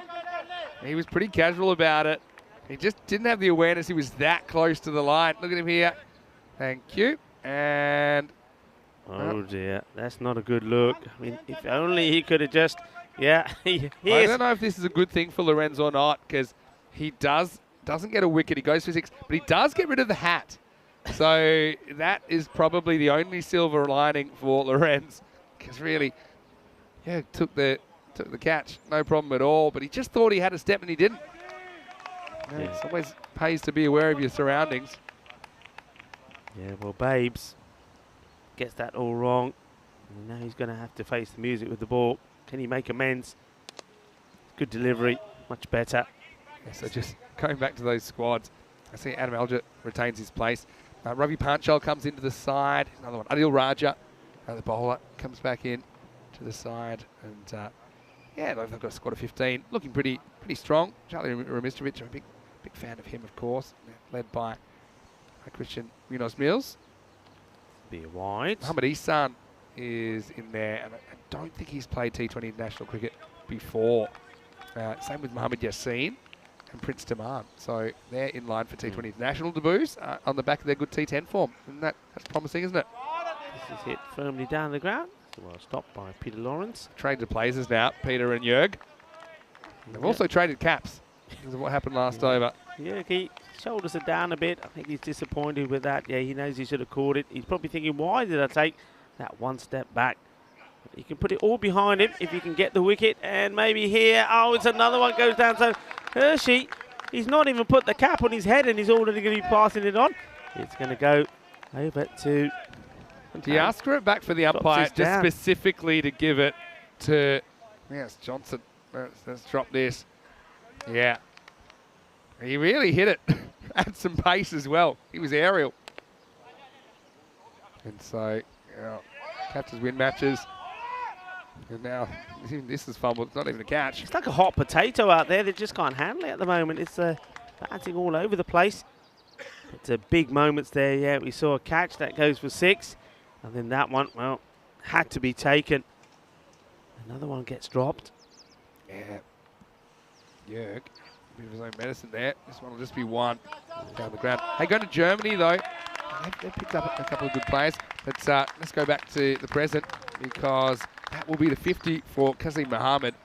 And he brings up of 23 balls. Very good innings, isn't it? He's a guy that's promised a lot during this series. He seems to have put it together today. Yeah, it's really well batted ball, but Kasim Mohammed knew up near 50, Puri Khalif 50 of 23, and I think he's got to keep going. You know, he hasn't. Just got to realise he hasn't given a real chance yet. All the chances have been given by the others. Well, I say that, Lawrence did put him down, so I have to take that back. This is going to be a wide from Hershey. So he's trying to finish the over by just sneaking one in inside that wide line. Not able to do so. He knows that Afridi wants to go after him. Should have had Afridi once already. He knows that. This is another wide. This time Afridi is drawn to the shot. Again, misses out. Pump's got to watch his gloves. Just okay there. He's got no more room forwards he can go. Don Afridi quite happy just to stroke this to the man just behind point. And he'll take the single. That will be the end of the over. 27 off the spell. And also takes his call to 83 for 1. So Sweden United going along nicely. 18 balls to go as we have a look once more at the ECL 23. Okay, I'm going to roll my dice, and it's going to give us a group that we're going to look at. Let's talk about Group D. Okay, well, this is going to be exciting. D for Dreux, how about that, for France. And Scotland as well. At 4th, that's Callum Garden and Jack Hogarth that we saw in the ECC. They'll be playing for them. Vienna CC with Big D, Big Daddy. Danny Leckstein will be there. Helsinki Titans with the Golden Butt, with Gulmova Sput, and Brno, who were kind of surprise winners in the Czech Republic. I don't think it was a surprise to them, though. This is hit hard, and it's going to beat the fielder. It's going to be 4. It's a powerful strike. Well, what you really want in this form of the game is your top 3 to click. If they do, you're going to get a good score. And really, you're seeing all 3 of Sweden United at the top. They're capable of hitting the ball very, very hard Yeah, once again, I mean, I've said it a few times about all of these teams. Top three, get the top three out. You can try and contain them to a score maybe between 80 and 90. And the Sweden United fall into that category as well. Full toss, but he dips. Clever, slower delivery, but well watched as well by Freedy. He knows, and this is the thing here with this partnership here that's growing. Both these batters know that it doesn't matter if they do have to take a single, because you're just replaced by one hard hitter replaces the other. It's not as if you're doing yourself and your team an injustice by getting to the other end. Swings hard at this one. They will take one. Step over from Marks. Yeah, look at the German squad. Bit of a mixture of names we've seen before. Something we saw in the T20 International Series earlier in the year, of course, featuring Austria and Sweden. But Walter Bear, he's in that side. See that the big name there, Josh van Heerden. He's been picked up. He's qualified now, and he's playing places cricket in South Africa. So yeah, big raps on him. Michael Richardson, son of Dave Richardson there. Long way up in the air. Who's catching this is Marks. And he puts it down. And the marksman is a difficult one. He has to come along. Look where he ends up. He comes in from the boundary, goes a long, long way up, hits his hands hard, can't hold on to it. It's another one that goes down, and the catching, well, has not been good here from overseas. They're not being easy, but Afridi, he gets dropped again. This time for the third time. He gets dropped now on 27. Yeah, that hurts, doesn't it? I mean, he did go a long way, but he was fairly settled by the time he got there. And this will be the wicket. So they get a stumping, and it will be Qasim Mohammed that has to go. And finally, the breakthrough. Chance is down. And Bales, well, he needed 2 attempts. You just get the feeling that if Qasim Mohammed had tried to get back earlier, he may have done so. But, no mistakes the second time from Clyde Palmer. The captain is involved in this stumping, and they do get the breakthrough. Important that they need to do it, because, you know, just getting that wicket there and breaking that partnership could quite easily make a difference of another 15 or 20 runs, you know. Could be. I mean, I want to know what would happen if that was closer, because he does just air swing at the stumps the first time. But yeah, probably unnecessary one to charge down with the keeper up. But yeah, it's going to be the end of Qasim Mohammed. See you here. He goes, yep, see you later. And then, oh, okay. Lucky I had enough time. So Clyde, no egg on his face. And he gets close to getting in front of the stumps, but I think he's just okay. And so 90 for 2 the score. Finally, we'll see number 4. It's Hari Krishnan off the helicopter. Just digs this one out. Good fielding position there. And Waka wasn't going anywhere. Give you the tip, because that's last ball of the over. And after 8, Sweet United are 90 for 2. Yeah, good over that from Zureb. Just 7 runs come off it. Also picks up the important wicket of Qasim Mohammed. That could be key. And I think now here, as long as Afridi is out there, I think Krishnan's role is maybe to keep giving him the strike. He's 28 to 14, and certainly luck is on his side. Mucho suerte. Tienes Afridi. He's had a few aerial ones put down. Not all easy, but he's been lucky. Can he cash it in? He will take the single. And Krishnan will get on strike. Let's see if he can get the old helicopter shot here. So it is Geruki that comes back into the attack. And there's that hat gone. Mark's got it yet. And, yeah, it's nicely played by Krishnan. Just takes the single and gets Afridi back onto strike. Yes, I mean, what can they keep to? 110. If they bat well, every chance. But they're going to have to bat really well. They've been improving their batting piece by piece overseas. Edge gone. And that's the wicket that they need. And now all of a sudden, you see, everything could change here. We've seen that Qasim Mohammed went with the score of 90. He goes with a score of 51 or 25. And then we've just seen Afridi go here as well. But again, not the straightforward of catches. That ball almost pops out. He needs his chin to stop it from falling. When he was lucky with the stumping, and maybe lucky here with the catch as well. Afridi just losing his shape and getting done by that shorter delivery. Well bowled though from Geruki. He sees the batter coming down and thinks, okay, if you want to come down to me, have a bit of chin music. But not only did he get the chin music, so did the wicketkeeper. It was. It like it was a soft tune, though, on Palmer's chin.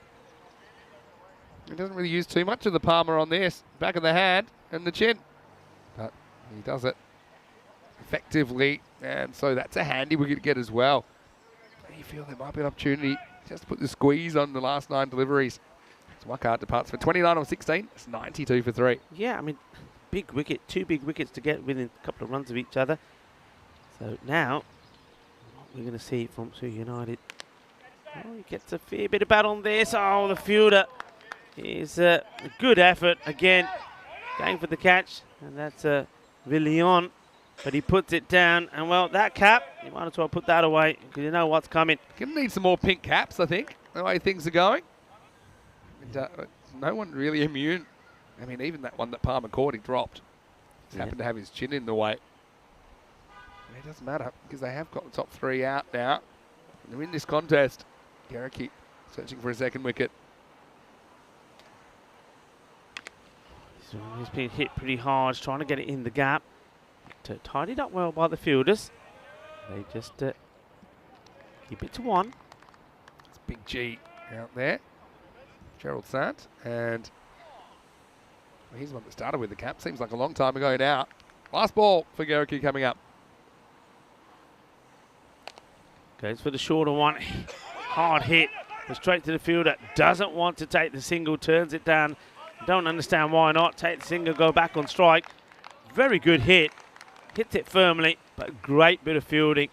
Fantastic. And that bit of fielding keeps the score in the 90s. Another good over.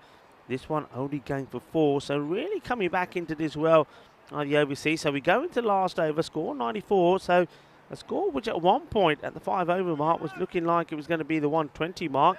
Now looks like they may even struggle to get to the 100 here, you know, but they'd be looking. They were wanting about 15, 16 off this over. They still will want to get the 110. Can't really see it happening because they give the ball back to the marksman, David Marks, and he bowls very well at the death in the air. And this one, they've got to run hard. Bilal is not even thinking about the second. That's 2 runs. See, when you look at the running that we've seen, when we saw the running of right at the beginning of Anil Kadir, now we saw the running here of Bilal. That 100 should already be on the board. They're just not taking the runs. Fair point you're making there, Marks. It's a good one in. Turns out to be Yorker, and they don't even run. It flicks it back anyway. They still don't take a run. They suddenly, potentially keep it below 100 here. That'd be a really good comeback towards the end of the innings. Bilal is backing himself to play the big shot, and he's not gonna. He goes, and if you don't want to run, if you don't want to take the runs that are available to you, well then this is what happens. And Marksy just knocks him over, having a bit of a joke with the umpire. He sort of says, oh, do you want to go upstairs to have a look at this one? Well, there's nothing to look at here. As Bilal swings all around it. And we'll just bear that in mind when we go to the latter stages of this match. The singles that Sri United have turned around. He says, hey, umps, was that okay? I think he's just sharing a little bit of a joke there with Tim Wheeler. As Bilal departs, cleaned up by the marksman. And he does bowl well at the end. He gets the Yorker deliveries going in. So Bilal will go for a 1 of 4 deliveries. Yeah, it's good death bowling. This one he overcooks a bit, but I think you'd rather be full rather than shorty a Yorker. We've said that a few times this year. So Marks has been shooting straight, hasn't he, here in this last over. Overseas getting this game back in, I wouldn't say quite 50-50 because they still have a bit to prove, I think, with the bat, but still very much in the contest. Let's see what Krishnan can do when he goes for the old helicopter shot. He gets the ball that he wants, actually, I think. He's just not able to execute the shot. Look, gets in the, makes the room, gets the ball he wants, but he misses out on it. So there's another dot. So still nowhere near that 100 as yet. This one should help, and the ball will, or will it go to the boundary? Yes, it will. 4 runs. That will take the score to 99. So I think just going for the shorter delivery, bangs it in. And We've just lost the graphics at the moment. I think they get the 100 off that last over. ball. Yeah, I think the I score think they was... get the 100. Yeah, that's the 100. So that will be the 100 on the board as the innings comes to an end. So exactly 100 for United, but they will be disappointed because it means they only end up getting 40 of the last 5. They were 60 for 1, so a split of 60 and 40. But look, you've got to give credit to the overseas. I think Zureb particularly bowled well. And Geruki also, he's second over. Both those bowlers, their second overs were pretty good. And then David Marks there right at the end. All right, he let himself down with the last one when he bangs it in. I don't think he really needed to. I think he could have kept it at Yorker length. But still, it's only 6 that come off that last over. He also did pick up 1 wicket. But, well, it was a pretty good start. But it was all to do with Qasim Mohammed, who was blasting the ball to all parts of the ground. Well, this one is Lawrence putting the catch down. And that was Qasim when he was on 31. So he, as you know, went on and completed his 50. So that was 20 runs there. That hurt you. This one was a big hit from Anil Kadir. He just couldn't get going. He faced 8 deliveries for his 3 and couldn't get going is the word because he didn't want to run either. So he just, well, didn't help his team at all. Freedy came in and he was served up a full toss first up. He's not going to miss out on that as that was blasted away. He's a talented guy. Really disappointed that he got out. But look, he gave a few chances, didn't he? They just weren't able to pick him up. He was dropped on 13 to begin with. With this one was a real misjudgment from Hershey. He knows what he did. He steps back onto the line and he knows we saw it. And he was pretty quick himself to turn around and say, yeah, that I went over. This is one that was put down also diving forward. But a player of that ability needs to take it. But they just weren't taking the catches, were they? They were letting themselves down. This was a good bit of work from Palmer eventually. He needed a couple of bites at the cherry, but he did get his man finally in the end. And then, well, that was the big wicket for Freedy. And don't forget, getting Qasim Mohammed, who didn't have to play the shot. He played coming down the wicket and getting stumped. And then that one of Freedy, good bit of bowling from Geruki. Knew he was coming down, bangs it in. That was a 90 first Qasim went for. Then 92 was the score on the board when Afridi went. And you can see just how much they struggled then from that score to get to the 100. And that's why it's so important to get these big guys out early.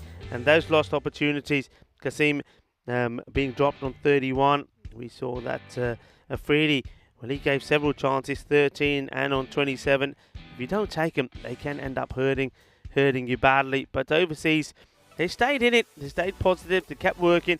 And again, like I said, just having that extra bowler, having Palmer back and Geruki available to bowl, I think makes all the difference. There wasn't a weak link in that lineup this time around. But you can see that batting scorecard is dominated by 2 players only. Qasim Mohammed, a fine 51 or 25 from him. And Waqar Afridi, 29 or 16. But nobody else really able to make any input in the score.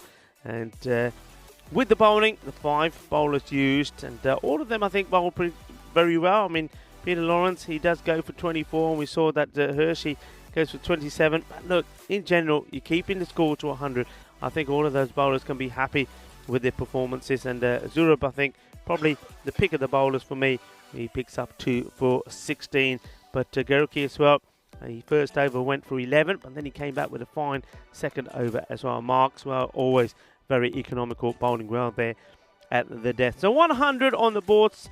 Swee United have got the score on the board, but is it going to be enough? 101 is going to be required for the overseas. And if they can get that, then they go level on points with Malta Day. And then the next match becomes very, very interesting to get the opportunity to go above Malta Day in that battle between Malta Day and overseas. The 2 teams at the bottom of the standings. Join me, Rico Full and Vinny Sandhu when we come back. You're watching the FanCode European Cricket Series here in Malta, and we'll be back for the conclusion of match number 35 in around about 10 minutes time.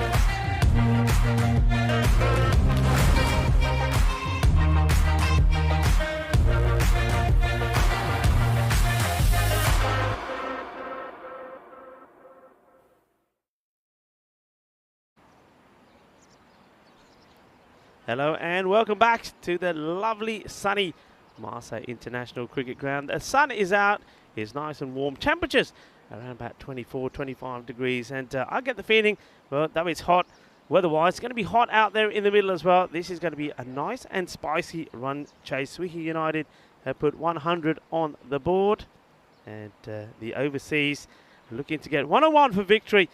They've got to get past some good bowling first. Afridi made his contribution with the bat, 29 of 16 deliveries. Now he's hoping that he can get the important wickets that he needs to pick up.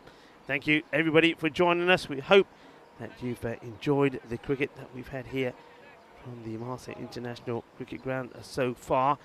And this one is going to be, I think, one that probably could go all the way down to the wire. It is going to be Kivian Johnson to open up. Somebody who plays the short ball really well. Be very impressed watching him. And if you bowl short to him, he does put it away, and pretty emphatically as well. And he's out there with Jazz Cable. We saw a good contribution from him the last time that we saw overseas out there. Made 22 of 11 in that victory against the Southern Crusaders. Oh, that's an absolute peach. What a start this is. How this doesn't hit anything, I don't get it. What a ball from Afridi. Have a look at this. Absolutely, it seems to hit the pitch and just take off. It ends up going way over the stumps. Watch this here. It looks like this is going to go all the way through, and then it just launches. It's like a launch control. So gets one to rip past Johnson. And this one, Johnson playing and missing outside the off stump. Big, takes a big sigh, and breathes out. Yeah, what a delivery. Yeah, Ivan. Hello, Ivan. Yeah, what a delivery indeed. That was an absolute corker. 4 on the leg side. One man is hiding behind the batters. I see him now. So 4 on the leg side, all inside the circle. Just trying to see. So third man is back on the boundary and long off. That's the field that Afridi has set. I don't think that's based on what they've seen from the batters. I think they've just gone for a standard field, because I certainly, with Johnson batting, I certainly would have square leg back. Asking the question, and I'm guessing the height would be an issue. Nobody really backing up the stumps.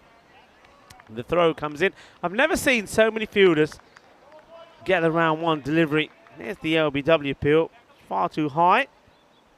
And then, yeah, always going above the stumps. A very good bit of umpiring from Stefan Gooch. And then look, everybody gathers around the ball here. They come from everywhere. Is anybody at the other end? Well, thankfully it's a direct hit, not out.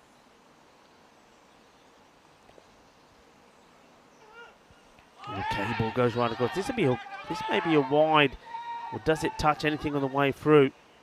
Well, it's obviously caught something, because otherwise it's definitely a wide, and yeah, just catches a little bit of the pad. That's why you got the question from Hari Krishnan behind the stumps. Lucky, really, not to concede a wide there. Just the one on the board so far. And now gets a wicket. He plays this on, and Afridi, well, tickle his armpit, somebody, as he does his victory celebration. And we'll see that a few times, because he's a key player. And every time he takes a wicket, every time he takes a catch, he knows where the cameras are now as well. He will turn around and give us the celebration. It's a bit of a nothing shot, really, from Cable. He plays it onto his stumps. He doesn't want to even have a look back. And Afridi, well, he does his celebration, and only gets distracted from it when the fielders come and say, hey, use those hands to give me a high five. Afridi breaking through the defences of Cable. Cable, he's going to go without scoring. It's 0 of 3. So a duck to go back as the new batter comes in, Heinrich Guriki. comes in and he knows that he's got to perform well here. First over also completed, and it is 1 for 1. So fantastic start from Afridi, getting the wicket of Jazz Cable. We know that Jazz Cable was dangerous last time. This is a bit of a loopy delivery, misfield, which allows the fielders, batters, to get the single. The fielders, well, they're in a muddle. It goes past one, and it goes past the one backing up as well, but it only ends up just being the one. Shah, as if Shah. Here's the bowler.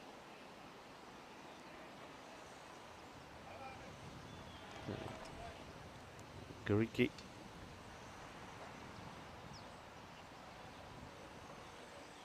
Marks his marker.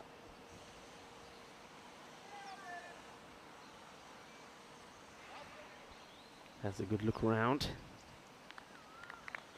Key batter for overseas. As if Shah into it.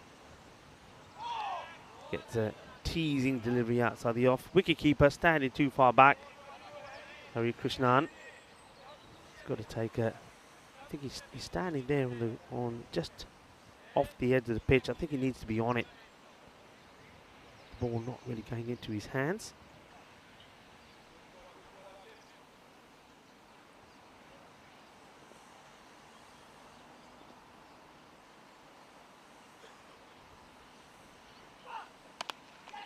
Short chance, but dropping short of the fielder Kasim, who just fields this one, or takes it on one bounce. 130 matches now without a golden ball. Could this be the one? 100. I've always said it will be a score between 100 and 110. And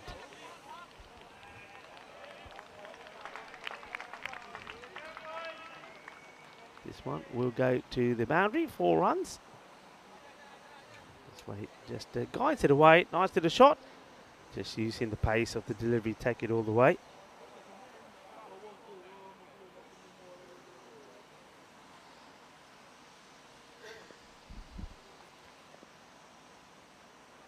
Shah needs to get this back outside the off. Yeah, it's better than all the stumps, making Johnson play straight. I think that's the key for me. I mean, Johnson, every time I've seen him, and he has made some contributions for the overseas. You know, we played 32 of 20 the other day, again in that victory of 4 runs over the Southern Crusaders. But he plays a lot of his shots, square leg that area. Look, once again, he's always targeting the leg side. So you've got to try and get the ball sort of outside the off stump to him, and also get the Yorker length delivery. Get him, basically you're saying, right, I'm going to make him drive. Where do I need to put the ball so he's driving and he's trying to hit the ball to the mid-off or long-off area? This is what's at stake. Overseas need the points. They want to go on level terms with Malta Day, and then also now with Swihi United. Swihi United, they want to get away from those two. They want to be up there with the Crusaders, and maybe if they win both these matches, they want to be above them. So everything to play for. 2 overs gone, 8 on the board, 1 wicket down. Afridi comes back, gets the edge, and this one will go 4 runs. So, well, Afridi probably now thinking, I think I need a slip. Skip, where are you? I need a slip. This is a, well, this would have been a orthodox slip catch. The ball, well, gets away from the fielder. Poor fielding, you've got to say. Once again, not using the hands, and that's the captain, Umar Al-Haq, not setting a good precedent. As we welcome back Vinny Sandu. Vinny, welcome back. Good to be back. What do you reckon? Golden ball written over this one? Yeah, I saw a bit of a weird one when I just wandered back then. First, look at Afridi. That's a shot, isn't it? Well, where's that come from for Johnson? He's been nerding and nudging. I was just thinking you'd have to have a third man. So many runs coming behind the wicket. I mean, this is a powerful strike. And he just sets himself here. Doesn't really come forward. He plays it top of the bounce. That was absolutely tattooed for 4 through point. It's a great shot. It really is. And it, basically, I think Afridi's thinking, okay, I'm going to get it outside the off. You won't be able to play it there. Johnson has the perfect reply, and this is going to be 4 more. You cannot bowl. One thing we do know about Johnson, you can't bowl in that area. Anything over there is going to be put away. He loves to pull. He loves to hook. This is just easy. But that cut shot, so far, maybe the shot of the day. That's his quarter as well, I think, for the most part. Anything that's into his body, he loves to turn around. You got to know who you're bowling to. For Johnson, I've definitely got to find making a third man, probably a deep point. You just don't see him hitting down the ground that often. No. And you can still have them up in the circle, but you want to encourage him to play a shot that he's not as comfortable playing. And I think he's not that comfortable elevating down the ground. Freedy, can he get the line right here now? He goes outside the off again. And the fielders, well, they're going to get the 2 because, yeah, they will get there comfortable. And, well, wicketkeeper loses the ball. The batter, Johnson, loses the bat. It's all happening out there. Well, Johnson runs a reasonably good line on the edge of the pitch and puts the bat off the pitch, but I think it was already in by then. Kicks straight through it. He's been useful, hasn't he? This one is angled into the pads. This time Johnson doesn't want to take the risk of the big shot. He's quite happy just to drop the bat on it. Hey, got a bit of news. Been around the sports club today on my travels. Spotted a party. A party? It looks like a 5th birthday party. I saw the big 5 balloon, but I do think there's cake there. Wants it, and we'll take it. Good running, positive calling. When he said a party, I'm thinking adult party, not a kids party. You can have fun. We're going to have a bit you of can fun have fun here. at any party. Bit of champagne, a few cocktails. Ice cream cake, bouncy castle as well. Just saying. With those shoes, you got nowhere near even if I about have to take my orange shoes off, I will. If I get to go on the bouncy castle. Anyway, it's the end of the power play, 24 for 1. And I heard on the grapevine that the birthday boy, his name is Maxi. Ah, yeah. Wow. So there's a few signs that today could be a special day, couldn't there? A few signs. So the golden ball thing. It's 130 matches without a golden ball, right? Yeah. So 130. Do you know what time that came up exactly on my watch? 1:30. That's a sign. And exactly 100. Yeah. Very even number. What if we had 100? Still 8 and over in the first 3. A little bit behind. Got to make it up somewhere. Bill Alcadia coming back. But I do think, you look at the fact that Wakara Freedy's bowled out. That's handy. His first over, it was untouchable, wasn't he? Blasted through cable. But that second over with the 3 consecutive 4s. Just bring the overseas back into the conversation. Here we go with over number 4. And it's Bilal Kadir. Starts with a dot. Look who is in here. And all I had to say was ice cream cake. Lily Panda has wandered into the chat. Hello, Lily. Hopefully well. I was actually in the bamboo before. Thought of you. This is hit high, and he's going to get lucky. I don't think he gets his out the middle, but he backs himself. That's Geroki, and it goes all the way. 6 runs. Yeah, great shot. I know what you're saying, but he still gets enough, doesn't he? He's concerned, Heinrich, but he's able to manoeuvre that one out of the ground. Look at that. Teaser for the fielder, but 6 runs and 6 handy runs for overseas. Yeah, good hit. Oh, well, that's not the way to do it. If you want a broken foot, maybe. Just plants his foot on it. Proper ankle buster, this one. Look at this. An authoritative stomp. And it acts like it was nothing. That would have really hurt. It's like he meant it. He knew exactly what he was doing. Okay, this is a chance. And it's been taken. So no mistake from Kasim Bilal. And, well, I think he's going to be disappointed to give his wicket away like that. He got 1 big 6 in the over already. You're looking at going around 10 and over. Doesn't have to play this shot, and you can see he knows it. As soon as he hits it, he knows it. Yeah, and he just takes on the outfielder and loses. Yeah, maybe Gereki's got to be a bit smarter. I suppose he got away with it earlier in the over, and so he's just playing on instinct a little bit, but he is a big wicket, isn't he? So that's 2 of the top 3 back in the dugout already. And in the 4th over, it's 30 for 2. Yeah, he'll go for 8 of the 7 deliveries that he faces. So, yeah, he is going to be disappointed. And Bilal, well, Bilal does what Bilal does. Gets wickets. It doesn't look like a wicket-taking machine, but he does cause batters problems. And I think it's his pace. He's quite deceiving, and he's quite clever. Bilal just says, yep, that's what I do. Now he says, right, let's go again. There's Clyde Palmer comes in. Very important partnership, I feel this one is. Yep, here's Clyde. And yeah, Bilal just forced the false shot out of Gericke. Great shot start for Palmer, though. He's going to get 4. Again, top of the bounce, stands tall.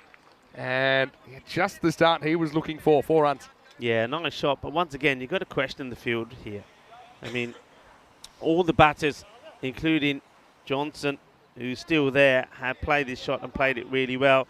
Just why they are reluctant to put a man out there on that boundary, I don't understand it. And also, really, they've got a guy at extra cover.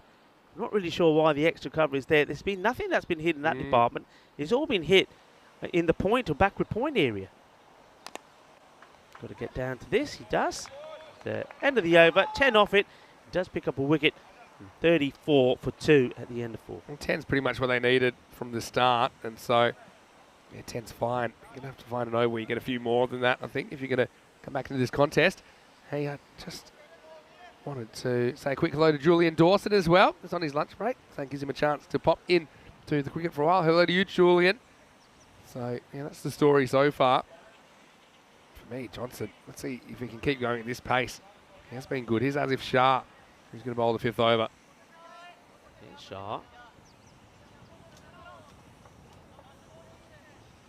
Shah has a look around, just wants to make some adjustments to the field. Still no one back there in the point area. So where are these players? So they've got 3 on the leg side. Long off his back and extra cover. Not sure why extra cover is there, to be honest.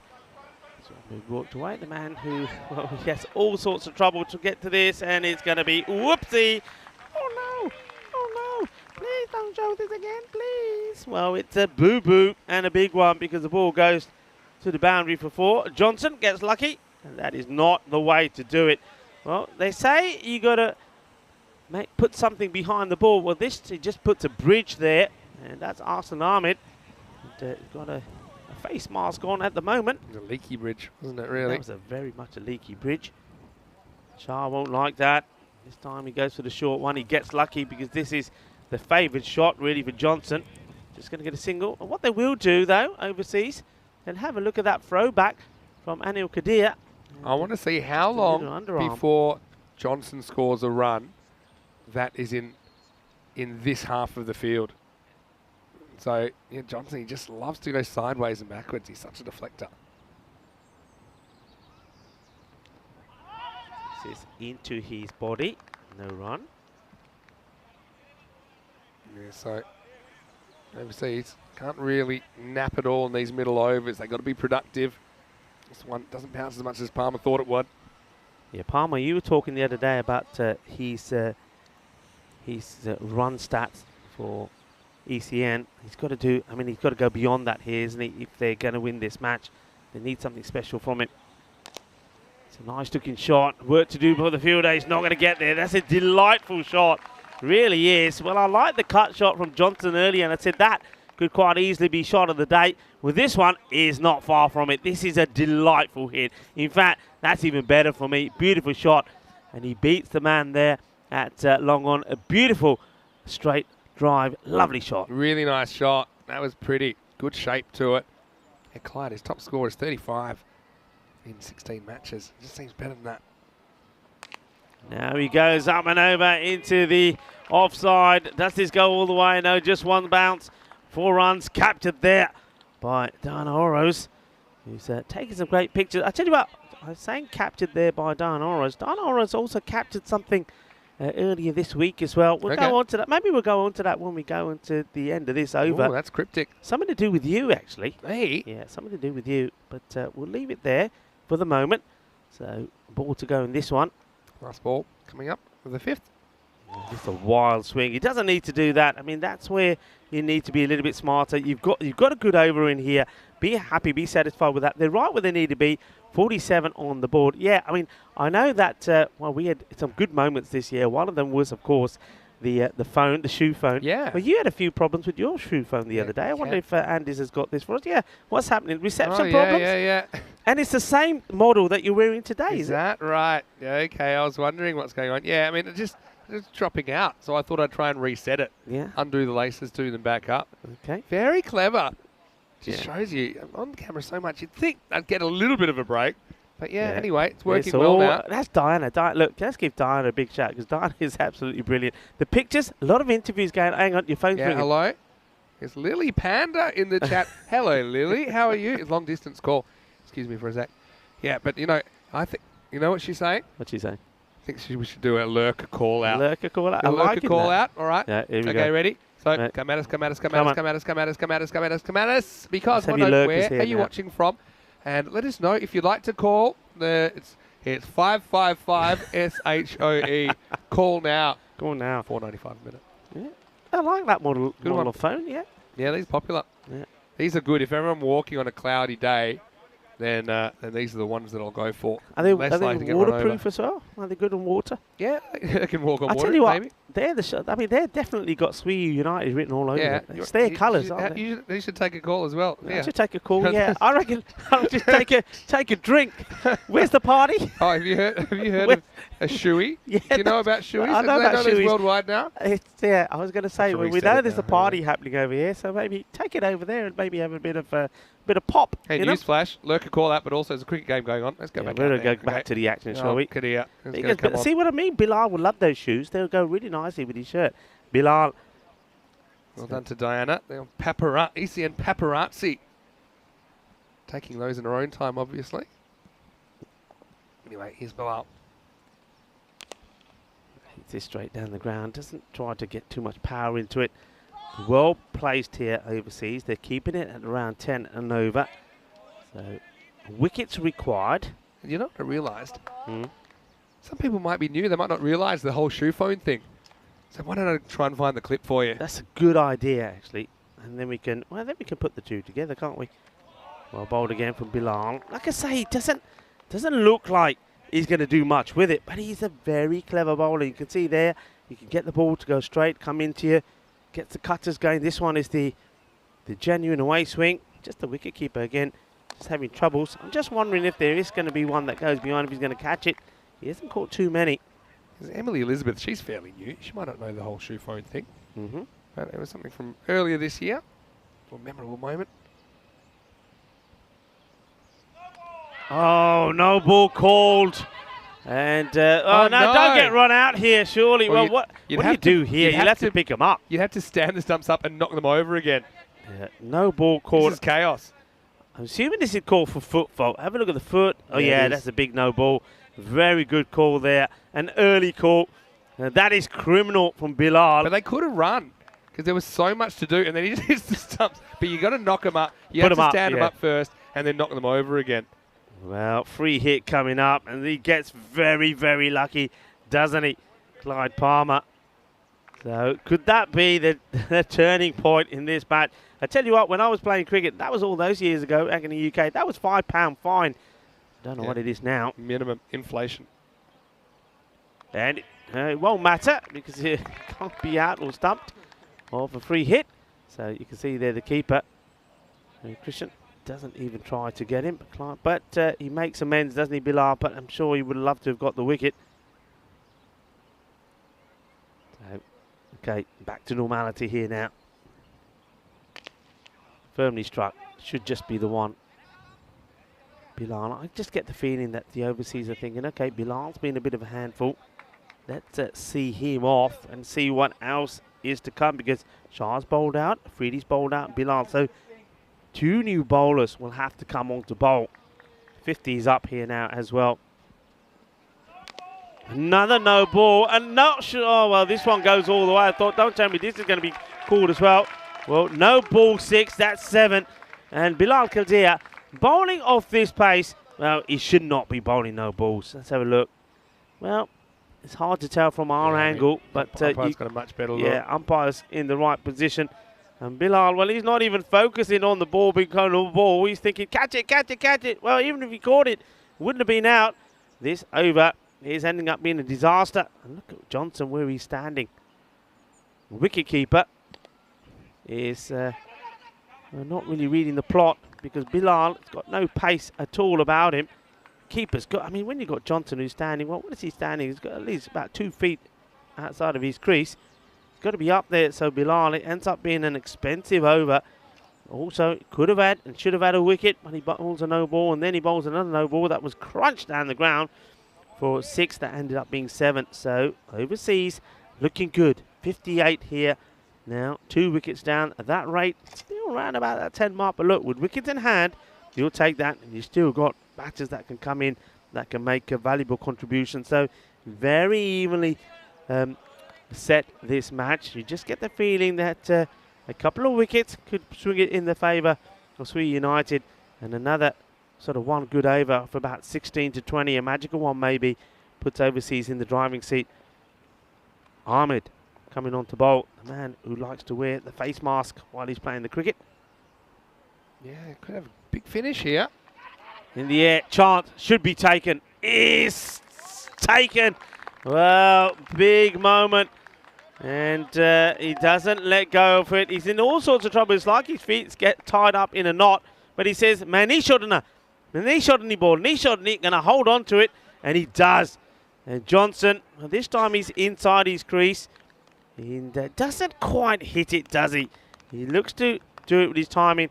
And Anil Kadir, who is a man who doesn't like moving around too much. We know that about him. But he does just about enough to get there to take a catch. A big moment. Doesn't have the gloves on today, Anil Kadir. They've got Hari Krishnan doing that. So, yeah, that one's taken. Still kind of going at the pace more or less. But they're going to have to bat well as we head into the last stages of this run chase. For all of you new guys, including Emily, who's with us, I'll just put a link in the chat. I don't think we'll be able to bring it up just yet. But if you look in that link to the chat, shows you all about the shoe phone thing. A few people talk about Get Smart.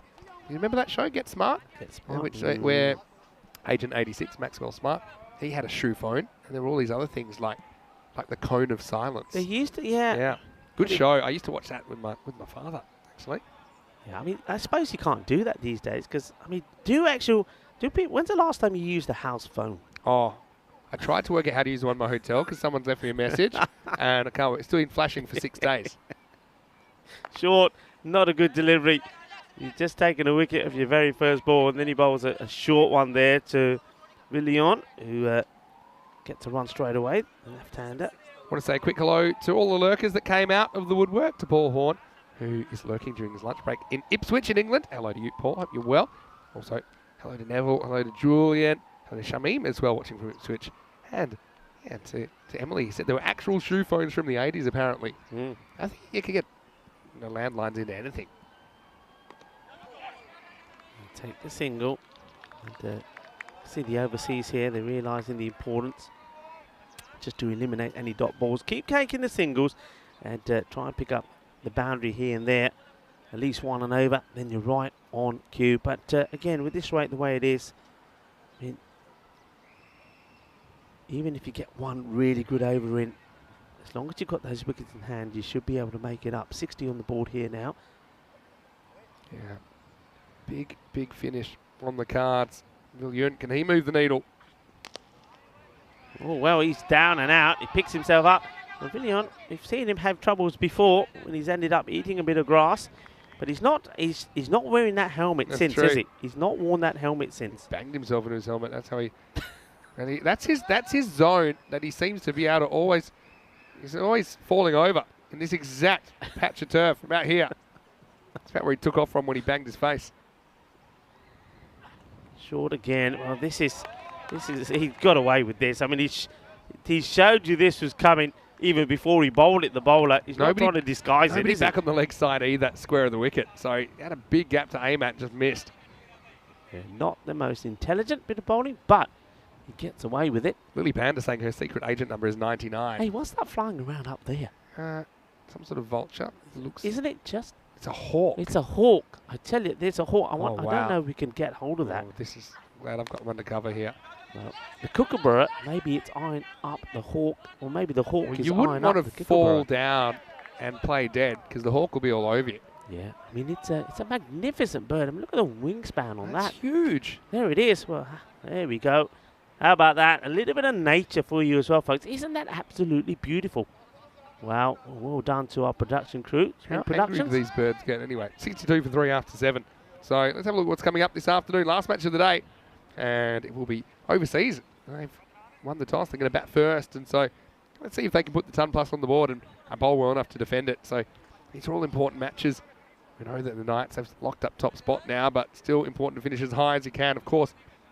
Need to finish the top 4, otherwise your tournament is over tomorrow night. So join us for match 36. It's coming your way in around about 35 minutes right here on the European Cricket Network. So Lily Pounder saying her secret agent number was 99. And there's Clyde Palmer, 99. 99 was the very, very attractive agent on Get Smart. There's a battle in the skies as well. You know, that hawk has just been attacked by a flock of birds. Trying to scare it away. There's all sorts happening here. Battle. What's going on the How field. Can you see? I can't see. It's at your side. Because it was on my side. It was quite amazing. They've all scarpered now. Back to the action in the middle though. Gun the ball and take the wide. Thank you very much. Good leave. Could have easily stepped out of that and probably would have crashed into his pad. They wouldn't get the wide. Yeah. Look at him just check his thought process here. Actually, no. I'll just let that one go past. So you're saying there's some sort of bloodbath in the sky right now? It was happening. It was happening. Hassan. Oh, gets this one right. Hassan is, well, if he gets your wicket, he's going to let you know about it. He's the gun smoker. He's going to fire you out of the middle if you can get it right. Interesting that he chooses to come around the wicket, though. Especially the way he bowls. But mind you, it should work well for the lefty. So Villion up against Hassan. And up in the air, and chase is on, but nobody's going to get to that. Again, not a good delivery. Just bowling too wide. I mean, if he's bowling that to the right hand, it's going to be a big wide, but bowling it to a left hand, it's just a free hit. And Villion says, thank you very much. That's 4 runs. Yeah. Valuable runs. Very, very good shot. No, good result, I should say. It was good shot selection, I think, to go hard at that. And you just need 2 boundaries and over to stay in touch. Dusnay has identified that, and I agree. Goes for the big one. Chance. Who's going to take it? And that's really well taken. And Kasim takes a second catch in this match. He just makes it look easy. I like the way that the man with the walking sticks on his back, as if Shah says, not for me. It's all yours. And Kasim says, okay, I'll oblige. Good catch. Good communication at least. Because, they both could have reached it. But it's important. Whoever went for it did hold on. And Villion goes 4 and out. They get 1 boundary that they needed. But we still looking at a game in the balance. Now, with a quarter of innings remaining overseas, 68 for 4. It's the end of Villion for 6. Yeah, so Villion goes, new batter, now makes his way in. Looks like somebody who can give the ball a bit of a wallop. It's the Peter Lawrence. Yeah, still got a bit of hitting to come. You got Peter Lorenz, he's hit a few boundaries in this tournament. You've also got someone like David Marks to come. You've also got Jörg Hershey. I know he hasn't quite hit him the best. Yeah, but they've still got plenty of batters to come. That's the thing. I think now here is this situation. You're probably thinking, right, do we need one of those big hitters in now? I would say yes. You need a couple of boundaries and over. Chance it. Hassan been pretty clever. One bad wide, a loose delivery, but he's now getting the ball where he wants it, getting it right across the right-hander. This is being dragged out, will be a single, so 2 more balls to come in the over. He wants to try and finish well. Yeah, a couple to come. Back to Palmer. 1 ball 15. He needs to up his game a little bit, doesn't he?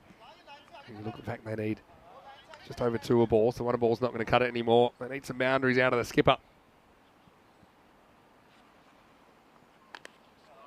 It's a big swing. That runs hard. It's just not quite as comfortable on the back foot, is he? Those balls are a bit shorter. He likes to drive. Looks good when he drives as well.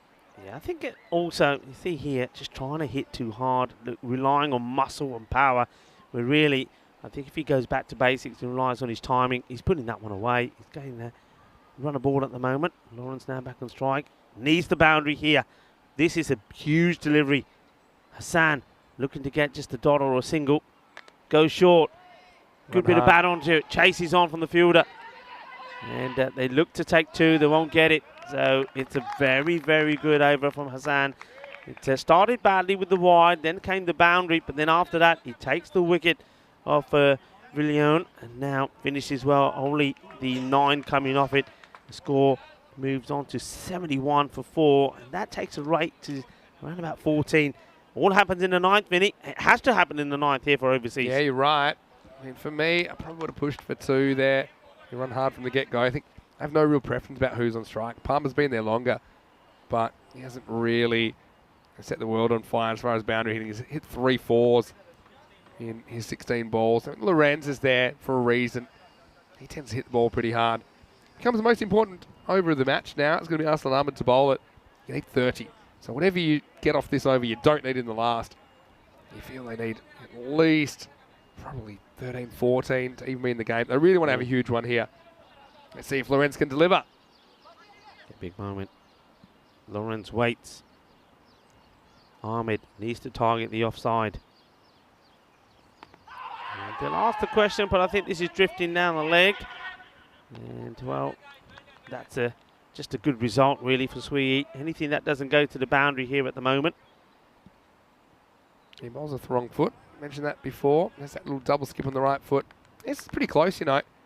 May have even just been clipping, but I don't think. I think it's on the way up if I look at it, and also maybe just going down just the going leg down the leg side. side. I think is why it wasn't given, but enough doubt to save Lorenz. Now it's over to Palmer. Here we go. Big moment. Palmer's the man that you want on strike. You just get the feeling he's going to find his form. He's going to find his rhythm. 16 of 16 so far. He's seen it well. Just got to rely on his timing. Plays that beautifully, and there you go. That's what you got to do. That's a delightful shot. Rely on your timing. Once again, Sui United, for one reason or another, they're not putting a man back on that boundary. I reckon that's 4 boundaries that has gone in this area. Such a good shot. Such a good shot from Palmer. Pierces the gap. It's a proper cricket shot. You said he'd come good, and maybe you're right. He keeps hitting him like that. Again, probably get up in the block hole. Don't give him length to work with here.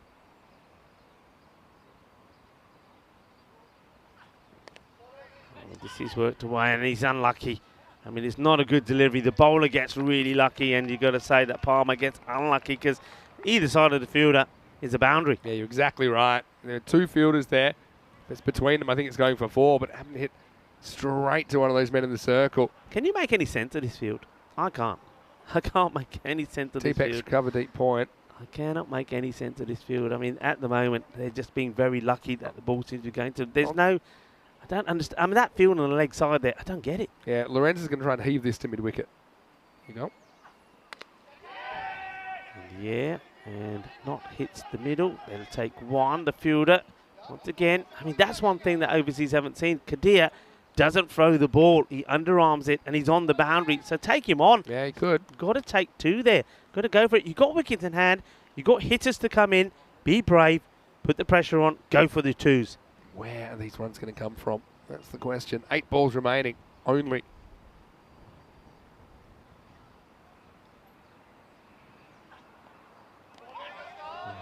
Tries to make room for himself, but well, I think if he stayed where he was, he would have been better off. He would have had a good hit to be hitting this to the square, vacant square leg area. But because he takes himself away from it, he misses out on what would have been leg a stumps. I mean, if you got right across, would have been a wide.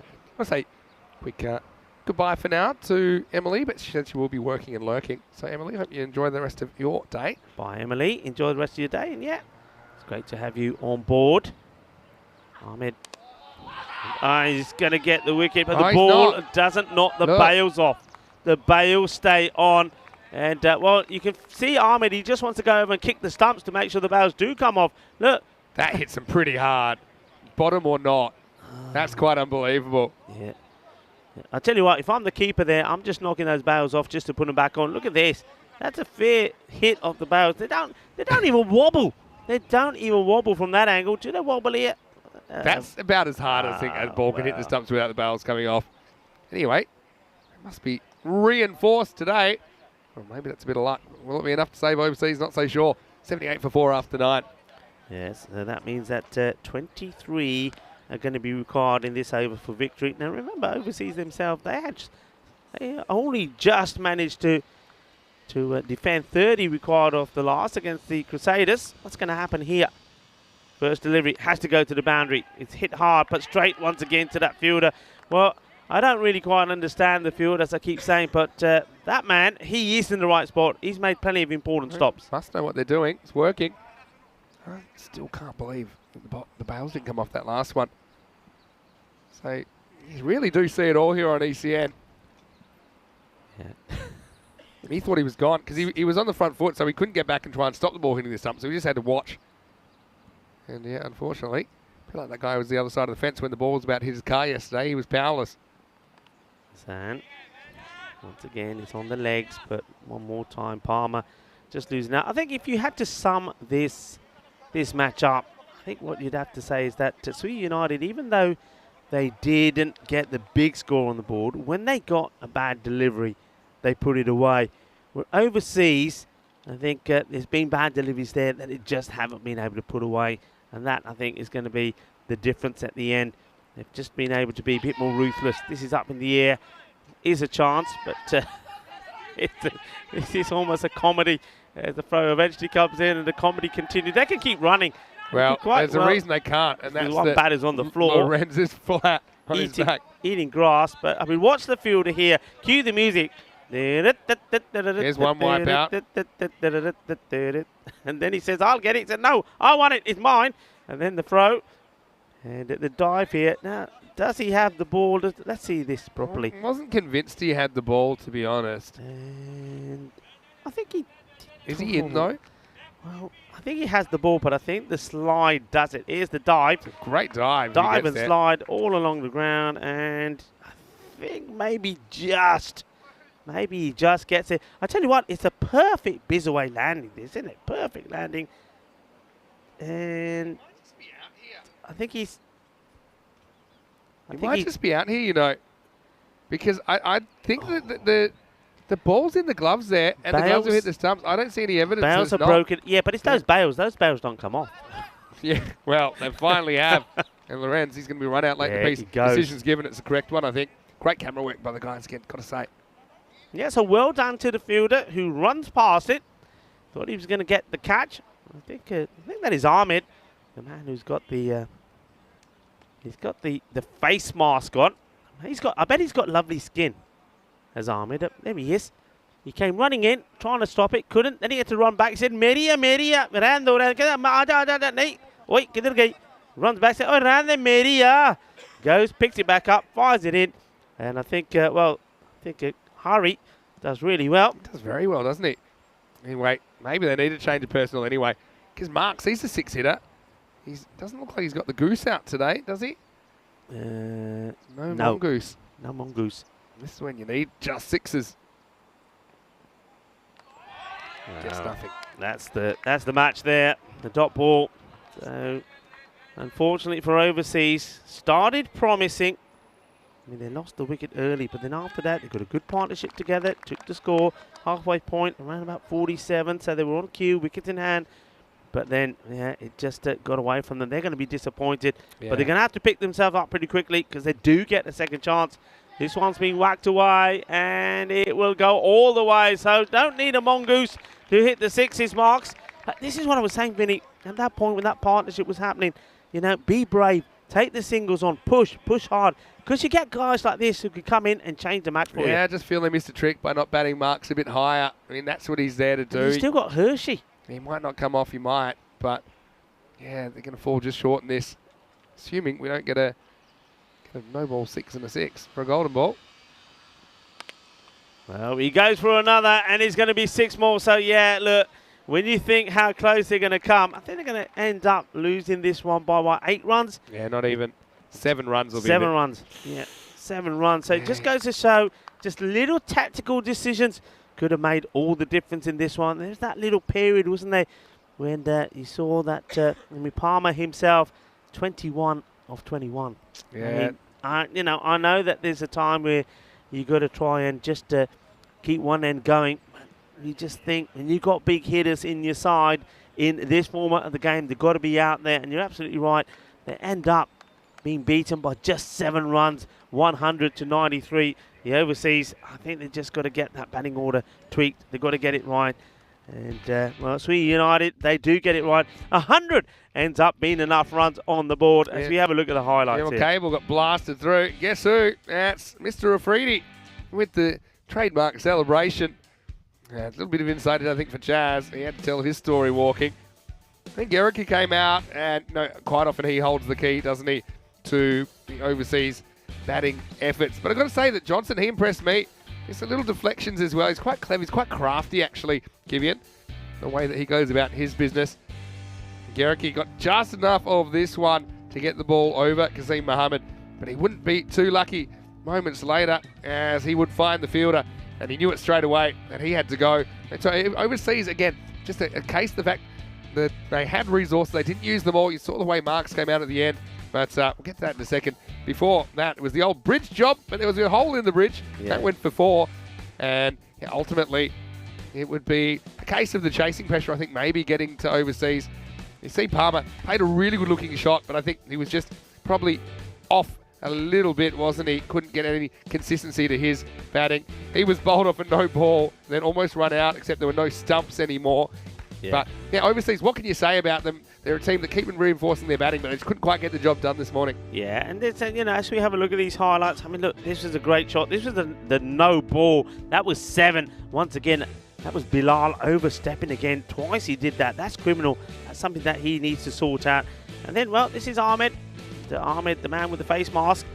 This was launched, but the catch taken. Very good catch here. I mean, I've been pretty critical of Anil Kadir. I don't think he's helps his side with his running. It didn't come down to it in the end, but it quite could have done, couldn't it?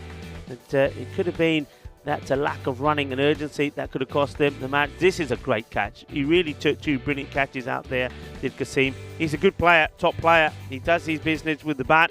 And then, well, he's quite silent, not very vocal out there when he's there. He's not a showman. He's just a performer, and he performs well. You know what? That was a great shot, but where the match could have changed is we're thinking it's lucky. This could be unlucky. If he's out there, another batter comes in, could have made all the difference. That's true. If that was out, Marks would have had at least 2 extra balls to face. Yeah. And he whacked him out of the ground when he did come out there. So maybe the universe works in mysterious ways, doesn't it? And this was one that we thought he didn't have the ball, but on closer inspection he did. And it meant Lorenz was just out. End of the marksman, which just shows what he can do when he's using a full bat, because then he just smacked a couple out of the ground. Sign of what could have happened. 2 out of 3 that he faced went the distance. Yeah. So the final score, Sweet United 100, overseas 93. Yeah. Frustration, I think, for overseas. Big. But they will get to bat first in the next game. Let's see if they can rejig that order and get it right. Yeah, big frustration as, well, we were taking a few phone calls as well. All happening in the concrete, but big frustration indeed. Well, I'll tell you what, Marks is showing us what can happen when you use a proper size bat. Yeah, you're not wrong there. But let's have a look what's happening around the corner. Match 36 on the way. And we're about 20 minutes away from a start. Told you, I'm just going to go and we're going to try and find out what's happening at that birthday party. So I may or may not be back for this one. But I can tell you, overseas, they won the toss, elected to bat. And so, yeah, I just think Marks listed at 9 there. The way he hit him then, he's on a heater. I'd even consider opening with him. Why not? With the field up, he likes to go over the top. Why not just try something? And overseas, they will force Sweetie to chase. They certainly failed in their 2 chases yesterday against the Knights. So yeah, join us for that one. It's just around the corner. Have a look at some beautiful aerial shots here of Malta. Beautiful island nation that it is. And let's have a look at the scorecard. Not so beautiful, though, for overseas as they fall just short. They end up scoring double digits. 35 to Johnson. I think he batted really well. That Palmer, a couple of nice shots, but in between, there was a few missed opportunities. 21 to run a ball. Then Marks, he was the real case of what might have been 12 off 3, including 2 big Maximos. Pretty disciplined. Only 1 wide, 2 no balls in that innings from Sweetie. And pretty much, they get it done. No one really went the journey. They split the wickets between Waka Rafridi, Bilal Kadir, Hassan Ahmed, and Adyan Hussain. But ultimately, they had just enough to hold on. Yeah, I mean, the captain there, I mean, Umar, he backs his bowlers. They don't vary around, do they? I mean, you saw that. The openers, they bowl themselves out. And then the 2 bowlers there towards the end, they come out and do the job. And Ahmed and Hassan, I think they bowled brilliantly well. And they just kept one end tidy. Don't do anything spectacular, but they do the business, don't they, to get the ball up there. And one thing that made a huge difference for Sweet United there was, you pointed it out, the extras. Normally, the extras really hurt them. They bowl about 7. They give away about 17 extras. This time around, much tighter. That alone wins them the match. Yeah, you're right, wrong there. Anyway, so a close one. Could be another close one after the break. When we return, it will be match 36. Until then, it's Vinny Sandy, Mr. Maximo, and Rico Full for the European Cricket Network. Hope you're having a great day wherever you're watching from around the world. We'll see you shortly for more FanCode European Cricket Series.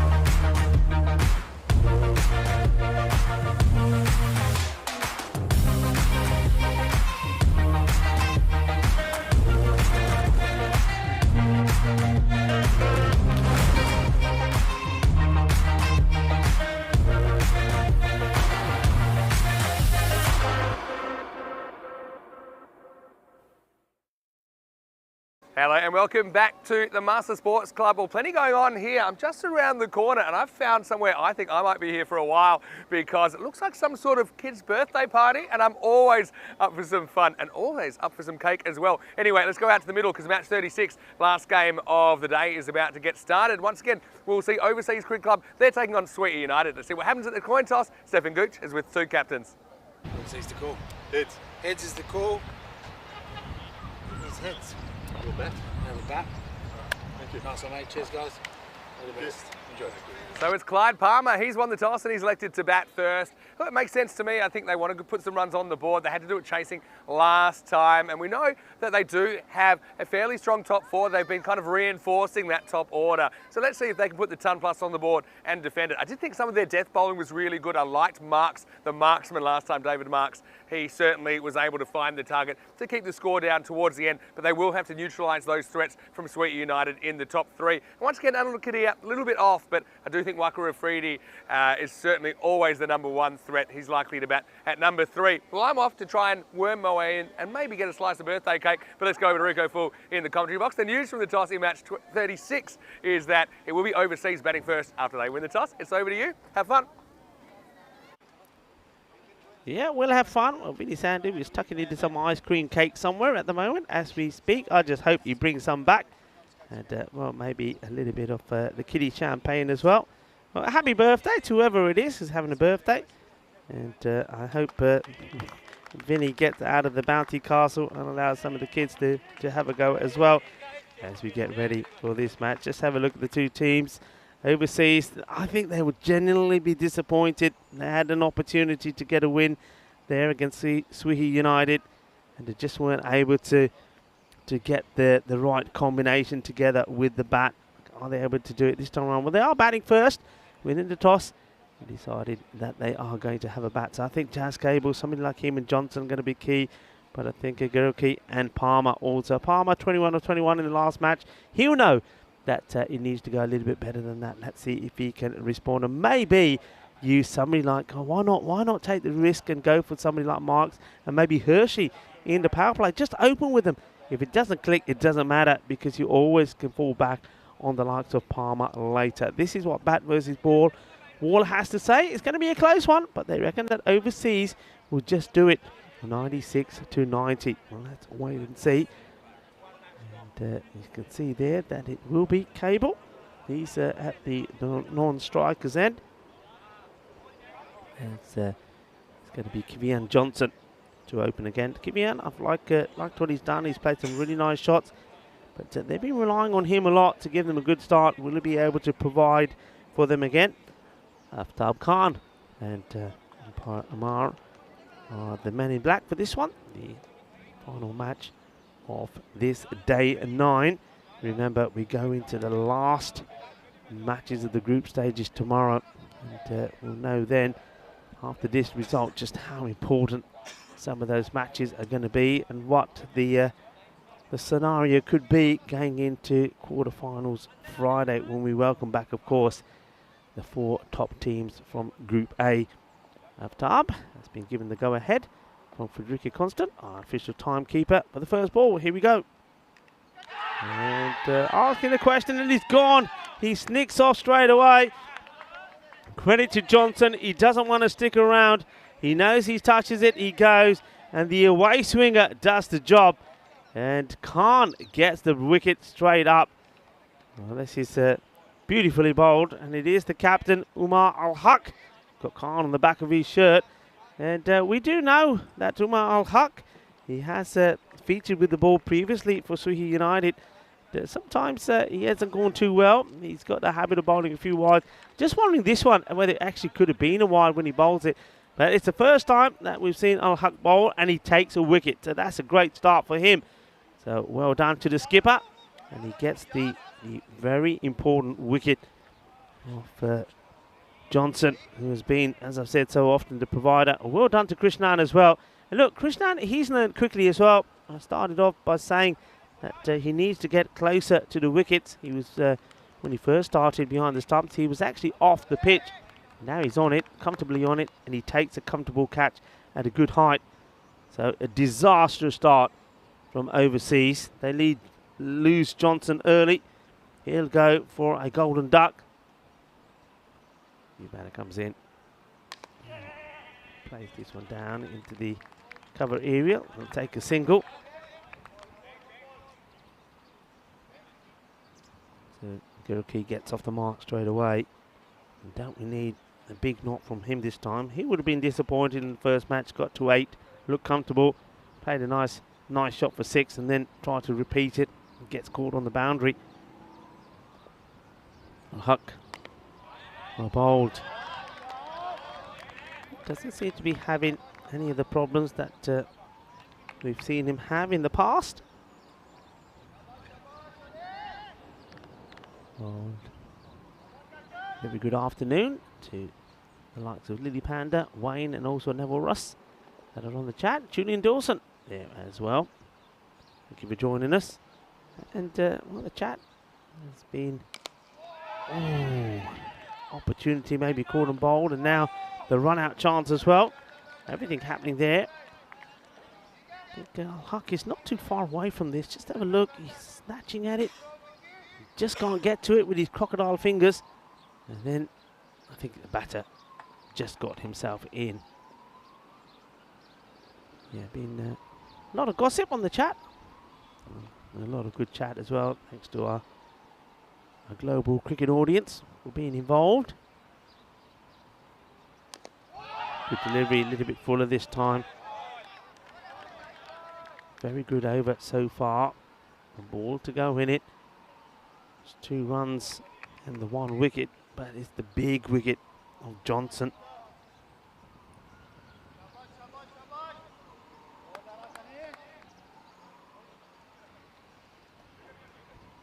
Skipper trots back to his mark. Oh. Waits. Composes. And in he comes. Likes to take his time. In between deliveries and, gets lobbed. That's the perfect lob, but look at the frustration on Al-Haq.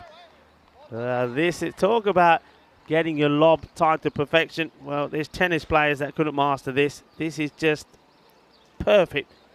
And it'll get a single as well. So Guruki gets a little bit lucky. Remember, you can stay in touch with us, and we love it when you do. And a number of ways to do it. At Instagram, Facebook or Twitter at Mr. Maximo or Rico Full. And once again, thank you everyone for all your comments and all your kind words. And this is our platform, myself and Vinny's, to thank you all. We can't reply to everybody.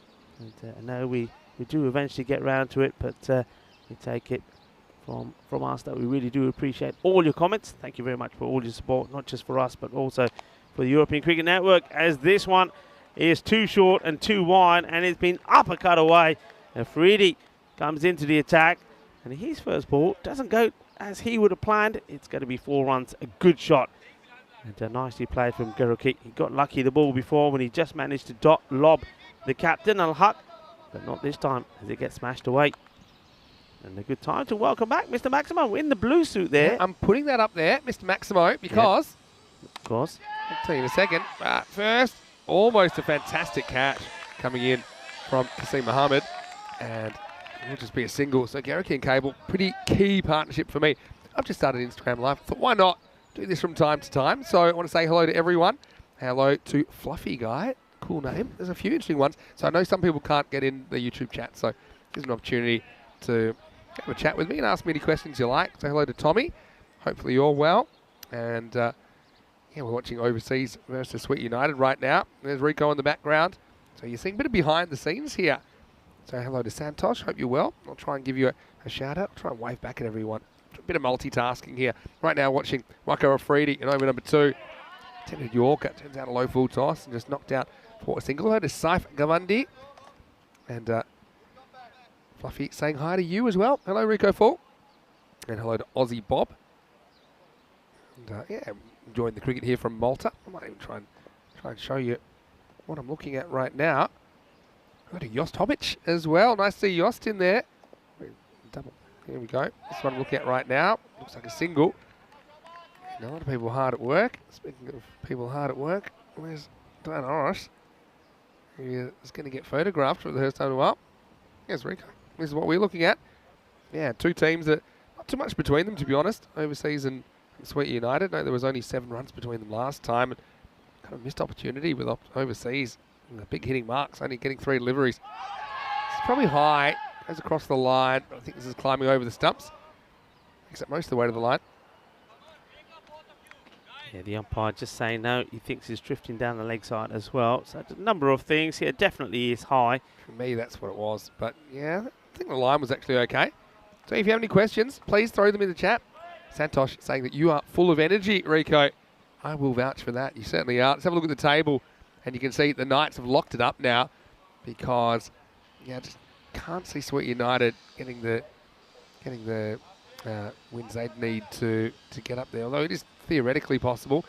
But the other thing is overseas and Mudda Day, I think they are the two which are, at the start of the day we identified they were probably in the danger zone. Mudda Day grabbing a win off the Knights was pretty handy. Here we go with the start of a new over. And here's Umar coming back. Umar has a record that you don't want, which is it was the most extras in a row ever. It was 8 illegal deliveries in a row, mixture of mostly wides, I think 1 or 2 no balls. But then that was the first balls that he bowled. Yeah. He bowled 6 legal ones. So yeah, it was quite incredible. He didn't bowl another one after that. He does look like a decent bowler. And that's driven for 1. So question, why are there a lot of older people in European cricket? What I would say, it's not so much that there's a lot of them, it's that we have a lot of cricketers. So is that aimed at me? No, it's not aimed at you, though you've just given up the game that you are over at 45. I'm not, just. But first, let's look at this ball from Umar ul Haq. Nice looking drive. This is 4. This is absolutely blasted. Garricky looks so good when he holds his shape. Yeah. And he's getting out swings, but he's accounting for the movement. And I think he gets in a perfect position to execute this cover drive. Yeah, it's a really nice shot. He just waits on it. Again, not trying to hit it too hard. Beautiful placement. 4 runs. So what I was going to say is, you'll notice that we have both ends of the spectrum. We have older people, we have younger people. We have just a bigger cross-section of people than you would probably see in mainstream cricket, because the nature of European cricket is that, you know, in these club teams, you have to fit all sorts of people in. You don't really have grades as much in European cricket. So you would see, for example, in England, you see people playing in their 80s. I think I even saw a 90-year-old playing. So you're gonna get a wider cross-section of people. And I think, yeah, you should be able to keep playing as long as you're able and as long as you enjoy it. Some other people, you know, when they get to a certain age and maybe their body isn't feeling too good, they get into umpiring or scoring or something like that. All the youngsters at school.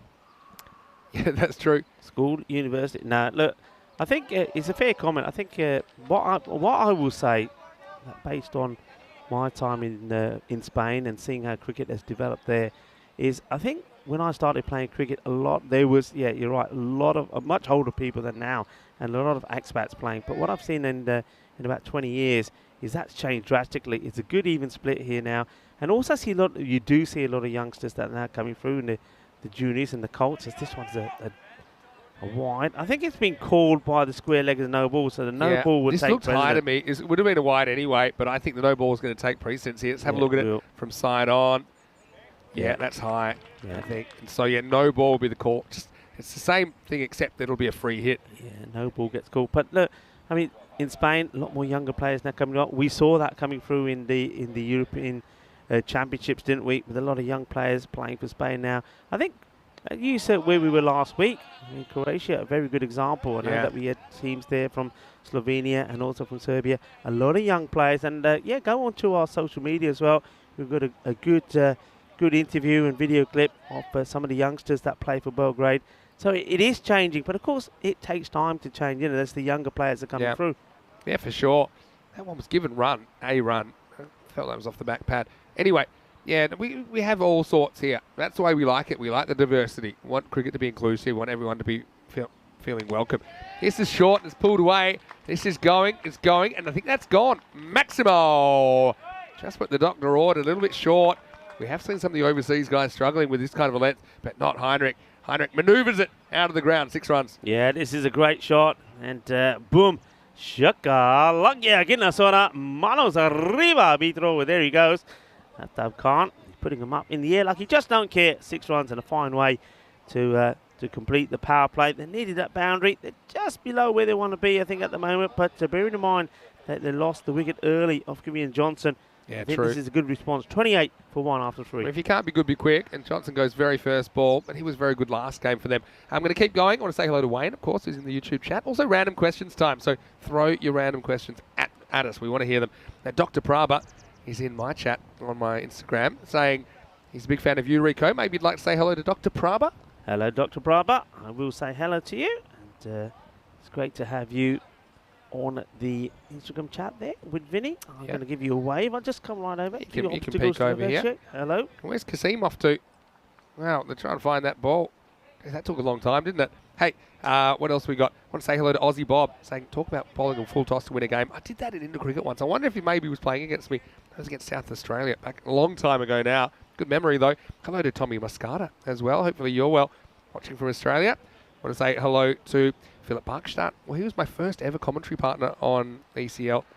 So, hello to you, Phil. We caught up in Munich during my time off. So, yeah, Phil, hopefully you're well. You and Miri and everyone over there in Germany. Keep the questions coming. I'm enjoying them. There's a question of who's my favourite cricketer. Well, historically, it was Viv Richards. He was my favourite growing up. Big hack across the line from Cable. You just can't get going here. Cable's one guy is normally strong off the back foot. This is kind of in between. Yeah, Freedy, what I've noticed, look, he's just bowling a couple of steps. When we first saw him early off 3-yarded, he was charging in, but he's not anymore. Look where he starts from. Well inside the artificial few steps, and he bowls it. Better shot. I think at the moment, with Heinrich up and going, Cable can just concentrate on getting the one here and getting Heinrich on strike. Also, we've got Sam Houghton, who's watching. Hello, Sam. Hopefully you're well. I did watch you playing in the Croatian series. So, very big hello to you. And how's the business going? He's got the best business, doesn't he? Split boat tours. Yep. Out to sea Split. Love to get on one of those. Seeing some of the pictures that they post sometimes. But yeah. Hi, Sam. I hope Mum and Dad are well. His Mum and Dad in New Zealand. We're tuning in, right? Follow him. Well, not just follow him, but follow European cricket. So, hi to them as well. Question. A lot of people question about who do I think is going to win the World Cup. Oh, no idea. How can you predict this World Cup? I think India tracking reasonably well, but they went down to South Africa the other day. So I'd say it's wide open. And yeah, I still think New Zealand, they seem to have a way most of the time. But then England came good. Yeah, don't know. Can't help you with that one. But questions about, I used to do these prediction videos on the YouTube channel. This is before I was able to join the tour again.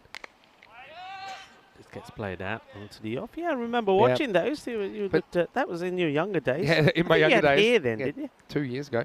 But look, here's the thing. You know, obviously, I can't do both. Here's the thing. Gone tomorrow. Now that I'm here doing all the games, but we do give you that information. If you go on the website europeancricket.com, you see all the information I would use. Just pulled away. Long chase for Anil Kadia. He's not going to get there. So Garricky, he's good on the pull as well. And Afridi ends up going for 17 his spell. Anil Kadia seems to be remonstrating with somebody, but Heinrich's away.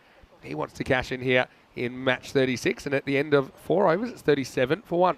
Yeah, good aggressive shot. And liking this from Garricky, just being a little bit smarter in his play. He's not taking any unnecessary risk at the moment. That's what he needs to do. I think that he knows he let himself and maybe his team down in his earlier innings. Looking to make amends here, and I think Cable, he's just got to play that the steadying partner, hasn't he, for now? Yeah, I think he does. Or, I mean, alternatively, he might be thinking, well, I'm just going to hit out or get out here. Tries one, does neither. Gets one, though, and so the Cable moves to 9. Garricky back on strike, though, with 5 to go in the over, can do some damage, no doubt. This is Bill Al-Qadir, who is bowling over number 5. So, what else have we got there? Any interesting questions coming? Got a few. Keep them coming. Hello, Monty. Monty's a magnificent musician, actually. As this is whipped away, and that's a beautiful shot. Gets it just over the fielder. Anil Kadir, there's more to think about. Garricky flicks and flicks sweetly. Maximal, 6 runs. Yeah, maybe Kadir can throw back some of those tennis balls that are out there as well. Gets the kookaburra back for us. He can throw a few tennis balls back. I wonder if he stays on the line there, he's got a chance if he gets his jump to perfection to take that catch. Well, it's not the best of throws back to Milal, who has to go a long way to go get the ball. I think that's just And Kadir maybe just trying to make a statement. So Bilal is not used to taking too much punishment. They're normally quite tidy, but Geruki at the moment, he's on fire. Strike rate at the moment around 200. This is big wide down the leg side. They won't get an extra.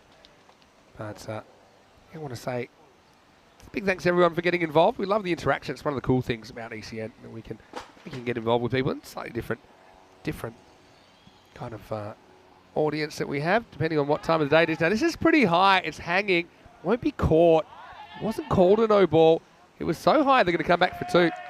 Yeah, I think, look at the way he played it. I'm actually quite surprised it hasn't been called. It was dropping on him. Let's have a look at it on the replay. Yeah, I think what it is, it's off the end of the bat, more or less, so it's still a fair bit in front of him, so they felt that was going to drop just below the waist. Probably fair enough. It would have been annoying to get out to that. This time, he's going to whip again. This time it's into the gap. 6 more. Maximo. And the Heinrich manoeuvre. He's manoeuvring the ball over that leg side. That brings up the 50 for overseas as they look to build a competitive total here in match 36. Yeah, it's all about one man at the moment, isn't it? As Geruki plays another delightful shot. That takes him to 39 of just 17 deliveries. And Bilal, who normally has been pretty economical, he's going for a few here. This one is in danger of going magical. 16 off the over so far. Still a couple of deliveries to come in it. A low full toss and gets a fair piece of it. Same gap, same result. Well, it won't be 6, it'll still be 4. Crashes into the wall. And with that, Geruki moves up into the 40s. Well, I tell you what, this is payback time for Kadir. He doesn't like to run. And I like the way that the fielder, who's, I think that's Kasim, he's saying, I'm not going after it. I'm staying put. You go. And Kadir has to, well, begrudgingly go and fetch the ball and throw it back in. This over has gone magical. 20 with a ball still to go. And they want to take the single. And that's exactly what Geruki does. So score moves on to 58. He moves on to 44, so this is a good start, good response.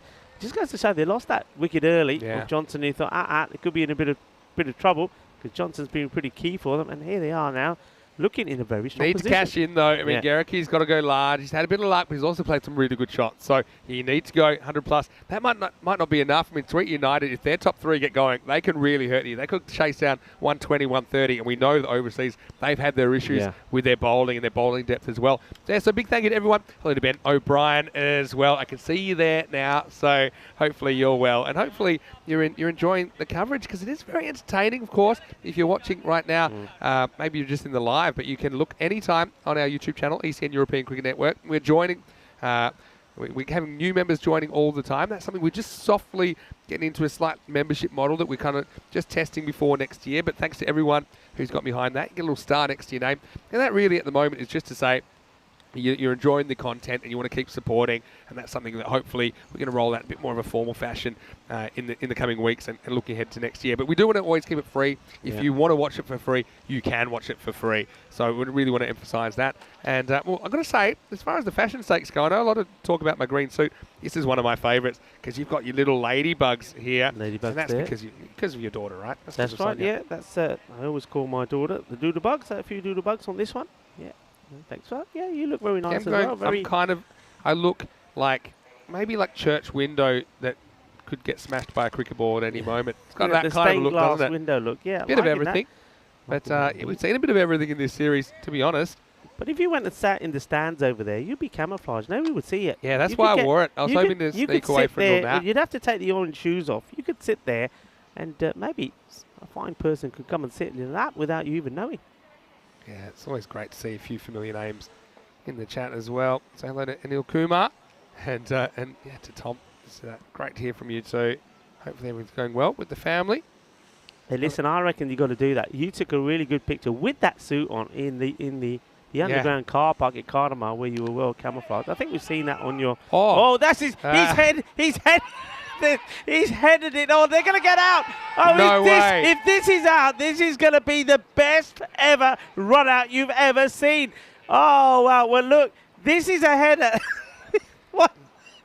He headers it. Oh, my word. He headers it on. That's amazing. He lays it on. And then look. he will get credited for this, wouldn't he? Because he He's will. out. That is the best run out you're ever going to see in your life, and you saw it here on the European Cricket This Network. is a big moment. He's been run out off the bowler's head. It's just clonked off the noggin. Oh. Unbelievable. And he's gone. He's definitely out. Never in a million years would you expect to see anything like this. Oh, this is crazy. He is out because, look, watch, the ball is just thumped and the bat is not in. It's the head of the bowler, Ahmed. He used it. You know, I say in this game, sometimes you got to use your head. This is what I'm talking about. He uses his head and he gets the wicket. Smart play. Unbelievable. Well, Garricky, he's going to be steaming, and so he should. Oh. And, 59 for 2. I mean, everyone was kind of befuddled by that. And normally it's the guy who gets hit in the head that is looking a bit confused. But both the batters looked at each other, and they didn't know what to do next. And what an alert. Who was it even that picked it up and threw the stumps down? That's Ahmed. It's the bowler. Oh, the one who picks it up. Yeah, Ahmed is looking. He sets it up. And, it's Waka Afridi. And I like the bowler's back by then to claim it.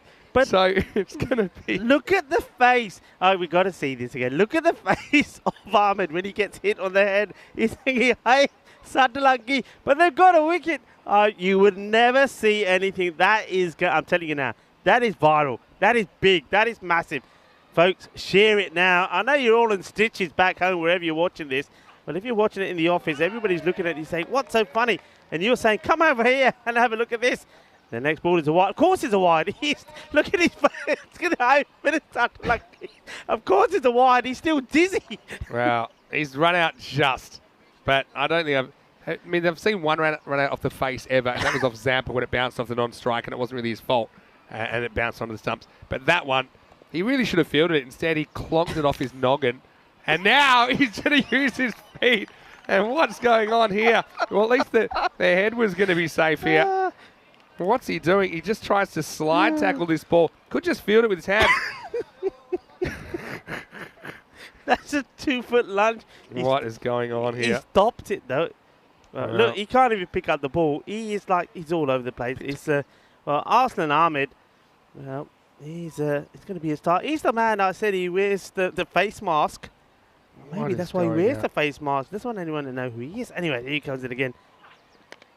This is being whipped away. Fielder comes in, takes it on the bounce, and gets a throw in. Well, we've just seen some magical stuff out there. Well, this is the FanCode European Cricket Series here in Malta. And I always say it's all about a frenzy of action, entertainment, drama, and a little bit of comedy as well. That's the head of God. It's not like hand of God. It's the head of God there.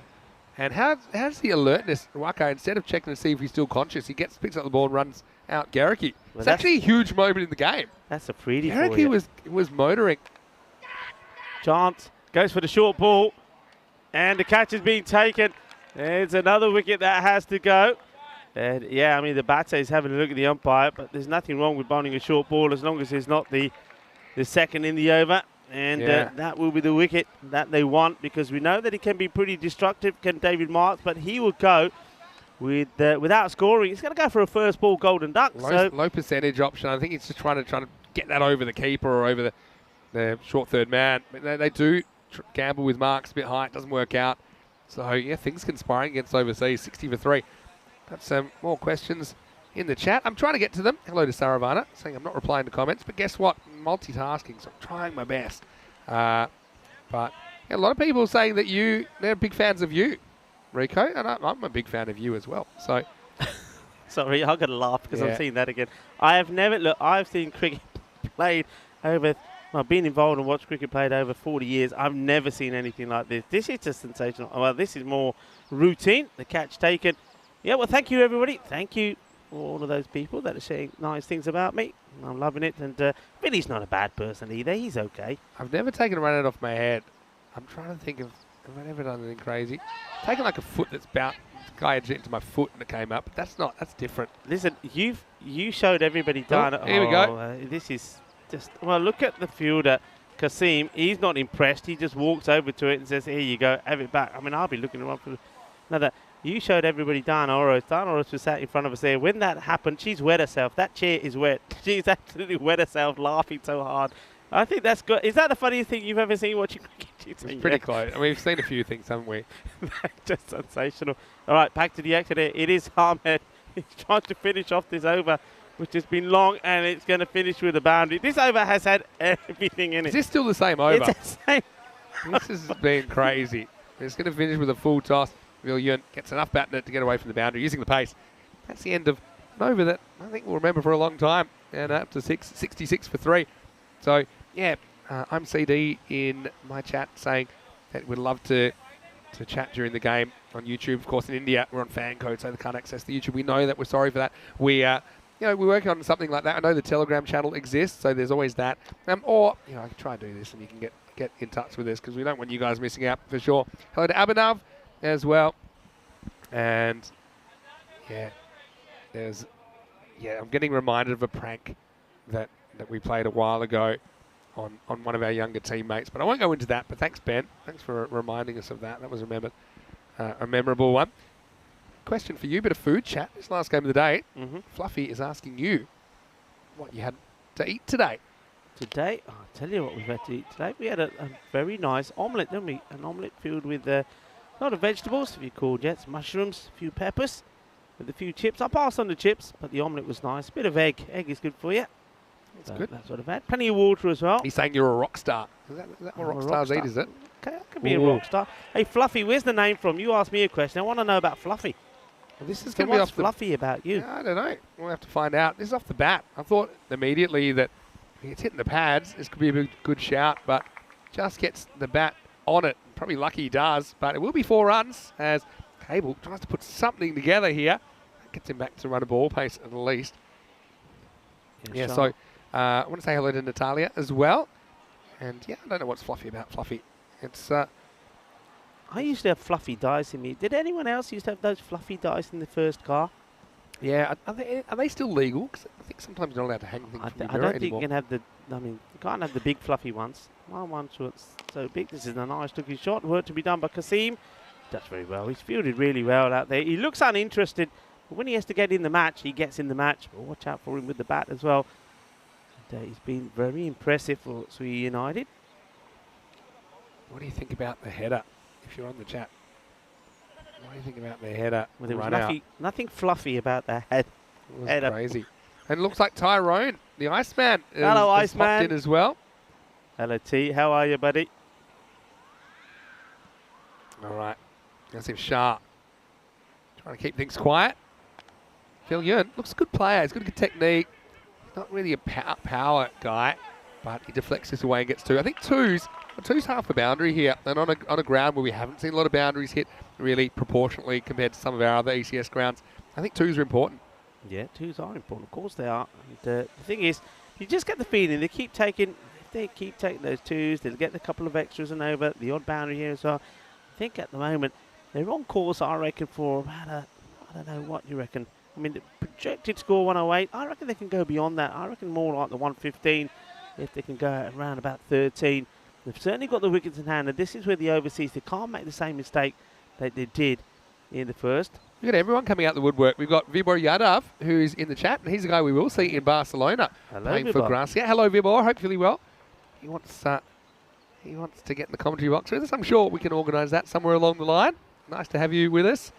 And he was saying that header was Beckham-esque. Kind of. It was like an own goal, but not, because it was good. It was accidental, but had a good outcome. It was a perfect lay-on. It was a perfect lay-on to a Freedy who just picked it up and knocked the stumps over. But did they check for offside? That's what I want to know. This is a big swing and a miss. Cable, again, just trying to get any fluency going in this innings. So, hello to you. I hope you're well. We're looking forward to seeing you again. Big D is in the chat. Big Daddy.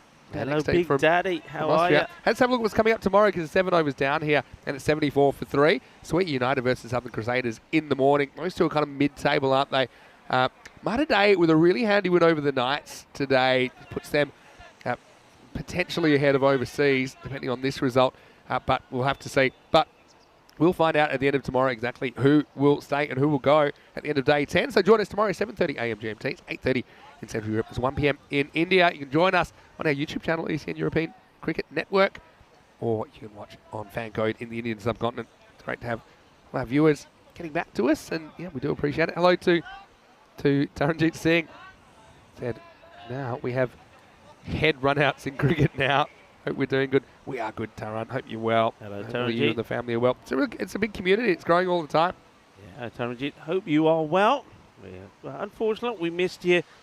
Not only missed you in Romania, as I did, but missed you at Cardamom as well. I know you were unavailable, but hope to catch up with you soon. But yeah, love to the family. Oh, this one, Skyer. good luck. Who's going to take this?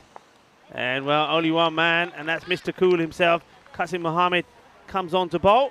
Takes the catch. Is he going to smile for us? Yeah, Give us a smile. he- Give us a speaking of smile. ice, man, No, I he mean, doesn't he- want to. He doesn't want to smile. Look, he's Good just poker said, player. Never changes expression. Kazim. He's still working. He's still wearing his work boots, I think. It's well bowled. That's an off cutter. Vilyun, leading edge. The keeper was hunting at Krishnan, but I think it's always going to be the bowler's catch. He takes it with a minimum of fuss. Goes back saying, yeah, that's all part of my job. Just going to go back to my mark, get ready for the next one. Yeah, no issues there at all. Nicely taken. He doesn't give us a smile. That's the new batter. Doesn't need to. He's Looks got his like game Lauren. face on. Leave him alone. Not everything's It's his smiles and swag. rainbows. It's called swag these days. You know, the Swagger. youngsters say it's swag. You got to have swag. I know what swagger is. You I do? invented it, yeah. I want to say hello to Sheikh Asif in India. Hello to Sammy Downs as well. Hello, Sam. How are you? And I know you've been in the YouTube chat a bit today. Hopefully you guys are well. Asking how Corey is as well. A few questions about Corey. Corey's well. He'll be at the Tri-Series in Spain this weekend against Germany and Italy, coaching Spain. But he will be back in Barcelona probably from Tuesday next week. Well, this might have been out. Now we may have an overthrow. But the only problem is Lorenz has run about 40 metres past the stumps. Would this have been out, though? That's the question. He's trying his best to get there. Not really the best stretch I've ever seen. Well, that's not the way to do it. He's running. He's jumping to avoid the ball. If that hit, he would have been gone. Qasim putting his hands out saying, what are you doing? I'm trying to get him out. That's what the fielder says. Well bowled, clever. And hoping that all three of us might be able to get together again soon. Well, there might be a little bit of a crossover when you arrive, because it's actually Group A, Group B situation where the Group A finals are actually on a Wednesday. And you're going to come from the Thursday, but we might be able to sneak you over a day or two earlier, and all three of us could be there. So, We can have our Christmas party early. yeah, I think so. It's a good cutter. Does this grab the line, though? It says no. I've got to say, though, I know it comes back. Qasim is saying, can we go for Hey, a review well, here? if you want a review, I'm going to call this a wide. Because look at this. Yeah, That's what that. If you want a review, that's definitely catching the line. I don't think it does. I think the camera lies. I think it cuts back in. That, I think at the point it passes the crease, it's over the line. I know it comes back in. So anyway, on review, if you want a review, Yeah, don't review, Qasim. Don't I'm review. giving it a wide. So he's lucky. Gets away with it. Well, hang on a minute. Are they reviewing? Now, I think this is. Will you tell the What a bowler good we innings. can't review those? All right, he's been told. what Back a good to the innings for me to do the Instagram live. Hello to Varun Prasath as well. Missing you, of course. No Super Kings in this side, but Varun, we saw him at the ECC from Malta. Hello, Varun, Varun, Varun. How are you? Fluffy is saying Missing you here? he'd like to meet you in person, Rico. You seem like such a sweet personality. Ah, Oh, Rico's a bit of a diva, actually, off the field. Can be a bit problematic. No, not at all. He likes this one. I think he's checking to see if it's carried. That's what he's doing here. Or he's just called over and it's either not that out. or it's over. Let's have a look. I don't think it touches anything. Yeah, I'm not convinced. I feel like there might have been a little something there, but umpires working past each other. As it is, I think he picks up in the half volley. I don't think it's out anyway. So, all happening all the time. That's ECN cricket. It is 75 for 4 after 8. 1 for 1 in that one. Great over from Qasim Mohammed. Hello to Sven Prinsloo as well. And of course, I'm just joking. We've had some really nice times together this week. Of course, my parents were over for three nights. They finally met you. They were starstruck to meet you, I think, Rico. Ah, look, they're lovely, lovely couple. And we had a good chat. They told me a few of your little secrets and Yeah. a few of your quirks. You've got a bit on me Quirks now, as well. don't you? Hey, I want to say hello to Joe Foster, watching from the Czech Republic as well. And I've got Dwijesh, cool name, asking when am I donning the gloves. Well, I did play a couple of games recently in Spain, just against some touring teams. I had a bit of fun with that as well. Nice to get the gloves back on. Here we go. Tell us about your 50. Okay. Go on. All right, well, first, let's watch the ball get pumped out of the ground. And Lorenz, this is what they had him up there to do before. This is a gift, really. It's too short. It's asking to be hit. Lorenz was ready to go. Maximo! And a big strike to start the ninth. Yeah, the headbanger comes back into bowl, but the first one gets banged out of here. Look, that was like your shot, but it hit the power cables, came down. You were out for 49. In fact, they shouldn't have even given you a 4. Yeah, I hit a ball that was going for 6. It hit power ball. lines that were over the ground and bounced and went for 4. And then I ended up getting out for 49. We're only chasing like 70. Yeah, and then they felt I was in a sorry rush. for you and said, actually, it's a local rule. You get 5 They went to the rule books. It's a rule that dates from 1497 in Spain, that if you hit the power lines over the Cardiff cricket ground, it's a 5. And so I got the extra run, so I'll take it. I was more impressed with my 100th career stumping. But anyway, enough about me. I've now commentated way more games than I ever played in my life, and I played a lot. Yeah. I played solidly. I never stopped for, I think, 23 years. But in 2 years, I've commentated more games than I've ever played and probably ever will play. Cable's got to go big here or get out of the way. And Fielder will stop it, and he does a bit of break dancing. Nicely done. Who's that? I think that's Bilal. Break dance. We have a break dance party. Look at it. It's all happening here. Look, here he goes. that is very break dancing. He gets the throw in afterwards. Have a look at this. In the Instagram, I'll show you. This is proper break dancing moves. Yeah. Very Very 1986. dance party it is, isn't it? Well hit. Nobody's catching this. And let's just go all the way. No, we can't see because we've got the back part of the banner in front of us. But the umpire signaled for 4 runs. Good hit. Well, Peter Lawrence, he's doing what he has to do, and he's trying to get the acceleration in. Once again, I think, yeah, just falling short. But they've got to try and get to that, once again, what, about a 105, 110, I think. That's the score you're looking for here. Lawrence has got to keep most of the strike here. Even then, that might not be enough because you know how sweet here. We're pretty stacked at the top. Runs on the board. Vinny runs on the board. Oh, this is awesome. This has been muscled over. Well, he's butchered this to the boundary. That is big, and that goes into that tennis academy. Can we have our balls back, please? Boom. Shaka. Lagia. Manos arriba, árbitro. Porque eso es una 6, una grande, una Ariana. This is what I thought we'd see, to be honest, from Lorenz, and now he's found it. It's good stuff. I'm going to say goodbye to everyone on my Instagram. If you'd like to keep watching, make sure you jump onto our YouTube channel, ECN European Cricket Network, and you can actually you can chat to us in there. Hello to Richard Scrow and all of you guys, to Saf in Sweden as well, and to Max in Cyprus and everyone else. Hopefully, if you've got more questions, get in the chat. Random question time. I want to say hello in our other YouTube chat as well. See that Kitty's turned up, and also Sandori's there. Sujit as well. Nice to have you with us. Wide ball. Tries to hide it. You can't hide it. As well. Almost like he's pulled his back out. Swinging at that one. As soon as he plays the shot, he sort of holds his back. Last thing before I go, people ask me, when is ECC? Well, that's the internationals. That'll be back in September next year. But we are back at Khartoum for the Champions League, the ECL, from the 27th of February. So that should be good. We're looking forward to that. Still plenty more cricket to come this year on ECN. Down the ground and taken. And there's a nice catch there. And, well, he thinks about doing the celebration. It gives his bum a little bit of a wiggle, but the arms stay where they are. Nice catch taken there by Waka Afridi. He likes to show himself off to the camera. He says, okay, just watch his hips here. Hips don't lie, as they say.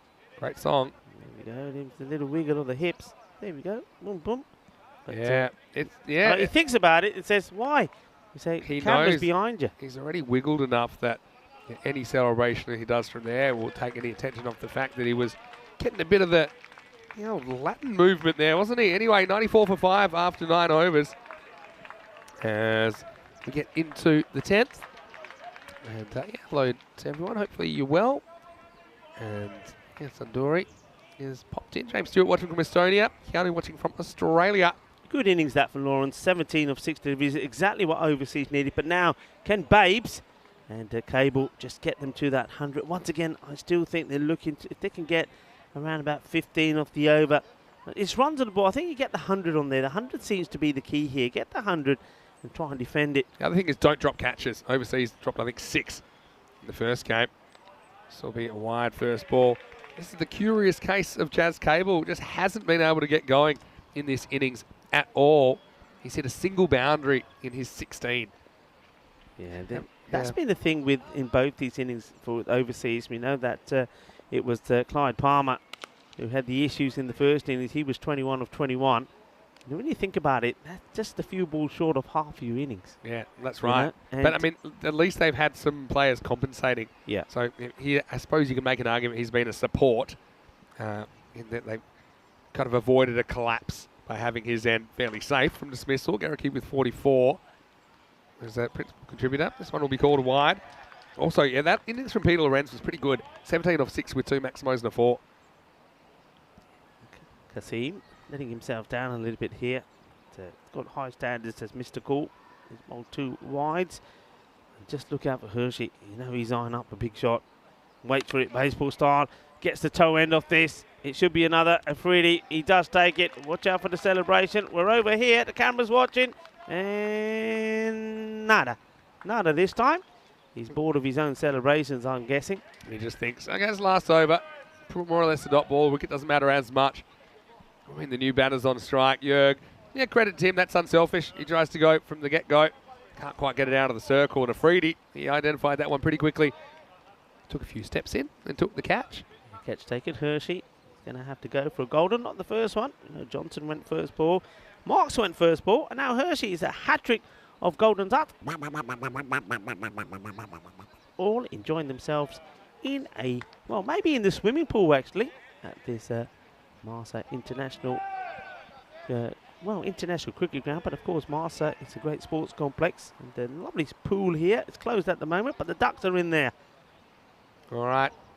So, new batter coming out, and he gets a run straight away. Yeah, that could be his first runs, because he gets a big round of applause from everyone from the overseas. So well done to Kirstein. Yeah, Leon Kirstein off the mark and does his job. Now Cable, he needs to get one away, doesn't he? Yeah, Leon, might see him in the second half of this game with the ball. We'll have to find out. Anyway, can they drag themselves over the 100? And that'll do. Long chase, got to come for 2 here. They will come for 2. Comes the throw. Good arm as well. Yeah. We'll bring up the 100 though. Kirstein, I don't know how much running between wickets he's done, but look at this turn. I don't mind that. It's the old left-hand turn. It's like a looking turn blind, because the bat's in the wrong hand, but he's still looking the right way. Anyway, keep it knocking over the stumps on the way back. So it's a very similar kind of target, I think, than we had in the first match between these two teams. Just been made to wait. Kasim, as the stumps get put back. Or gets a little bit of something on this. They will take it on. Well, Cable says no. He says, I'm established. And Kirstein might be saying, well, I'm only 18 less than you, and you've been here the whole time. He's going at a better rate, actually. Better strike rate than Cable. He's 1 for 1. Cable. Well, anyway, come on, Jazz. There you go. Gets a fair bit. Is that in the gap? I think it is. And that'll be 4. So finally, he drags himself into the 20s off the very last ball of the innings. And overseas, they're going to make 104. So if they could have made that last time, it would have been enough to win the game. But Sweet United, I think at this stage of the innings, even though it's an above par kind of score, I feel like Sweet, they've got the batting to chase this down. For me, it'll be simple. Can overseas take the chances when they're offered? If they fluff them, can't see them defending this 104. But if they take them and remove those top order batters, I think they're in the box seat here in match 36. Yeah, that's one of the key men, I think, in your picture there in the orange shirt. I think Kasim Mohammed, he'll probably be opening up. He's going to be key. And then you've got the likes of Waka Afridi, and maybe Anil Kadir could make an inroads in this one as well. It was a nightmare of a start as they got Johnson early. He went first ball, and it was a change in the bowling as well. It was the captain, Umar Al-Haq, who decided he'd have a bowl in this one, and it was a brilliant start from him. But then the Garuki came out, and he played some lovely shots to Garuki. Nicely played. He was dangerous. He was unlucky, though, because what you're going to see here. Just wait, we're not there yet. I just like what I saw from Raju in the chat, saying there is no one born in this world who can predict this match. I agree with you, Raju. I've got to say, man, I've got no idea what's going to happen. And Garricky, it would take some sort of act of God for him to be dismissed, is what you felt in this game, because he was on, and he got to 44 with that incident. And you see he was strong off the back foot. He drives well. He's got a good technique. But these were the nice shots as well, where he was able to flick them off his pads. And, yeah, not once but twice as nice. He was able to hit the ball in that area, find that gap. There's a bit of a hole at deep mid-wicket. And then this is how he got out. There's absolutely no hand in that. That's straight off the cranium. And then Waka, as if it was by design, he grabbed the rebound, hit the stumps, and Garrick was run out by about a bee's length. And then there was this. It was kind of slower bounce into the wicket. Marks went first ball. But this was chaos. This is when it was all happening in the middle of this innings. Everything was happening. And yeah, sensational stuff. These are things that we remember for a lifetime. And being here at the ground, watching it all unfold in front of us is quite amazing. But yeah, Ahmed, wasn't it? One thing I noticed is how quickly the pain from Ahmed's head disappeared when he saw the slumps knocked down and the wicket. He forgot about everything. But yeah, amazing stuff. But look, that was a 57-run partnership, and what a weird way it came to an end. It was so weird. But yeah, sometimes things just happen, and they're not very explainable. I like this from Lorenz, though, 17 in quick time. Yeah. And I think that just kept them moving. I think without that, they're not making the 100. And there's that bit of psychological barrier, isn't it? But Lorenz eventually fell on his sore, but he went down swinging, and I like that. I think he would have wished that he could have done a bit more of that in the last game. A little bit of the wiggle it just a little bit from Waka Afridi as well. Jurg went first ball. We can't really blame him. Had to go for his shots. And, well, they needed something from Cable. As Lian came out for the first time, looking the part, he was able to get a run. But Cable gets 4 off the last ball and takes them up to 104, 105 target. Well, this could be golden ball territory as well, Rico. Been waiting a while for one now. But overseas go off. And look, I don't know, if you offered them 104 at the beginning, yeah, probably they'd take it. But the key for me, it's not so much the batting this time, it's the bowling, and particularly the fielding. They need to take their catches. If they don't, I think they're going to have a hard time defending this. Yeah, they've got to take their catches. I mean, I said the score between 105 and 110 will be a challenging one. They almost get there. But, well, have a look at that scorecard. And Jazz Cable, he was not out. He batted actually all the way through, 23 of 26. But, well, there was a... Well, there's that run out. It's quite amazing, that run. I mean, every time you think about it, it's sensational. But look, Garuki batted really well, 44-20. He'll never forget the way he was at in this match. And then you're absolutely right. I think Peter Lawrence, his contribution was great. As we had a quick look at the bowling figures there. And there was 2 wickets for Qasim Mohammed. I think he bowled really well. He doesn't always get a look in, does he? 2 for 11. He tidied things up. And Arslan Ahmed, well, he was a star, wasn't he? It was he's the man who used his head and he started things happening. 2 for 24 and a headed assist. So you don't always see that. Also, going to shout out to Umar Ul-Haq, the captain. I think he bowled pretty well. 1 for 18 off his 2 overs. Hope we see a bit more of him. Asif Shah, just the 1 over for 8 runs. Okay, so yeah, the other thing I noticed there, no Clyde Palmer. Kept himself away. Of course, we saw that he made a run of ball, 21 in the first game, but didn't bat in the top 8 this time around, giving some opportunities to some others. Some took them, some didn't, but we will be taking the opportunity to rejoin you in just a few minutes' time. Should be a cracking finish to the day, and it will be Sweetie United hoping to sweep overseas. To do that, they will need 105 runs. Join us to find out what happens when we return. Vinny Sandu here, Mr. Maximo, Rico Full. Thanks so much for the interaction. Keep those questions coming. We'll see you shortly on ECN for more FanCode European Cricket Series.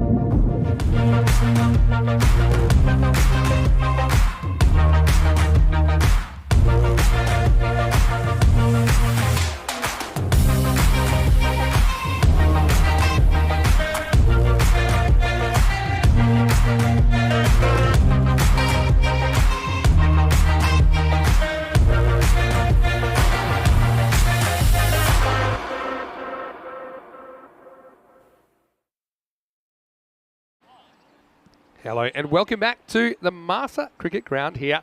The real MCG is in Malta and we are into the final stages of day 9. Very interesting match in progress right now between Overseas Cricket Club and Sweetie United. And there's Marksy. He's wearing the dunce cap.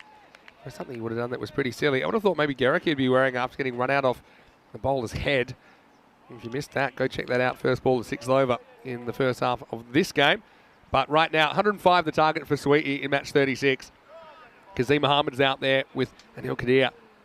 Top 3. Big threats. There's a few more to come as well. Here we go with the first ball, the reply from Marks. Marks bowled really well before. Bowling in the end stages of the innings. I thought he was excellent. He was full, he was straight. And he's probably the paciest of the overseas bowlers. Finished down to here, Mr. Maximo for ECN. Hope you're enjoying your day, wherever you're watching from around the world. You always have a home here. Enrico Full with me. Enrico, well, we saw a bit of everything in that first half, didn't we? It was an amazing innings. It really was. That's not the best ball from Marks. Goes a little bit too wide. I mean, Marks has been somebody who, I think, like I said, I've been here for all of the series in Malta. I remember Marks back in 2020. He's always been a key player for overseas. And I think he's got better each time that I've seen him. I remember in 2020, he could be hot and cold. He could be on the money like that. And then we could see him go through a period of deliveries where he just can't get the ball on the pitch, wide after wide after wide. He's come a long way. He's a good performer now for his side.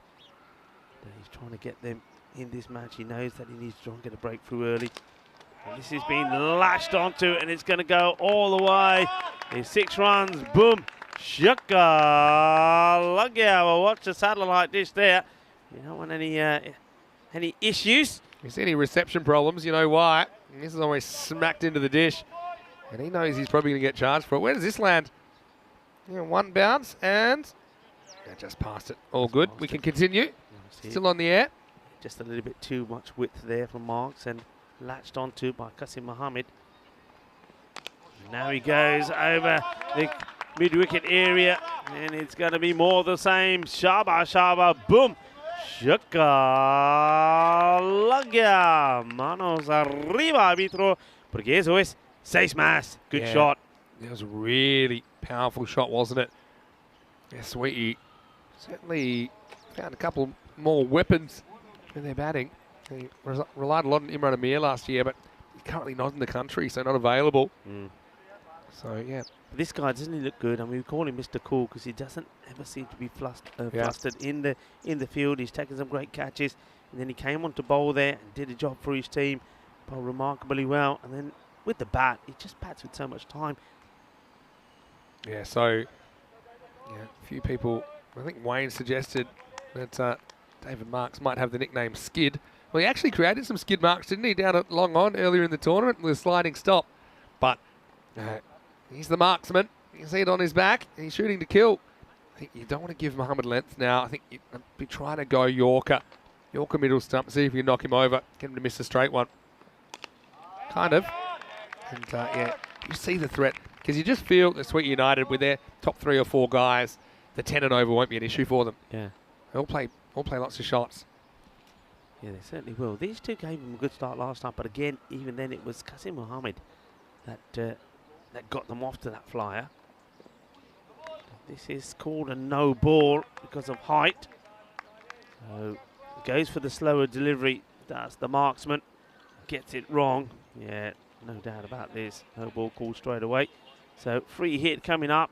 And not that he needs to, but he has the license now to go the full Monty. Qasim Mohammed. That's a good shot. Really good shot. It's a safe shot as well. There's nobody out there. Get any bat on that. It's going to race to the boundary. That's exactly what happened. So pretty expensive first over from Marks. Maybe, I don't know. It's a hard one. Yes, you want to bowl him up front to try and take a wicket, but also we're so good at the back end, and now they'll only get 1 from him towards the end. But I guess it depends if there is an end, the way that it's going. They might not go that deep, as it's 18 for no loss after the first over. 131 matches without a golden ball. On average, we get one around about every 3 weeks or so. And so, yeah, it's been a little bit longer this time.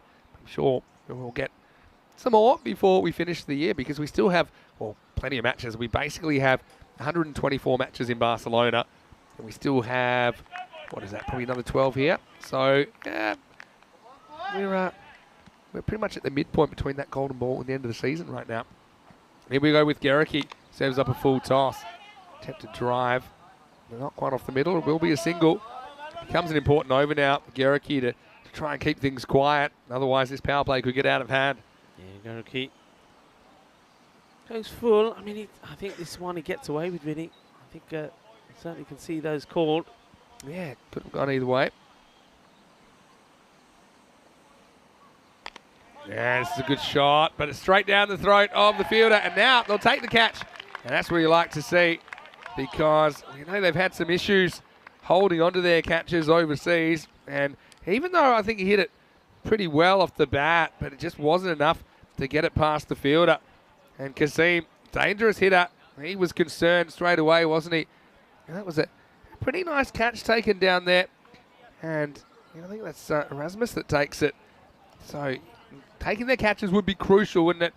We said that, and so 19 for 1. Big moment as well as Waka Afridi comes to the crease. Yeah, I think sometimes things work in mysterious ways. I think they're still lucky here because I think the ball before was too high. Maybe it should have been called a no ball, that would have been a free hit. Pardon me, that's Cable. It's a bit far away from me, but that is Jazz Cable who takes it very, very comfortably.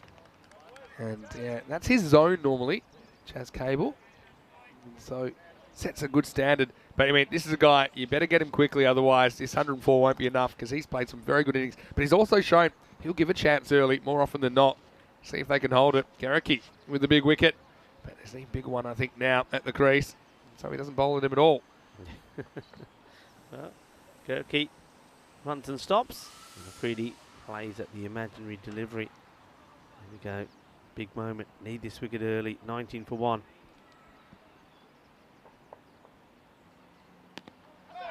Slides into the pad, but going down the leg side. Hey, James is pretty excited that we're going back to Barcelona, saying it's a great way to end the season, heading up the mountain. The reason we're saying that, Montjuic is where that stadium is up the mountain, very close. I can't remember the exact elevation. I think the whole mountain's something like 250 metres or something like that. I could probably look that up. But yeah, we certainly enjoy, when we can, walking up and down from there. We certainly had a lot of walks together. It was the first series we did together, Rico. Yeah, So it's beautiful views, isn't it, when you walk up there and walk back down. We lost a lot of kookaburras though, one side of the ground, when the balls go over. Are we sending enough balls up there? Yeah. Well, that Govinda innings of 156, not out. By the end, we'd be playing with tennis balls. Gericke pitches up, it's driven sideways. Just a single. Single taken. Yeah, Montjuic. It's a beautiful setup there, because when you go to the ground, you're very close to the actual Olympic Stadium as well. You can still see it all set up. There's a lot of memorabilia around there from the Olympics. Oh, gets lucky, does the batter, Kadir. Gets a bit of inside edge on this, which stops the ball cannoning in to the stumps. A very good over, though, from Gericke. After the first one for Marks went for 18. He comes back, only 2 runs from that one, picks up the wicket as well. So the score 20 for 1. So overseas, thanks to that over from Gericke, and they bring it back to where they want it. Who will they go for here? Looks like maybe going to go with Peter Lawrence to bowl this one. Overseas desperate to get points on the board, so they can now maybe go level pegging with Marla Day. Yeah, Sweet United. We'll see them tomorrow, of course, once again. And yeah, just curious to see how this table pans out. This is full. Things can be head down the leg side. So not going back to Marks. I think they go to Lorenz here. I think Marks, you got the same from the end. Missed out on this full toss on the legs. True. It was even fuller than I thought. Yeah, he gets it completely wrong. That's not one that Afridi's missed out on too many. Maybe that's a good sign for overseas. Maybe he's not on song. Slower delivery, nice and straight, no pace on it at all. So looking at tomorrow, Sweet United play the Southern Crusaders. I mean, there's still a chance they could finish top. They could go above the Knights. Have to win all their games, but win them pretty well. Crusaders will be without Michael Gunatilaka, who, unfortunately, due to work commitments, isn't able to complete the tournament.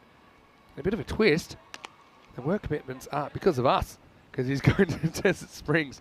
So yeah, that's a big loss for the Crusaders, because he's played pretty well for them. Did play the ball with something that wasn't his bat a couple of times the other day, causing him a bit of pain in the midsection. Yeah. Speaking of pain, and another one. Yeah, we've seen people hit everywhere with cricket balls, including that head run out in the first half of this game.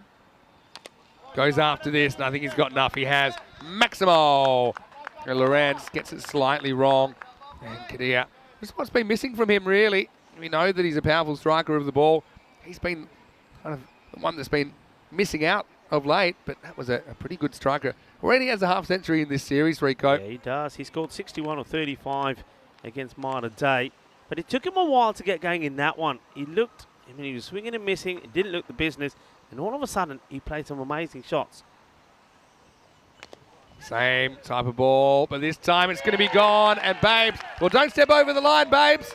He takes it, and he's able to maneuver himself to his left. Nice catch. We talked about the importance of catching, taking the chances. Well, two of the top three have gone to catches, and Lorenz gets immediate revenge as Sweetie loses a second wicket. Kadir goes for 7, 6-out situation, 27 for 2. Yeah, it just wasn't quite on for this shot, but he still wants to go for it. But that is a really, really good catch from Hershey. Babes holds on to it. He says, "You're my baby. I'm not letting you go." Big smile on his face. And that's 2 of the big guns sent back. I mean, Doha and Kadir hasn't done much since he scored that 61 or 35. He's still somebody who can get going. And, well, looks like Krishnan that comes out. Really, it's all about trying to keep him on strike, or any of the batters on strike, and keep, well, either you get rid of Afridi or you don't allow him to get strike. Put the squeeze on here on Krishnan. Lawrence gets the breakthrough. Last ball of this over. Krishnan's hyper-attacking as well, so he'll give you a chance. In the end, I think it's a power play that overseas will be pretty happy with. They remove 2 of the 3 threats in the top 3 and score 27 for 2. Yeah, they'll be very happy with it, especially with the way they've got the wicket as well. Qasim Mohammed, he was caught by Cable on the boundary. And a bit of a miss hit from him, and he's somebody who just looks so classy. It doesn't look like you're going to get him out. He makes a mistake, and then Anil Kadir just getting a bit excited, hits the ball to the boundary, wants to do the same with the next ball. And a very good catch taken off balance by Jörg Hershey. And that just means that Geruki now, he bowled a brilliant second over. Well, this could be another chance. It's in the air, but it's not going to carry. So now a lot hinges on Afridi, I think. I don't take nothing away from someone like Krishnan, who can hit a long ball, but I suppose the issue is the other guys haven't done it for an extended period, and there still is pretty much 7 overs left in this game. What are we going to see from Hari Krishnan? So, seems to have 2 odd pads on. Looks like he's got a clad on it. And the other one seems to be a proper black pad. Keanu was saying he's got a soft spot for Barcelona because it was the first series he ever watched. You had to remember that, Keanu. We love having you as part of our community. No, we love it. There's so much positivity around our community as well. I think that's what it's really about. That's what you have to understand.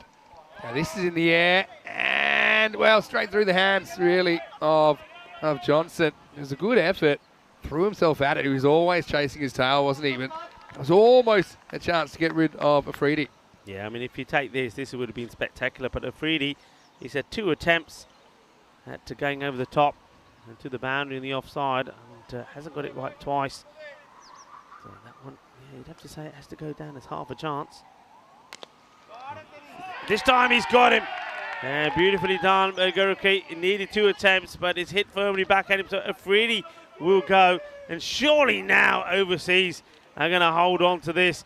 And Geruki, well, when he sees this one hit back at him and it pops out the first time, he's seen the pink cap and he says, "Oh no, I'm not wearing that." And he takes it, snatches at it the second time. That's really well done. And a brilliant catch taken. Great caught and bowled. And that sees the back of Afridi, and they've done what they had to. They had to take those 3 wickets, the top 3 out early, and they've done it. And really now, I think this is theirs to lose. Yeah, I mean, that's exactly what they wanted, isn't it? And holding their catches. I mean, okay, Johnson, I'm going to give him a pass on that one. That was a half chance. Now that one was pretty quick back at Gurki. And yeah, Waka was just giving plenty of chances, wasn't he, in this innings. Gurki tracks it on the way down, and Afridi has to go. 31 for 3. Real opportunity. Hussain into the side. He's the new batter. Swings and misses at his first ball. Yeah, that's a big swing from Ijaz. Ijaz Hussain wants to try and start with the boundary. This is Wayne's favourite batter at the other end, Hari Krishnan. Big swing and a miss again, so not convincing really from Ijaz. Comes into the side for the first time. Swings and misses twice. Feel the breeze as we get to the end of the 4th over. It's 31 for 3. Yeah, great spell of bowling there though from Gurki. Gurki takes 2 wickets, just conceding 6 runs. So fantastic from him. He's got his side just where they need to be. 31 for 3, and fine time maybe to bring some spin on, but they don't want to bring it on just yet. I think they're saying that they'd rather have Lawrence to get this over done and dusted first. See if they can pick up another. Yeah, Lorenz comes back. Why not? This is pitched up. It's a remarkable shot, really. Maximo. 6 of the best. And this guy has such quick wrists. Just have a look. He waits and then he just launches. The way he gets that through the ball. Look at that follow through. Reminds me of Garfield Sobers. Apparently used to whack himself in the back with the follow through. That one went miles off the bat. Flat. 6 runs. Yeah, that's a quality shot from somebody who says, yeah, I'm ready. I want to do the business here. Yeah, gets the leg side wide. Keeping by Palmer.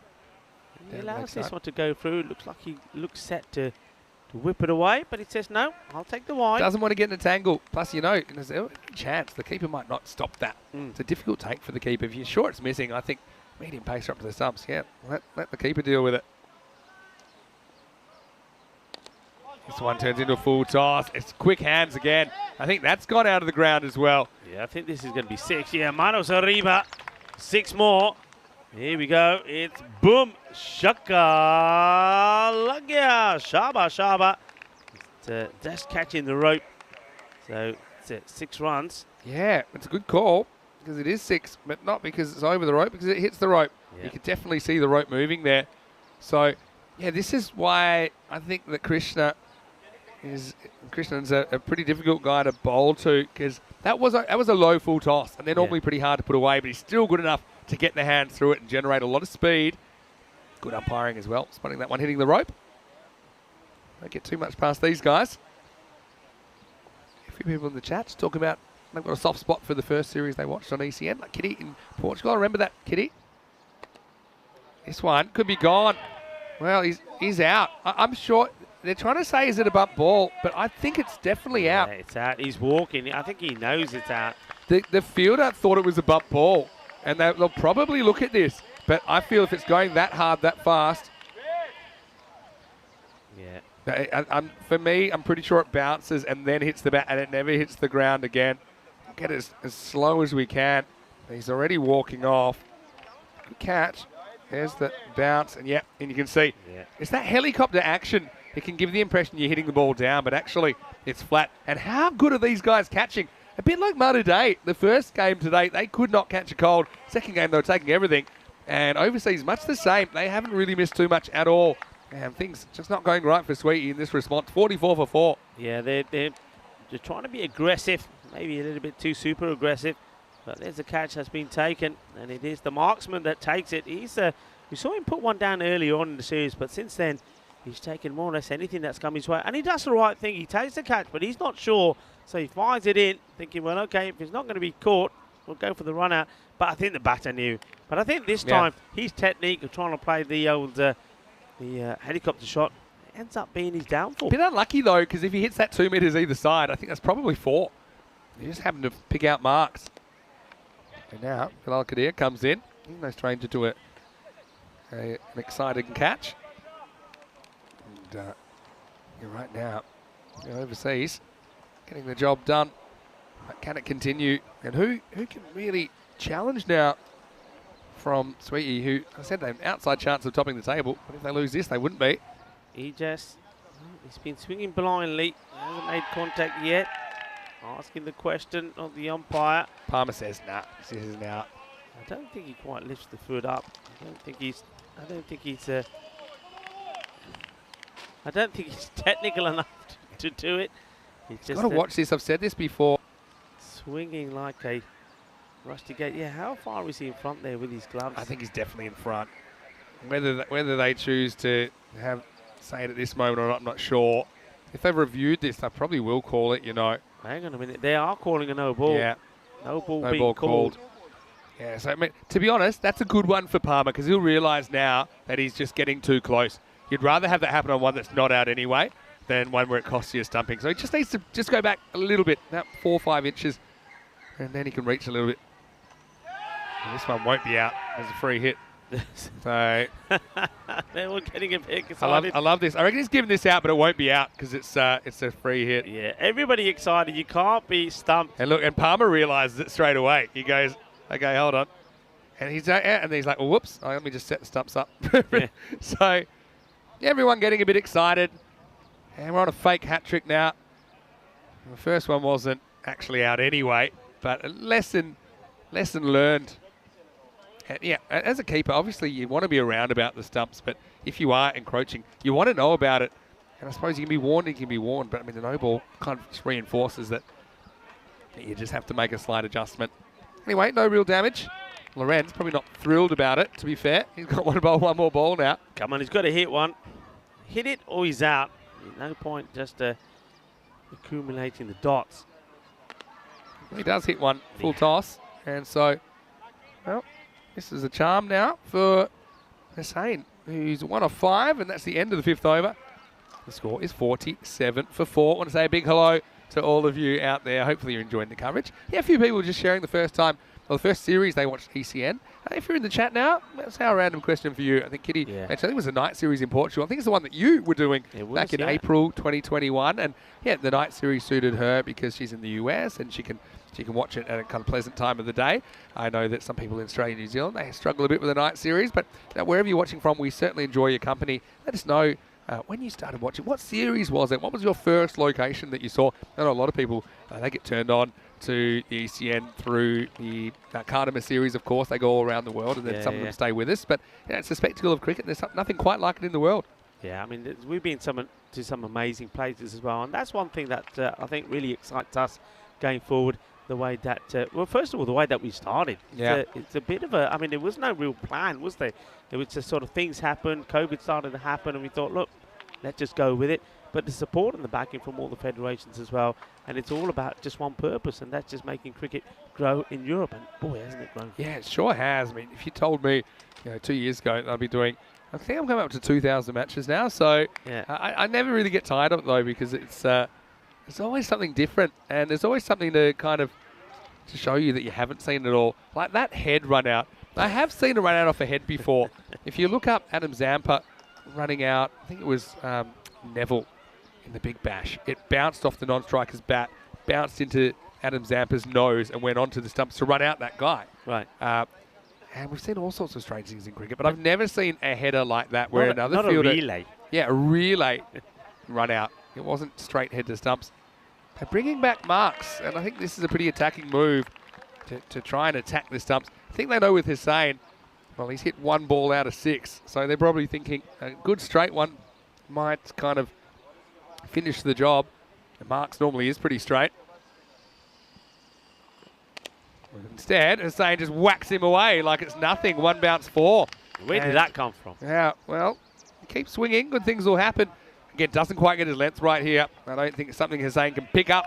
And pick it up he does. So he's obviously batting this high for a reason. And so that'll be a confidence booster for Imran. Yeah, that shot came from nowhere. I'm expecting that he'll struggle. Maybe he just likes it on the stumps. Anything on the stumps, he's going to get bad onto it.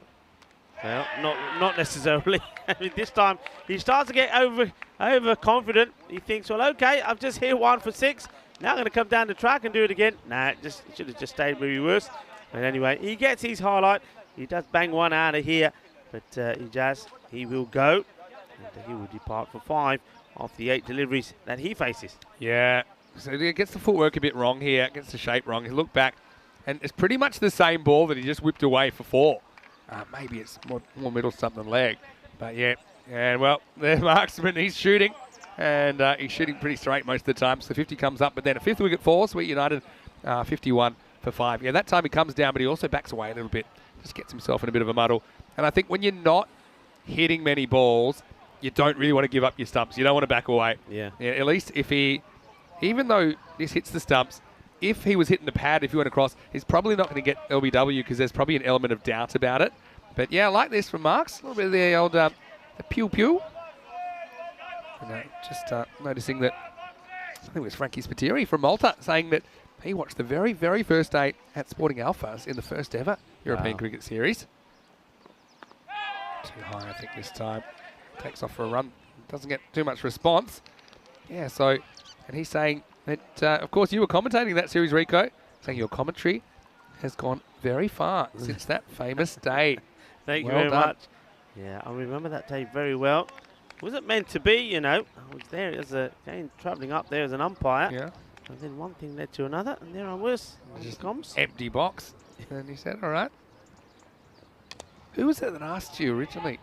Or did you just volunteer? I think it was James and Good and Westy were there. And yeah, so I did the first bit with Santiago. And I actually just, he would have been gone. He doesn't take them the off. bat plugs. Well, Clyde, get your head ready because that hat should be going on it. That would have came from nowhere. I was wondering what was going on. And then I don't even know if he realises when he watches that back, he'll have a laugh. He doesn't because he has his back, right? He thinks that the bat has surely got his bat in. That was crazy. We really have seen everything this afternoon. Yeah, so yeah, I remember that first day of ECS cricket, of course. It's come so far since then. But even I think the signal was lost for about 2 hours. I think that it was very different. I mean, I'll go back even further. When I first commentated in cricket on ice in 2019, and you know, we were talking like mobile phone on a tripod kind of production standard back then. And I know that a lot of GoPros and things were used back in the day. German Cricket TV, the predecessor to European Cricket Network. Some really good videos. If you look up the ABC Sport video on the European Cricket Network, it really gives a good snapshot of where Origins lay. And from that, you can see how far we've come to getting millions and millions of viewers. Something like the ECC final between the Netherlands and England was incredible. Good bat speed, but not a lot of bat near ball. That's probably the only criticism I've got of this, but I can't fault the intent. Yeah, I mean, he wants the wall a bit, doesn't he? I like the way Bilal has a look at the bench and he's sort of saying, hey, get it. What's he doing here? Yeah, saying, hey. What's going on I think here? Bilal wants to fire him. He's looking at anybody else want to have a go?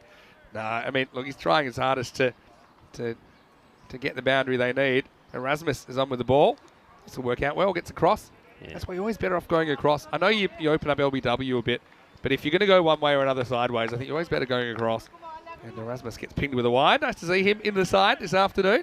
Yeah, look, leave Umrit alone. He's done wonders for us the last couple of weeks. He's been our driver as well, driving us backwards and forwards to and from the ground.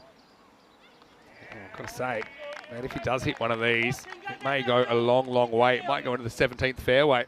His driving is a lot better than his batting. I have to say that. But maybe he'll get his eye in, and maybe he'll drive this one as well. Let's see. He's got close a couple of times. He doesn't drive as fast. Doesn't drive as fast as he swings. This is a no ball, and so he does get some bat on it. So let's give him a bit of credit. It's probably not a bad result because it will be Bilal Kadir that will face the free hit coming up. Yeah, so Kitty's talking about she loved watching Greg the Wizard Bullock and Paul Stubbsy Stubbs playing. That was inspiring. Oh, yeah. Greg the Wizard Bullock. I remember, I'll tell you some of my memories of the ECS. Because this, due to just the vagaries of it, as we say, in this field, but it won't cost them any extra. I think they're always going to get one there. Yeah, I remember, so I just got back to Australia and then I ended up staying because of the COVID situation as it was. So, I mean, 2020, that's where I was. And yeah, some of the things that I saw in that initial series, intellectuals playing with let's just say an interesting looking team. This is a free hit. No, it's not. Who had the free hit? Okay, well then he probably should have caught that. Anyway, There'll be 2 runs. Was that not a free hit? No, free hit was Bilal. They took the single, remember? Yeah, okay. Then that's... Could have been taken, really. Yeah. All right. Well, I tried to save you, babes, but Rico's right. Checking the scorecard. I was just reminiscing over the free hit. Anyway, they look fairly safe. Fairly. Last ball the over. No, it won't be. Yeah, so I remember thinking, okay, this is different. Okay, we did the ECL in 2019, and that was kind of different in a different way. That was amazing. But I think I've got to say, can't say enough how important Spring Productions have been in their expertise at getting the broadcast where it is today for ECS cricket. In the air. All right, who's next? Gericke, he doesn't drop catches. And he takes it clean as a whistle. Unfortunately, it's Umrit who's going to have to go. And overseas strengthen their position in this game. It's the end of the 7th over as well. 59 for 6. Well caught by Heinrich Gericke. Yeah, Umrit Singh, he'll go for 4 of the 8 deliveries that he faces. Well, you can see what he was trying to do.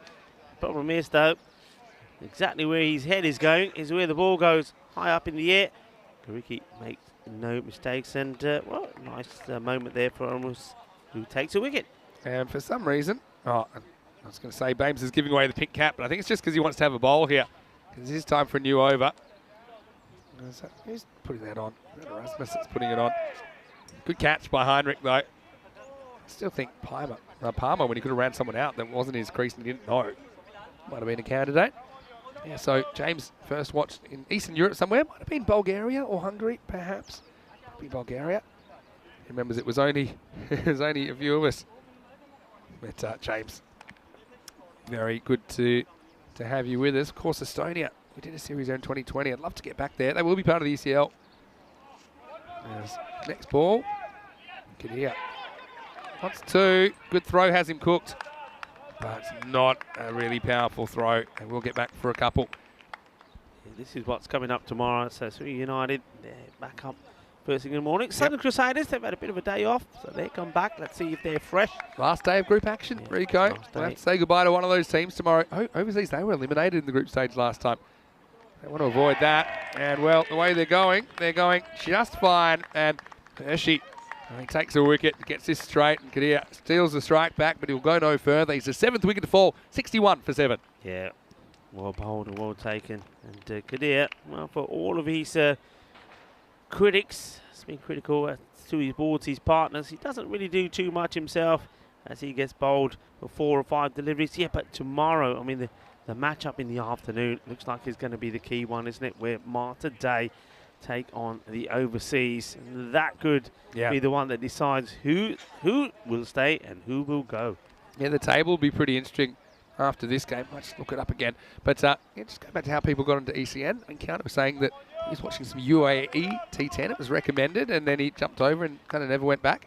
And James said his was even stranger. He was watching Canadian lacrosse, and it came up as a suggestion. So anyway, we're just happy no matter how you got here. We're happy you're here. Yeah, so this will make the table pretty interesting because Sweet United and Southern Crusaders will be on 6 points each. And they play each other tomorrow, right? So that means Malta Day and overseas, they'll be on 4 points each, and they'll play each other tomorrow. And looking at net run rates, I think the Crusaders look pretty safe, as do Sweet United. Yeah, because Sweet United and Crusaders, they're both on 6 points, but either they'll finish 10 and 6 or they'll finish 8 and 8. So there could be a team on 6 points. If they're thrashed twice, it's not impossible for the Crusaders to drop out if Malta Day and overseas split their games. Anyway, a few scenarios are possible. I like this ball from Hershey. Just have a look at how he bowls it. It's kind of I call it a slider. It actually swings in or comes in. Might have been a little wide, actually, but still, it's not a regular leg spinner. And I just think, you're looking for a leg spinner, and it's not. It just seems to freeze batters up while they try and work out what to do with it. Nasif Shah's there now, and this will be the end of the 8th over. Just a couple to go now. This game just creeping out of control now for Sweetie. They're 64 for 7 after 8 overs. Yeah, just as we said, take out the top 3 and the overseas, you got a chance. And we've said it all the way through with the teams in this group seem to be dominated by 3 batters. We haven't really seen too much of a tail wagging in any of the teams. So right on cue. The overseas, they got those wickets they needed to get. And now it looks like they're going to register another victory. A victory that keeps them at the same level of points as Malta Day and keeps hope of them making it through to the quarterfinals.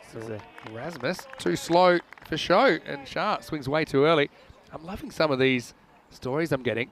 Even better, the Canadian lacrosse that James Stewart is watching. He's watching the Calgary Roughnecks, and he's still a fan. What a name! Calgary Roughnecks. Oh, we should have the Roughnecks in cricket. We've had some good names as well.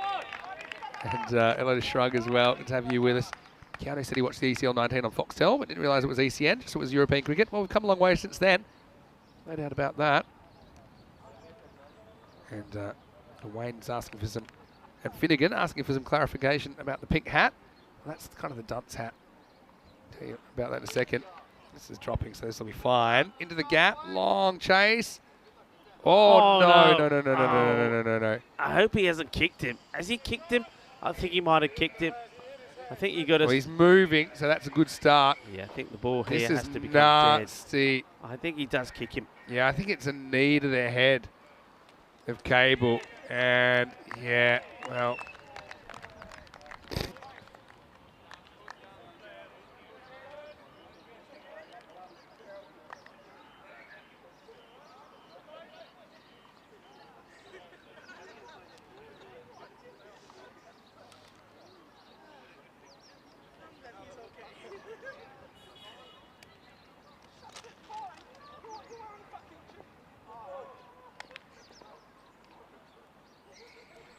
Sorry for that technical glitch, but the good news is Cable got up of his own steam, so fortunately there's no issues there at all. So Marks, he just went straight through. I don't think it was a boundary either, but yeah, I'm just so happy that Jazz is all right. That it did look nasty.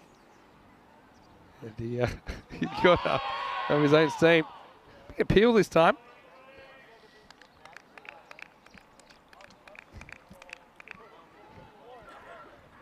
It's on the far side of the ground as well. So you know that it could have been a while. Anyway, fast forward the over coming up.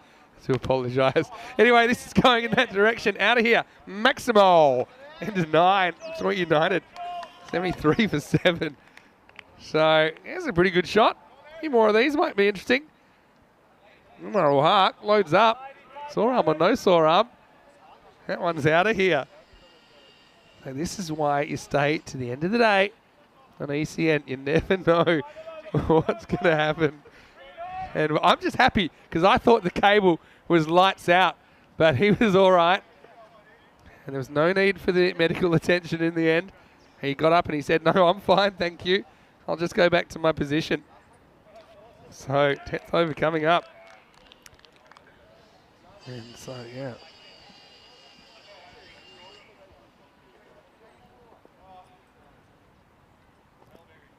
I think I'm going to have to translate some of these comments back as well before the end of the day. Anyway, last overtime. And overseas, they've done enough. I mean, if Jazz Cable was bowling, it might be a close game because I think 32 required off the last over. But no, Jazz, I'm just happy that you're up and about. You had an important role, actually, in getting them to the 100. Just made sure that there was a bit of stability in the innings. Garricky and Lorenz at one stage as well. Pretty good at moving things around. Cross-handed bandit here, by the way, from Umaru Hark. That's where he gets the bat speed from. And we saw it batting, I think, once before in this tournament. So it's a very unusual technique. See here. We have seen it a few times. He's so far back. He's pretty close to knocking his own bails off there. Got to be careful. Let's see if the cross-hander can get one away. Well, this will be too high, I'm pretty sure. Got to be called, surely, as the chase is on, but you're not going to get it. Coffee goes into the field there, but Joka lug here. Kirsten chasing hard. Well, look at the way he's on. I mean, that just seems so unnatural, doesn't it? Yeah. Almost knocks his stumps over. over. I'm saying it's so far back. Wouldn't have mattered because that was no ball anyway. So even if he steps on his stumps, he'd be fine. But yeah, that's a nice shot. And now he'll get a free hit, so can really go to the races here.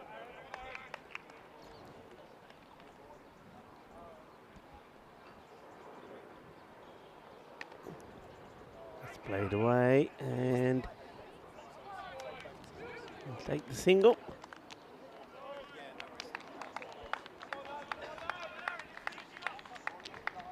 So 80 comes up. It's been a day for flip-flop results as we've seen 4 different winners here on day 9. This is some good bat speed coming out here, and it's going to be 1 bounce, 4 runs. So yeah, late runs coming, but it won't be enough. A little bit too short. It's Aaron Alton who's getting a bowled out. Just needs to pitch it up a little bit. He can be successful. And Asif Shah walking 677. Just hammers that one over the infield for 4. Yeah, nicely hit. You can see the fielders. They're thinking, we're not getting together in that part of the ground. Just let it go. That's the danger area.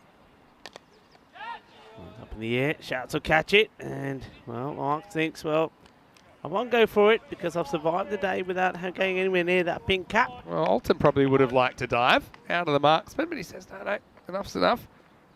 Anyway, congratulations to Overseas. They've got 2 wins now. And they've pretty much got a shootout. It feels like a shootout between them and Malta Day tomorrow. Hits this into the gap, and this is going to be 4 runs to finish the day. And not too much between them in the end. The margin will be 15 runs. Yeah. 104 to 89. Another cross-handed bandit. And so Umar smacks that away into that vacant mid-wicket region. But congratulations, Overseas. They get the points in match 36. Disappointment for Sweetie, I think. That was a chase that they would have felt that they were very capable of pulling off. But the catching is what changed it. And if you ever want to see an afternoon that shows you the importance of fielding and holding your catches, I think that's what we see is on the second half of day 9. Yeah, you're absolutely right. Well, you said it.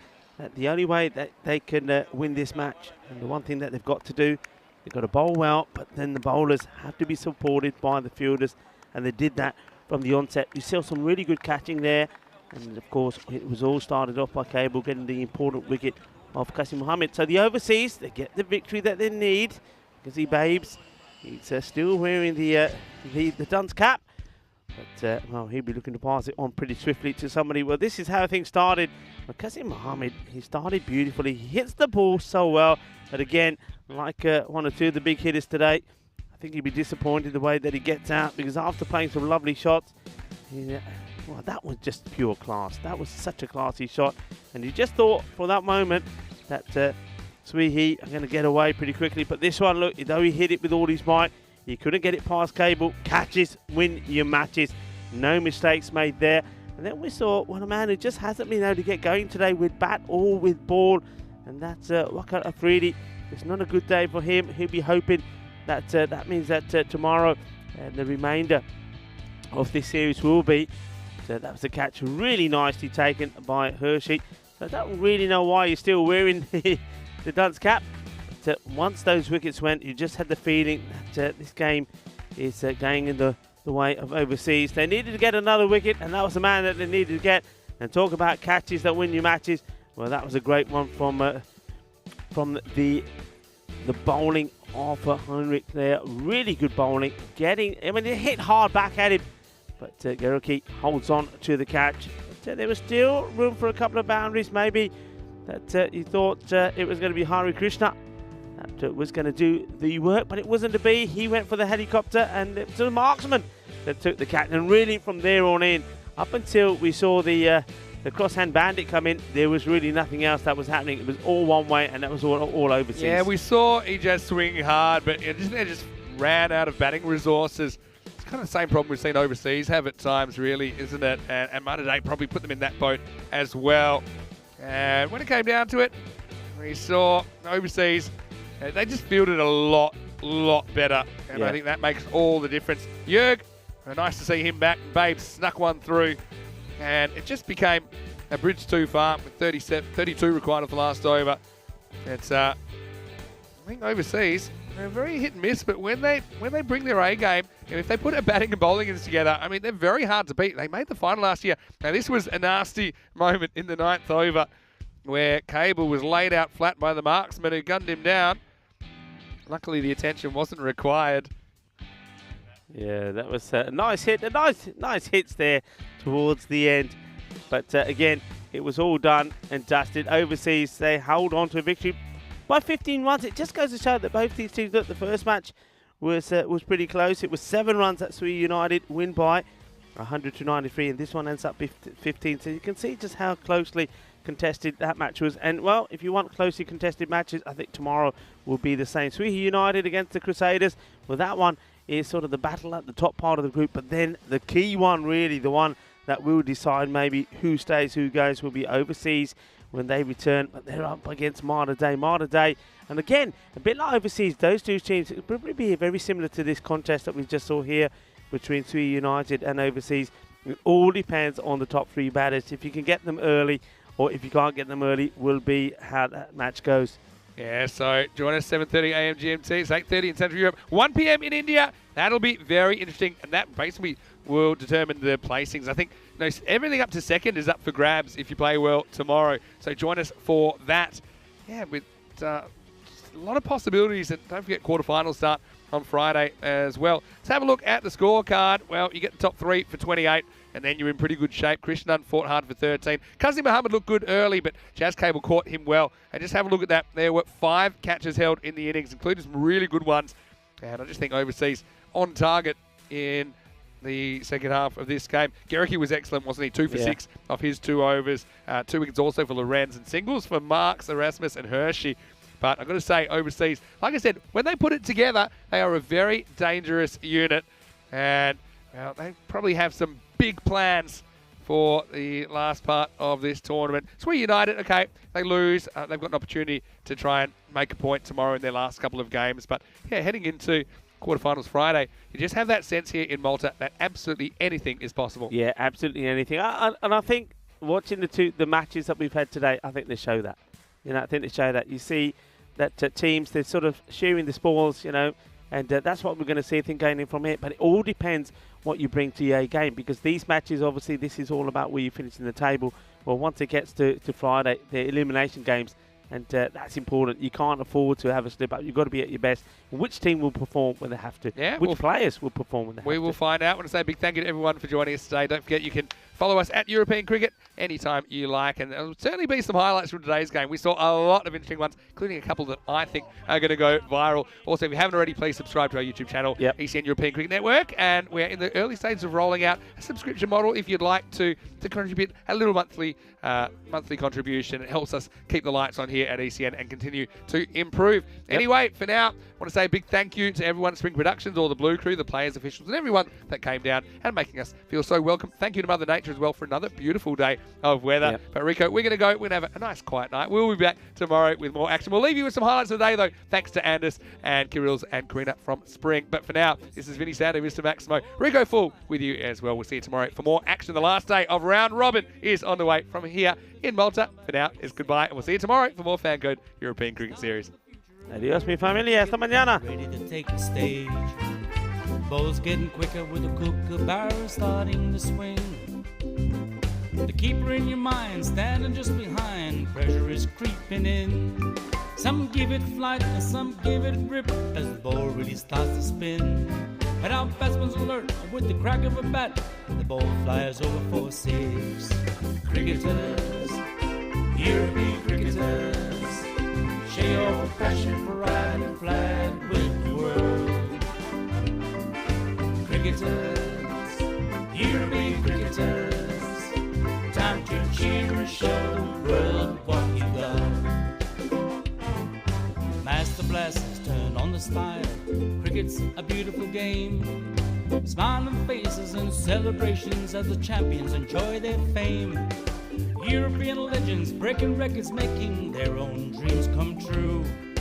Watched by millions, European cricketers show the world what they can do. Now picture this, 10 runs needed to win off the last over of the match. Fielders are on fire, sliding and diving, want to take that world-class catch. Tension building as the ball runs in. Will it be short, a yorker or slow? A 6 will win it, 4 to tie into the golden ball we go. Cricketers, European cricketers, share your passion for riding a flag with the world.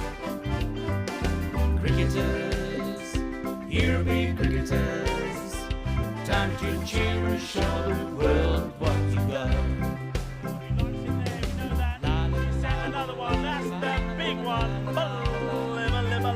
That's gone all the way over into the clubhouse and ordering a pint at the bar. Hundreds of clubs all over Europe are coming together today. Thousands of cricketers want to be stars, show their talents when they play. We've got commentary, action-packed cricket frenzy. You're hooked, you can't deny. Worldwide audience watching to see which team will lift the cup up high. Oh, cricketers, European cricketers, share your passion for riding the flag with the world.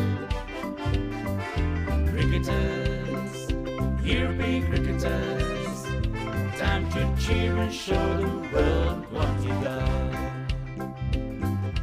La la la la la la. There he goes, he sent that pack in but the shaka, 6-4. Oh, cricketers, European cricketers, share your passion for riding the flag with the world. Cricketers, European cricketers, time to cheer and show the world what you got. Time to cheer and show the world what you got. Time to cheer and show the world what you Mentioned got. turbo earlier, that's supercharged. 6 runs, that's gone into orbit. It's another Kookaburra ball that's going to be circling our planet for years to come.